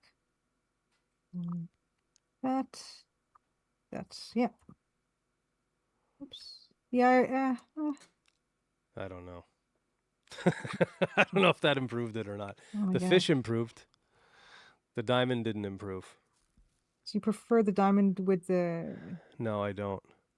I don't prefer either. What do you think? Cool. What if the maple leaf was white? Okay.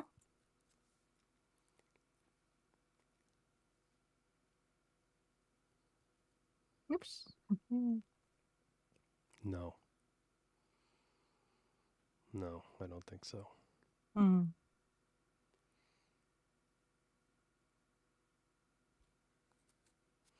Yeah, I would get rid of that one with the white maple leaf. I don't think that works. Yep. I don't think the blue fish and blue diamond works. Do you? It's a bit weird.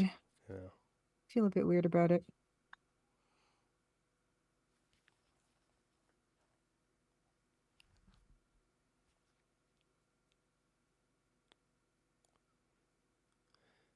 Yeah, so we can do a mock-up of one. It's just, it would have to be printed out by like a inkjet printer or a laser print, color laser printer or something.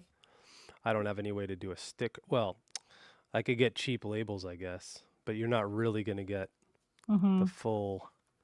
You know what though? I think we should stop here. I don't think we should eliminate any more. That's 8, right? Are they all the correct size? Yeah, yeah, but I mean, Could they be printed on an inkjet as is? people, I don't have an inkjet. Do you No, have an me. inkjet? Like, could I Oh, do it or send it to Kevin and have him do it?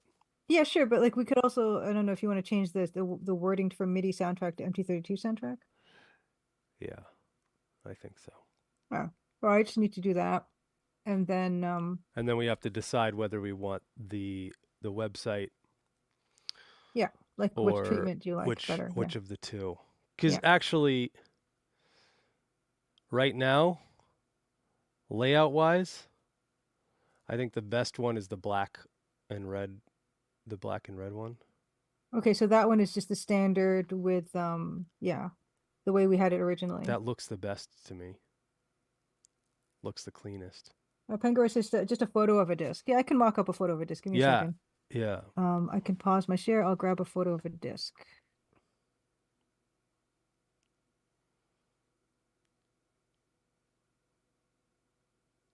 Okay, so yeah, I've done this before, I remember. Okay, so what color do we want the disc that I mock it up to be? Putty, like the beige? Yeah, try that. Okay. So that means we have this one.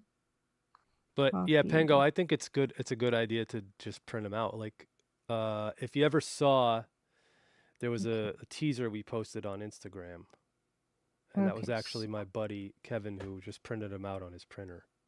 I will do first the black one then. Window.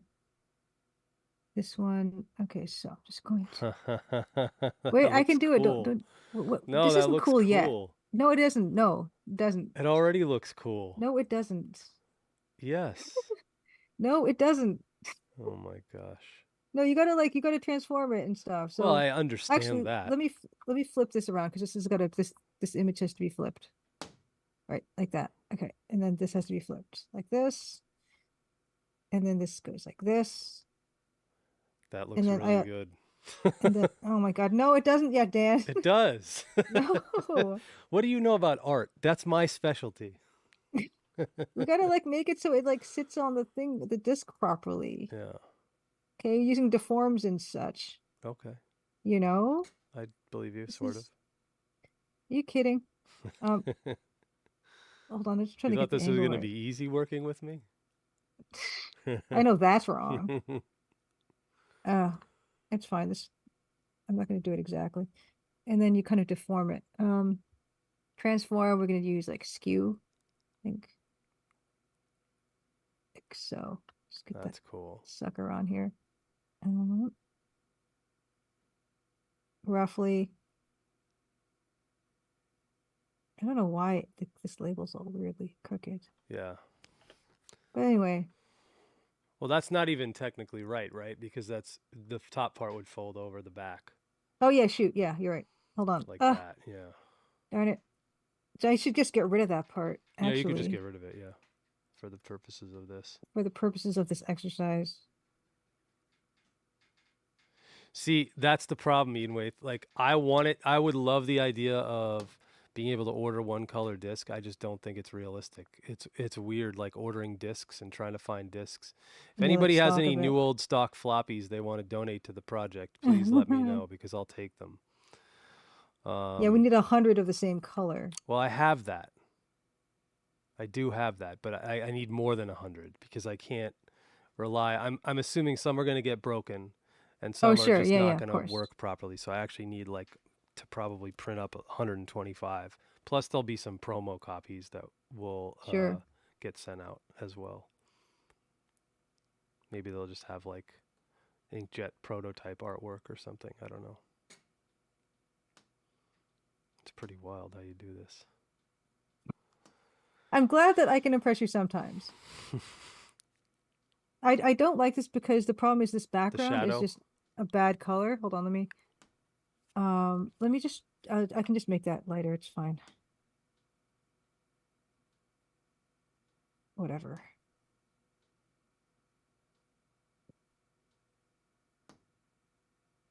Kind of. That's what that looks like. We can mock up more.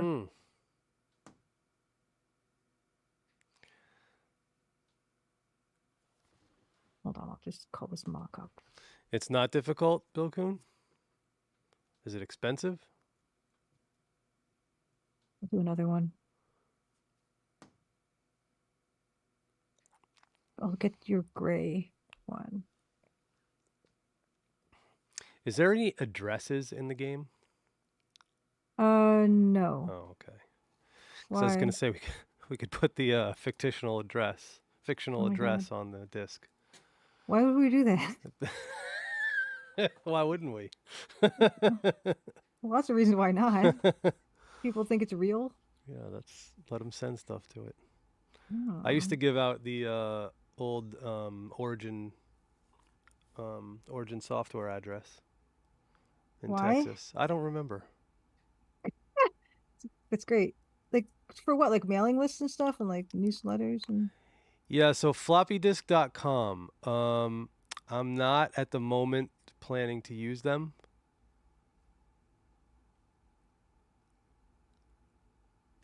I don't want to go into like a long diatribe of why, but I'm not planning to use them as of now. Put it that way. And I don't think I'll need to anyway.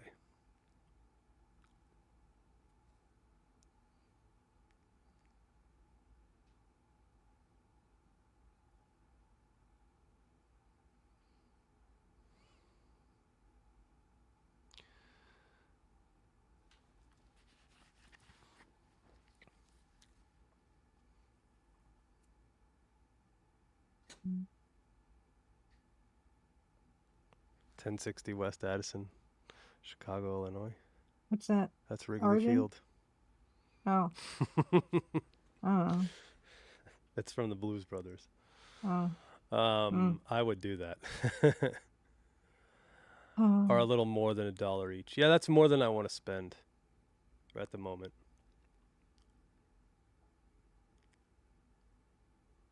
Because I don't really want to pass that cost on to the customer, because I don't think this can be a very expensive to produce thing, because it's got to be cheap to sell and then ship. And thankfully shipping should be cheap worldwide because it's so small. Yeah. Yeah. Like, you know, I'm not exactly sure, but let's see. Let's just weigh one really quick. Yeah. That's good enough.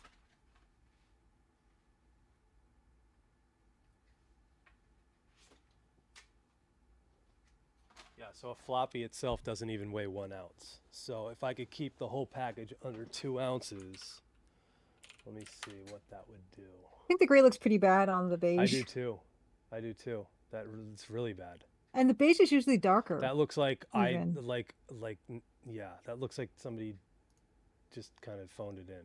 The beige is usually like this color. Yeah, that's really. It's like it's even. So yeah. I think we can't go with that design. It's got to have some kind of color in it. Yeah. Image mode. Hold on. I'm just gonna try to replace that color. Let's say that this is 6 by 6 by 6, and it's 2 ounces, and we're gonna ship it to. Let's just say, for all intents and purposes, the UK.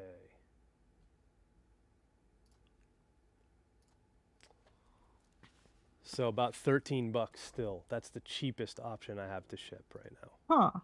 So even at 2 ounces. What about Canada? Canada,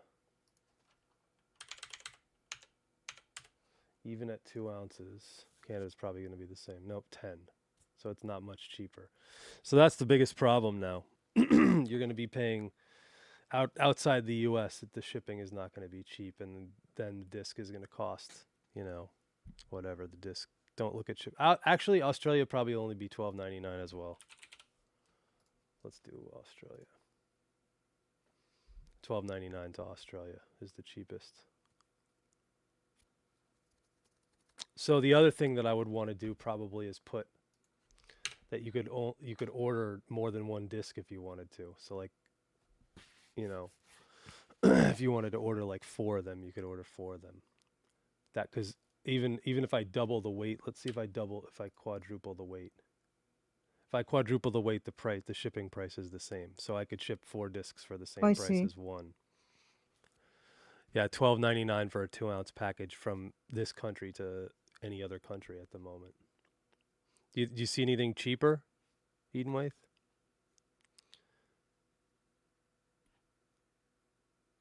Yeah, that's the problem. So like if I'm shipping well, what I could do with Canada potentially no, even then it's still not really work. Yeah, that kind of sucks. So that could, that could eliminate it. That could eliminate the buyers from outside the US, which would really suck.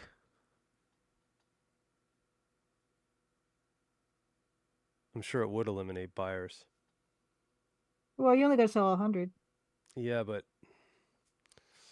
it does suck. Why can't it be like under like $6 or something like that? Maybe I can figure out a way to do that. I don't know. If it's more than it's an oversized letters weight, I guess. Let's say 6 by 6 by 1. What does that do? And put it to 2 ounces. No, I can't get it below $13. That's for Australia, and I don't think Canada is going to be the same. Which it's a little absurd that Canada and Australia cost the same amount in shipping. I know. Well, no, they don't. $3 cheaper, but still, that's rough. Yeah, China has crazy subsidies for shipping, so they're encouraged to export. So it's cheaper. Yeah, it's weird, but it's cheaper. So unless I have some other way to fulfill them, which I don't really know. Oh, yeah, the greatest. Yeah. Well, right now the black one is a clear winner. With that color scheme. Well, the purple in the background is not helping. Yeah, probably not. So I'm going to desaturate that.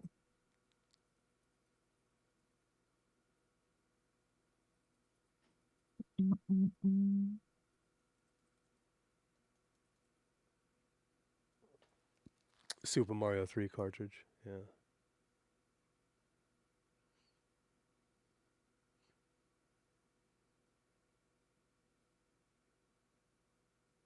Well, the gray one I would say we have to eliminate because that's just not working. Not gonna. Yeah, it's too it's too finicky. Boring.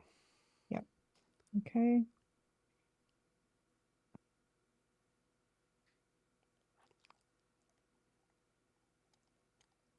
But can we put something else in that place? We haven't done white yet. Let's white with the color. This one. Yeah.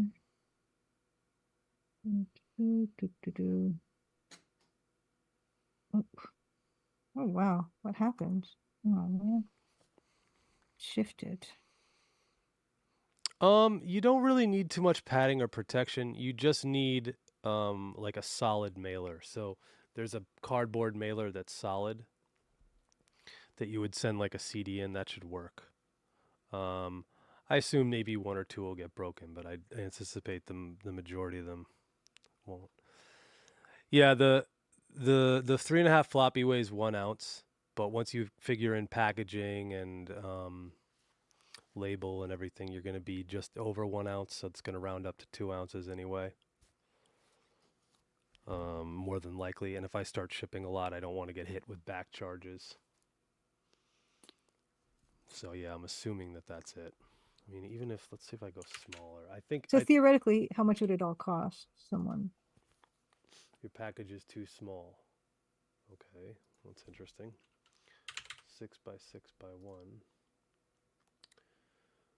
1. How much would it all what cost? So like, yeah, if someone's going to order this, how much? Yeah, the end user. Yeah, that's the question. Yeah. So it's going to cost, I think at the minimum, if you're, well, let's put it this way. Let's say I'm shipping to Seattle. So if you're in the U.S., it's probably going to be a little kinder. United States, zip code 29. From me, yeah, it's like it's under $5. Wow. So it's $4.30 to ship it. So let's say the disc was $14.99, for example. It's going to be $20 basically in the U.S. Anywhere in the U.S. Up 20? Mm-hmm. Including shipping. Hmm. You could do it cheaper. You could try to do it cheaper. You could try to do it for like $12.99 or $9.99. I think if you go too much cheaper, though, it's going to be a problem. Because then, like I said, it's more high risk, low reward.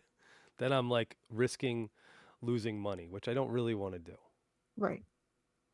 The idea is not to make $1 million or anything, but it's also not to lose money on the deal.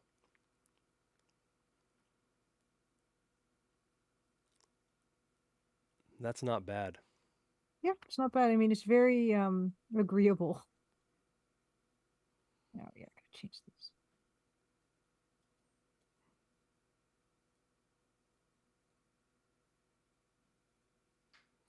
You like the white version on beige?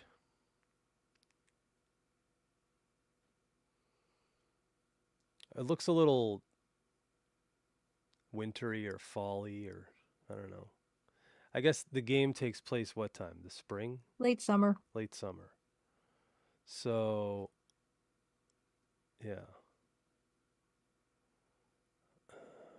White. Yeah, people are saying white. We can try different versions of the white as well. That's So all let's, three of them, though, right? So yeah, far. like the basic ideas, like the white one. It looks like, okay, so here's the next thing I would Mhm. say. I think there has to be color in the disc somewhere. I think it pops.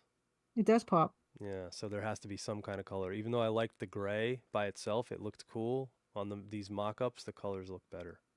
Okay, let me try. Let me just try to do the black.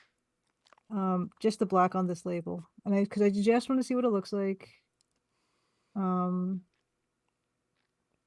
Overall, it might just look. Yeah, it might look bad. I don't know.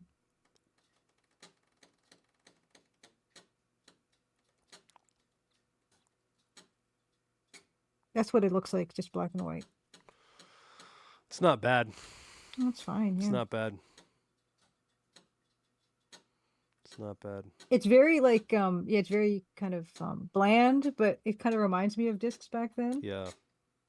Although I think the white so far with the white with all colors does look the best. Okay, do we have another version? So that we've got a black with so let me try black with just the red leaf, because that was the other variation that we have. Where'd that thing go? Disc designs. Yeah, this one with, oh yeah, and also black, everything black except it's got a diamond. And yeah, so let's try that. This one over here. And this, which is just going to be this now. So these are all three variations of the black. Oh, yeah.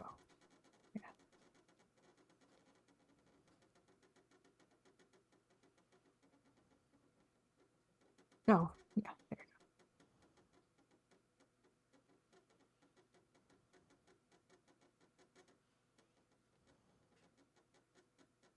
What are you thinking, Dan? I still think I like Color? that one too. It has to be color. I think it has to be color. So I think we have to eliminate 2. Or the middle one. Okay. 1 or 3, I don't know.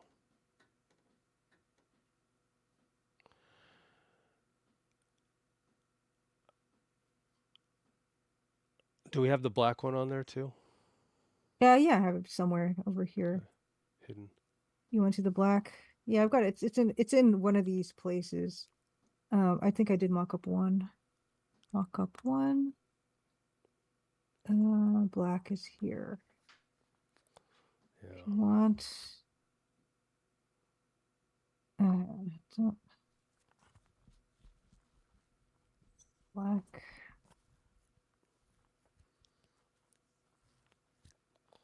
I'm not in love with the yellow.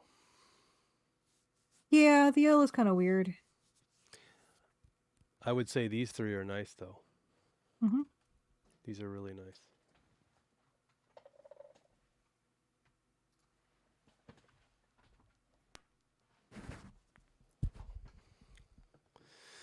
Is there any restriction on colors? No, I mean, we're just kind of keeping it to EGA. I guess that would be the only restriction, the EGA palette. Give me any of those 3. Yeah. I like the black one. And I like I like 1 and 3 so far. Mm-hmm. How do you feel about diamond being cyan? Or did we decide we didn't like it? In the black one, or? Yeah, the black one. I didn't like it. Mm. Middle is nice and classy with the splash. Yeah. They're all pretty good. Those are all pretty good.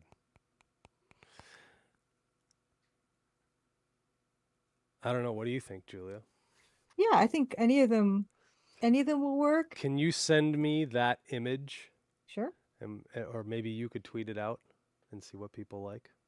Or I can. Doesn't matter. Yeah, I'll tweet it out. See what people think. think. It'd make more sense to tweet it out from you. Mm.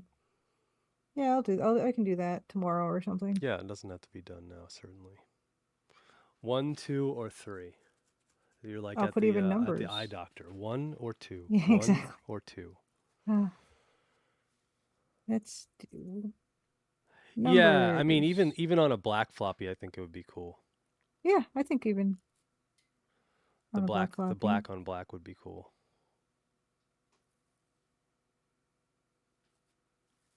2.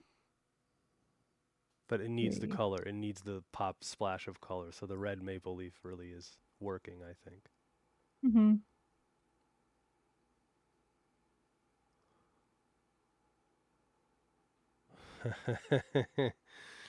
Yeah. Well, we had kind of some variation of that before.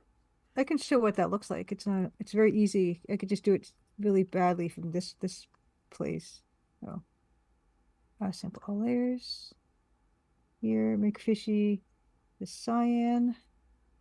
It's no problem. There it is. I don't love it. Oh. So here's fishy, no fishy. I actually might make that diamond black and white as well on that one. Oh my god. Okay, we can do that too. I thought I had that one under there already. Don't I? Is this? No, okay, we didn't. Okay, well, it's basically the same thing. All you gotta do is make the maple leaf red. Yeah, well, I'll make this. This is easier. Gotcha. I mean, you can barely see it, but I would fix that outline or something. I don't know. we got you, TV Prime. It's all good.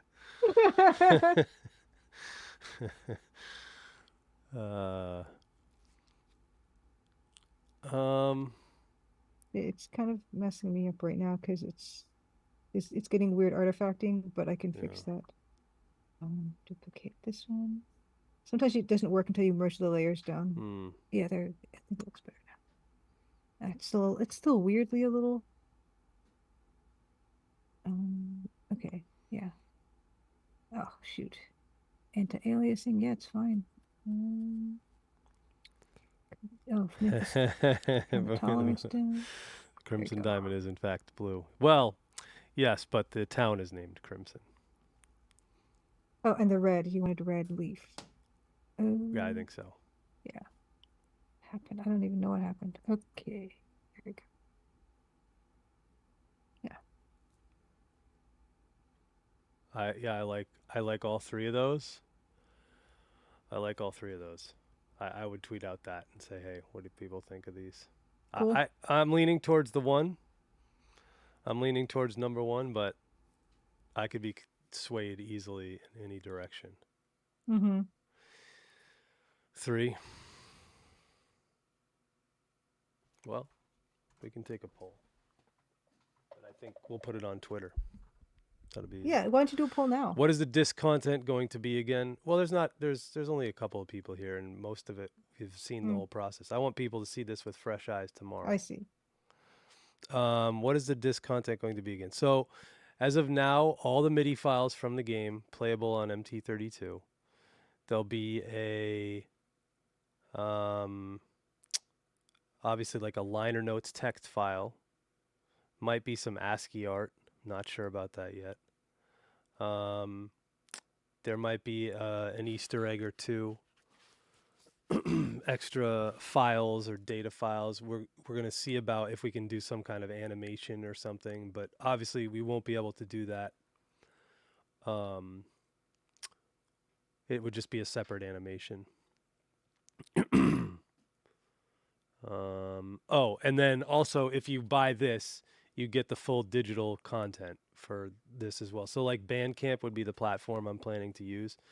And what that'll allow me to do is take pre-orders and also give everybody digital delivery. So you'll be able to get the whole soundtrack and play it back on your machine currently via WAV files or whatever, however format Bandcamp wants me to do it, or MP3s or whatever. So you could play it that way, but you would also be able to get the physical disc. So if you buy the physical disc, you'd get the soundtrack digitally as well. So if it was $15 for the disc, $14.99 for the disc, you'd get the digital soundtrack plus the physical soundtrack, which I think is a pretty good value considering this digital soundtrack probably would sell for somewhere between $4 and $7 on Steam or something like that. 3 is budget conscious. Which might be, what we're aiming for. Like, it's not even typewritten like on the old Sierra labels. Yeah. I mean, I really like the look of number 1. It sticks out to me. Looks pretty sweet. They all look good, but number 1 you need to buy a typewriter, Dan, so you can typewrite. You can write. Well, I have dot matrix printers, of course. Of course. What was I thinking? Try showing them with different colors of discs too. Yeah, we could do that. I think about a few soundtracks from Bandcamp that were on CD, but the CD was stored in this defunct. Oh, that's cool. Yeah. Mike, do you remember what the charge was for the CDs? Was it like 16, 15, 16? Because that's what I feel like, you know. Yeah. There's not too many AAA text adventures that I'm aware of, but there might be. With MIDI soundtracks? Yeah. With any kind of soundtrack. No idea. Okay. Because that's the tough part, is the shipping worldwide. So like I could potentially ship some to Canada, but it would still end up probably costing around the same. And then that's only Canada and the US that we would have access to. So I don't know. I'd have to figure that out as well. You also have blue discs? I have blue discs, yeah. Okay, so I'm going to grab a blue disc. I have black as well. Okay, so. But what I have the most of is the beige. Copy image. Oh, well, that's good to know. Actually, isn't it? Yeah. These ones. Yeah, then in which case it's kind of important for it to be on the beige then. Because if that's the one you have the most of. That's what I currently have the most of. Okay, so I'll grab a blue disc, and you got, what is the other color you said? Black? Black, yeah, sure. Okay. Or blue. So let me grab a black one as well. Black. This one? 2014, okay. I mean, I could do a CD. A CD would actually be really easy to recreate, but I just didn't think it made sense. I think it's less collectible to me. Copy image. Okay. Even though the artwork might be cool. Okay. I got myself a white disc. I got myself this disc. I like you got some shareware. I got some shareware. Okay, so discs. This one. That's a good deal. 10 for the floppy and the CD and shipping, $331. So you paid $14 all in. That's a really good deal.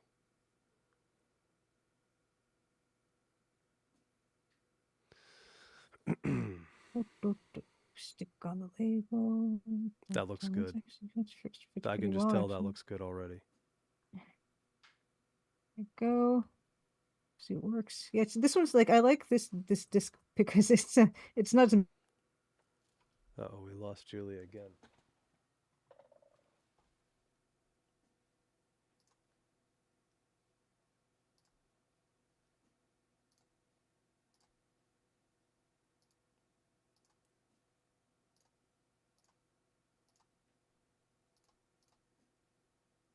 Hi. Hi again. Oh wow, you don't even have to give me permission. You already did or something. Yep, I don't know. I did. Great. Fantastic. Okay, so yeah, so that's the black. Oh shoot. That's the black one. Let's do more with That looks really good. you like the black. Well, you don't have ooh no, wow, that slipped. Oh no. I think I had lag. Hold on. That's not good. Okay. Oh shoot. There we go.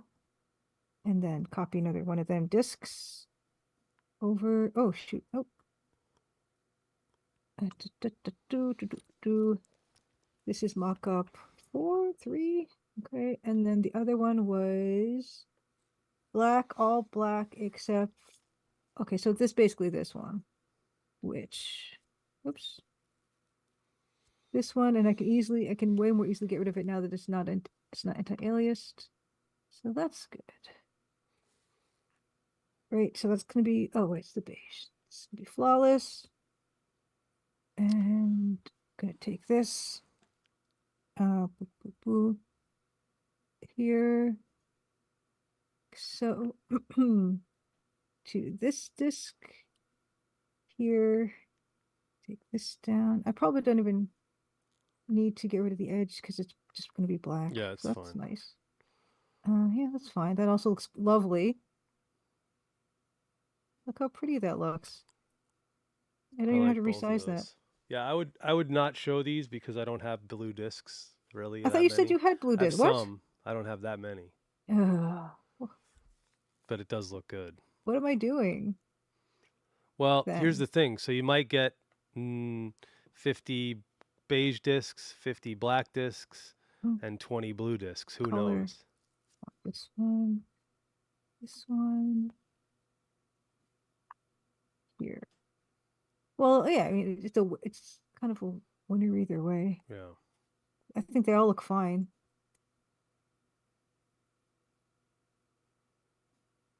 I like the black one. Yeah. It really pops. Okay, and the other disc we had was I have these color discs. Which color discs?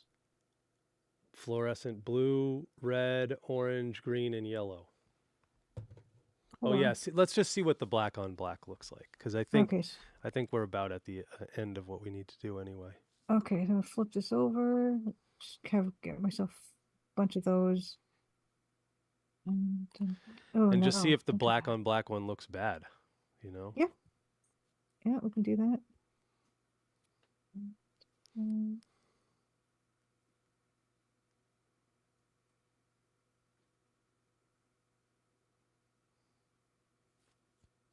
This is mock-up 4. Okay, so let's see. These do look pretty similar, so that's good.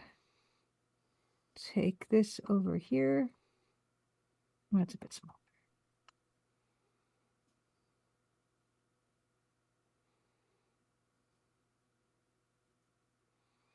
That looks good. Good. I think we might have the answer. I don't think we need to do a tweet out. Uh-oh, good. Then save me the trouble. The white looks good too, though. It does. I like the black, though. Yeah, it's good.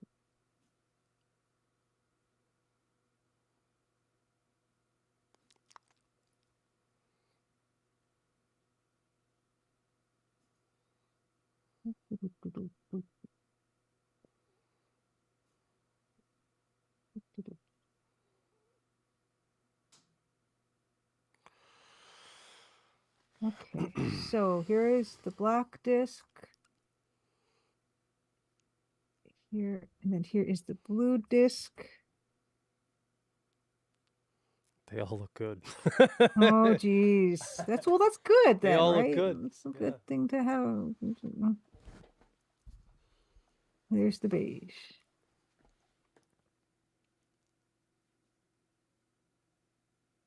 All right. They do all look good. I think black looks the worst on the blue discs. Still like the red, white, and blue, personally. Oh, man. That's the other question. Do I try to get black discs then? I just don't know if it'll be possible. I think the gray is what I'm going to have to go with. Because that's what I have 150 of. Right. Well, I would say, yeah, I mean, if you take into account the fact that these are all the colors that you have, the black looks good on all of them. They all look fine. They all look good. Yeah. Yeah.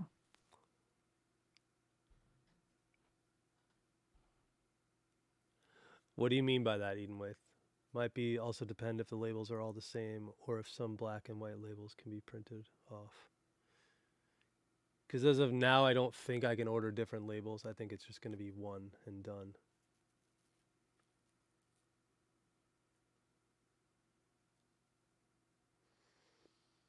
I like the black one.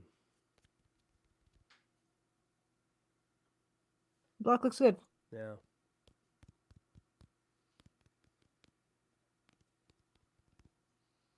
Then the only decision is to say what I think it looks good as is. Well, besides call it, what do you want to call it? MT32. Just say MT32 soundtrack? Yeah, unfortunately, it's only possible to have probably one label. I mean, without. Yeah, If I that sold a just makes it. lot, if I sold 300 discs, then I could do 3 different runs. But I'm planning to have the discs already done before I even do the pre-order. Mm-hmm. Well, maybe not done, but know the cost and just have to order labels, which shouldn't really take more than a week to get. I Mm-hmm. don't want to be in the business of this cost takes this long, this thing takes this long, this thing takes that long. You know what I mean? I just want to Yeah. get it done. The same reason that Julia probably didn't run a Kickstarter early on is because she wanted to have the game done. It's not just like a proof of concept. It's like, no, the game's done. Here's what we can do now. And the game, I don't know what status do you have on the game right now? Playable alpha. I've gone through a fair amount of the feedback. I am currently right now, yeah, I'm going through feedback. It's good. It's good. Yeah. It's a good status. Where is this? Oh my God, I made a mess. This is a piece of garbage. It's a diamond. Yeah, I'm trying to I want to like see because it's the MIDI calling it MT32 is gonna change this a little bit, the way that this lettering is, and I gotta find the lettering again. Gotcha. Um, yeah, it's just if I was gonna do an actual thing, disc designs. Oh, here it is. Okay, this is this one. MIDI soundtrack. Gotta duplicate that layer. Gotta find it. There it is. Okay, so this is supposed to say. Oh my God. Oh, it's on no, it's not on auto select. Why is that happening? I want the text there. MT32. It shouldn't change the spacing too much. It's only a little bit longer. It's one letter longer. You could eliminate the dash if you wanted to. Yeah. Yeah, Okay. I That don't makes think it matters. that'll be yeah. Then I don't even hardly need to mock this up because it's going to be the same. And then this has to be white. What's going on? T text white. You know, here's the other question. What is the other question? Do I have to pay to use the MT32 name? Is it a That's a good license question. issue? That's a good question. Or should I just leave it as MIDI? Because MIDI I don't have to.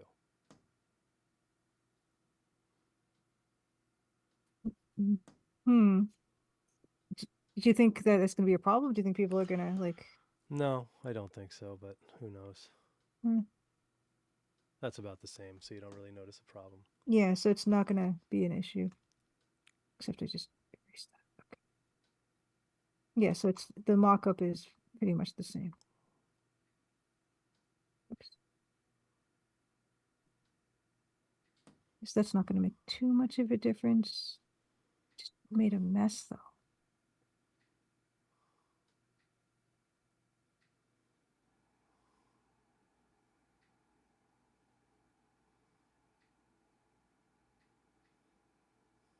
Yeah, what the heck is this? Jesus. What happened? Just... All right, Wilfred, I'm about to do the same, but I'll see you Haha. tomorrow at school. Yeah. I think we're pretty much done. we're pretty much done. I don't even know if there's going to be anybody to raid at this hour. Oh, you kidding? Like there's other time zone people. Is let's see. Oh yeah, there is.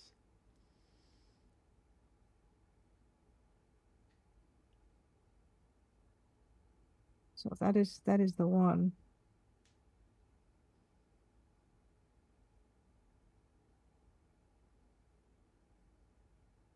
Yes, the same.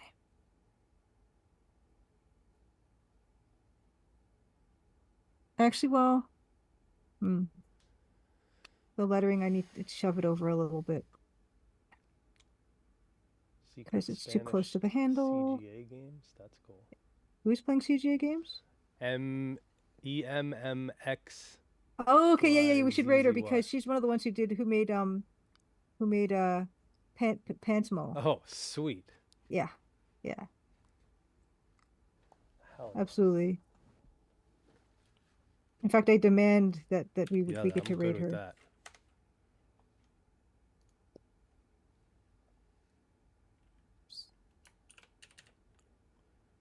XYZZY. Pants raid. Pants raid. Let's do it. It's great.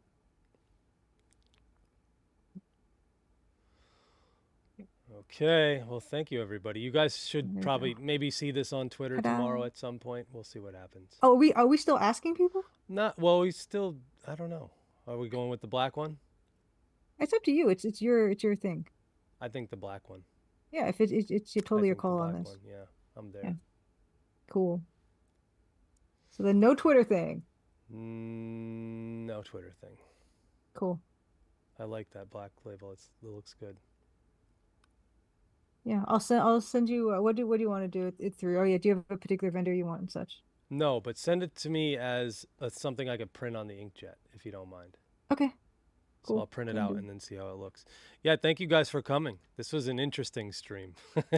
Oh my God. For me, anyway. Well, I'm glad. I'm glad it was interesting for you because you certainly have done your your duty with the music and stuff. Yeah. But no, it's good that we could hash this all out. And Yeah. thank you everyone for your feedback. Yes, thank you guys for being and here. And raids. Thanks for the raids. That was nice. And let's see you guys next week. Same time, same Crimson Tuesday channel, Maple Mystery. Absolutely. And we'll go raid Mzizzy. All right. Boom. Woo.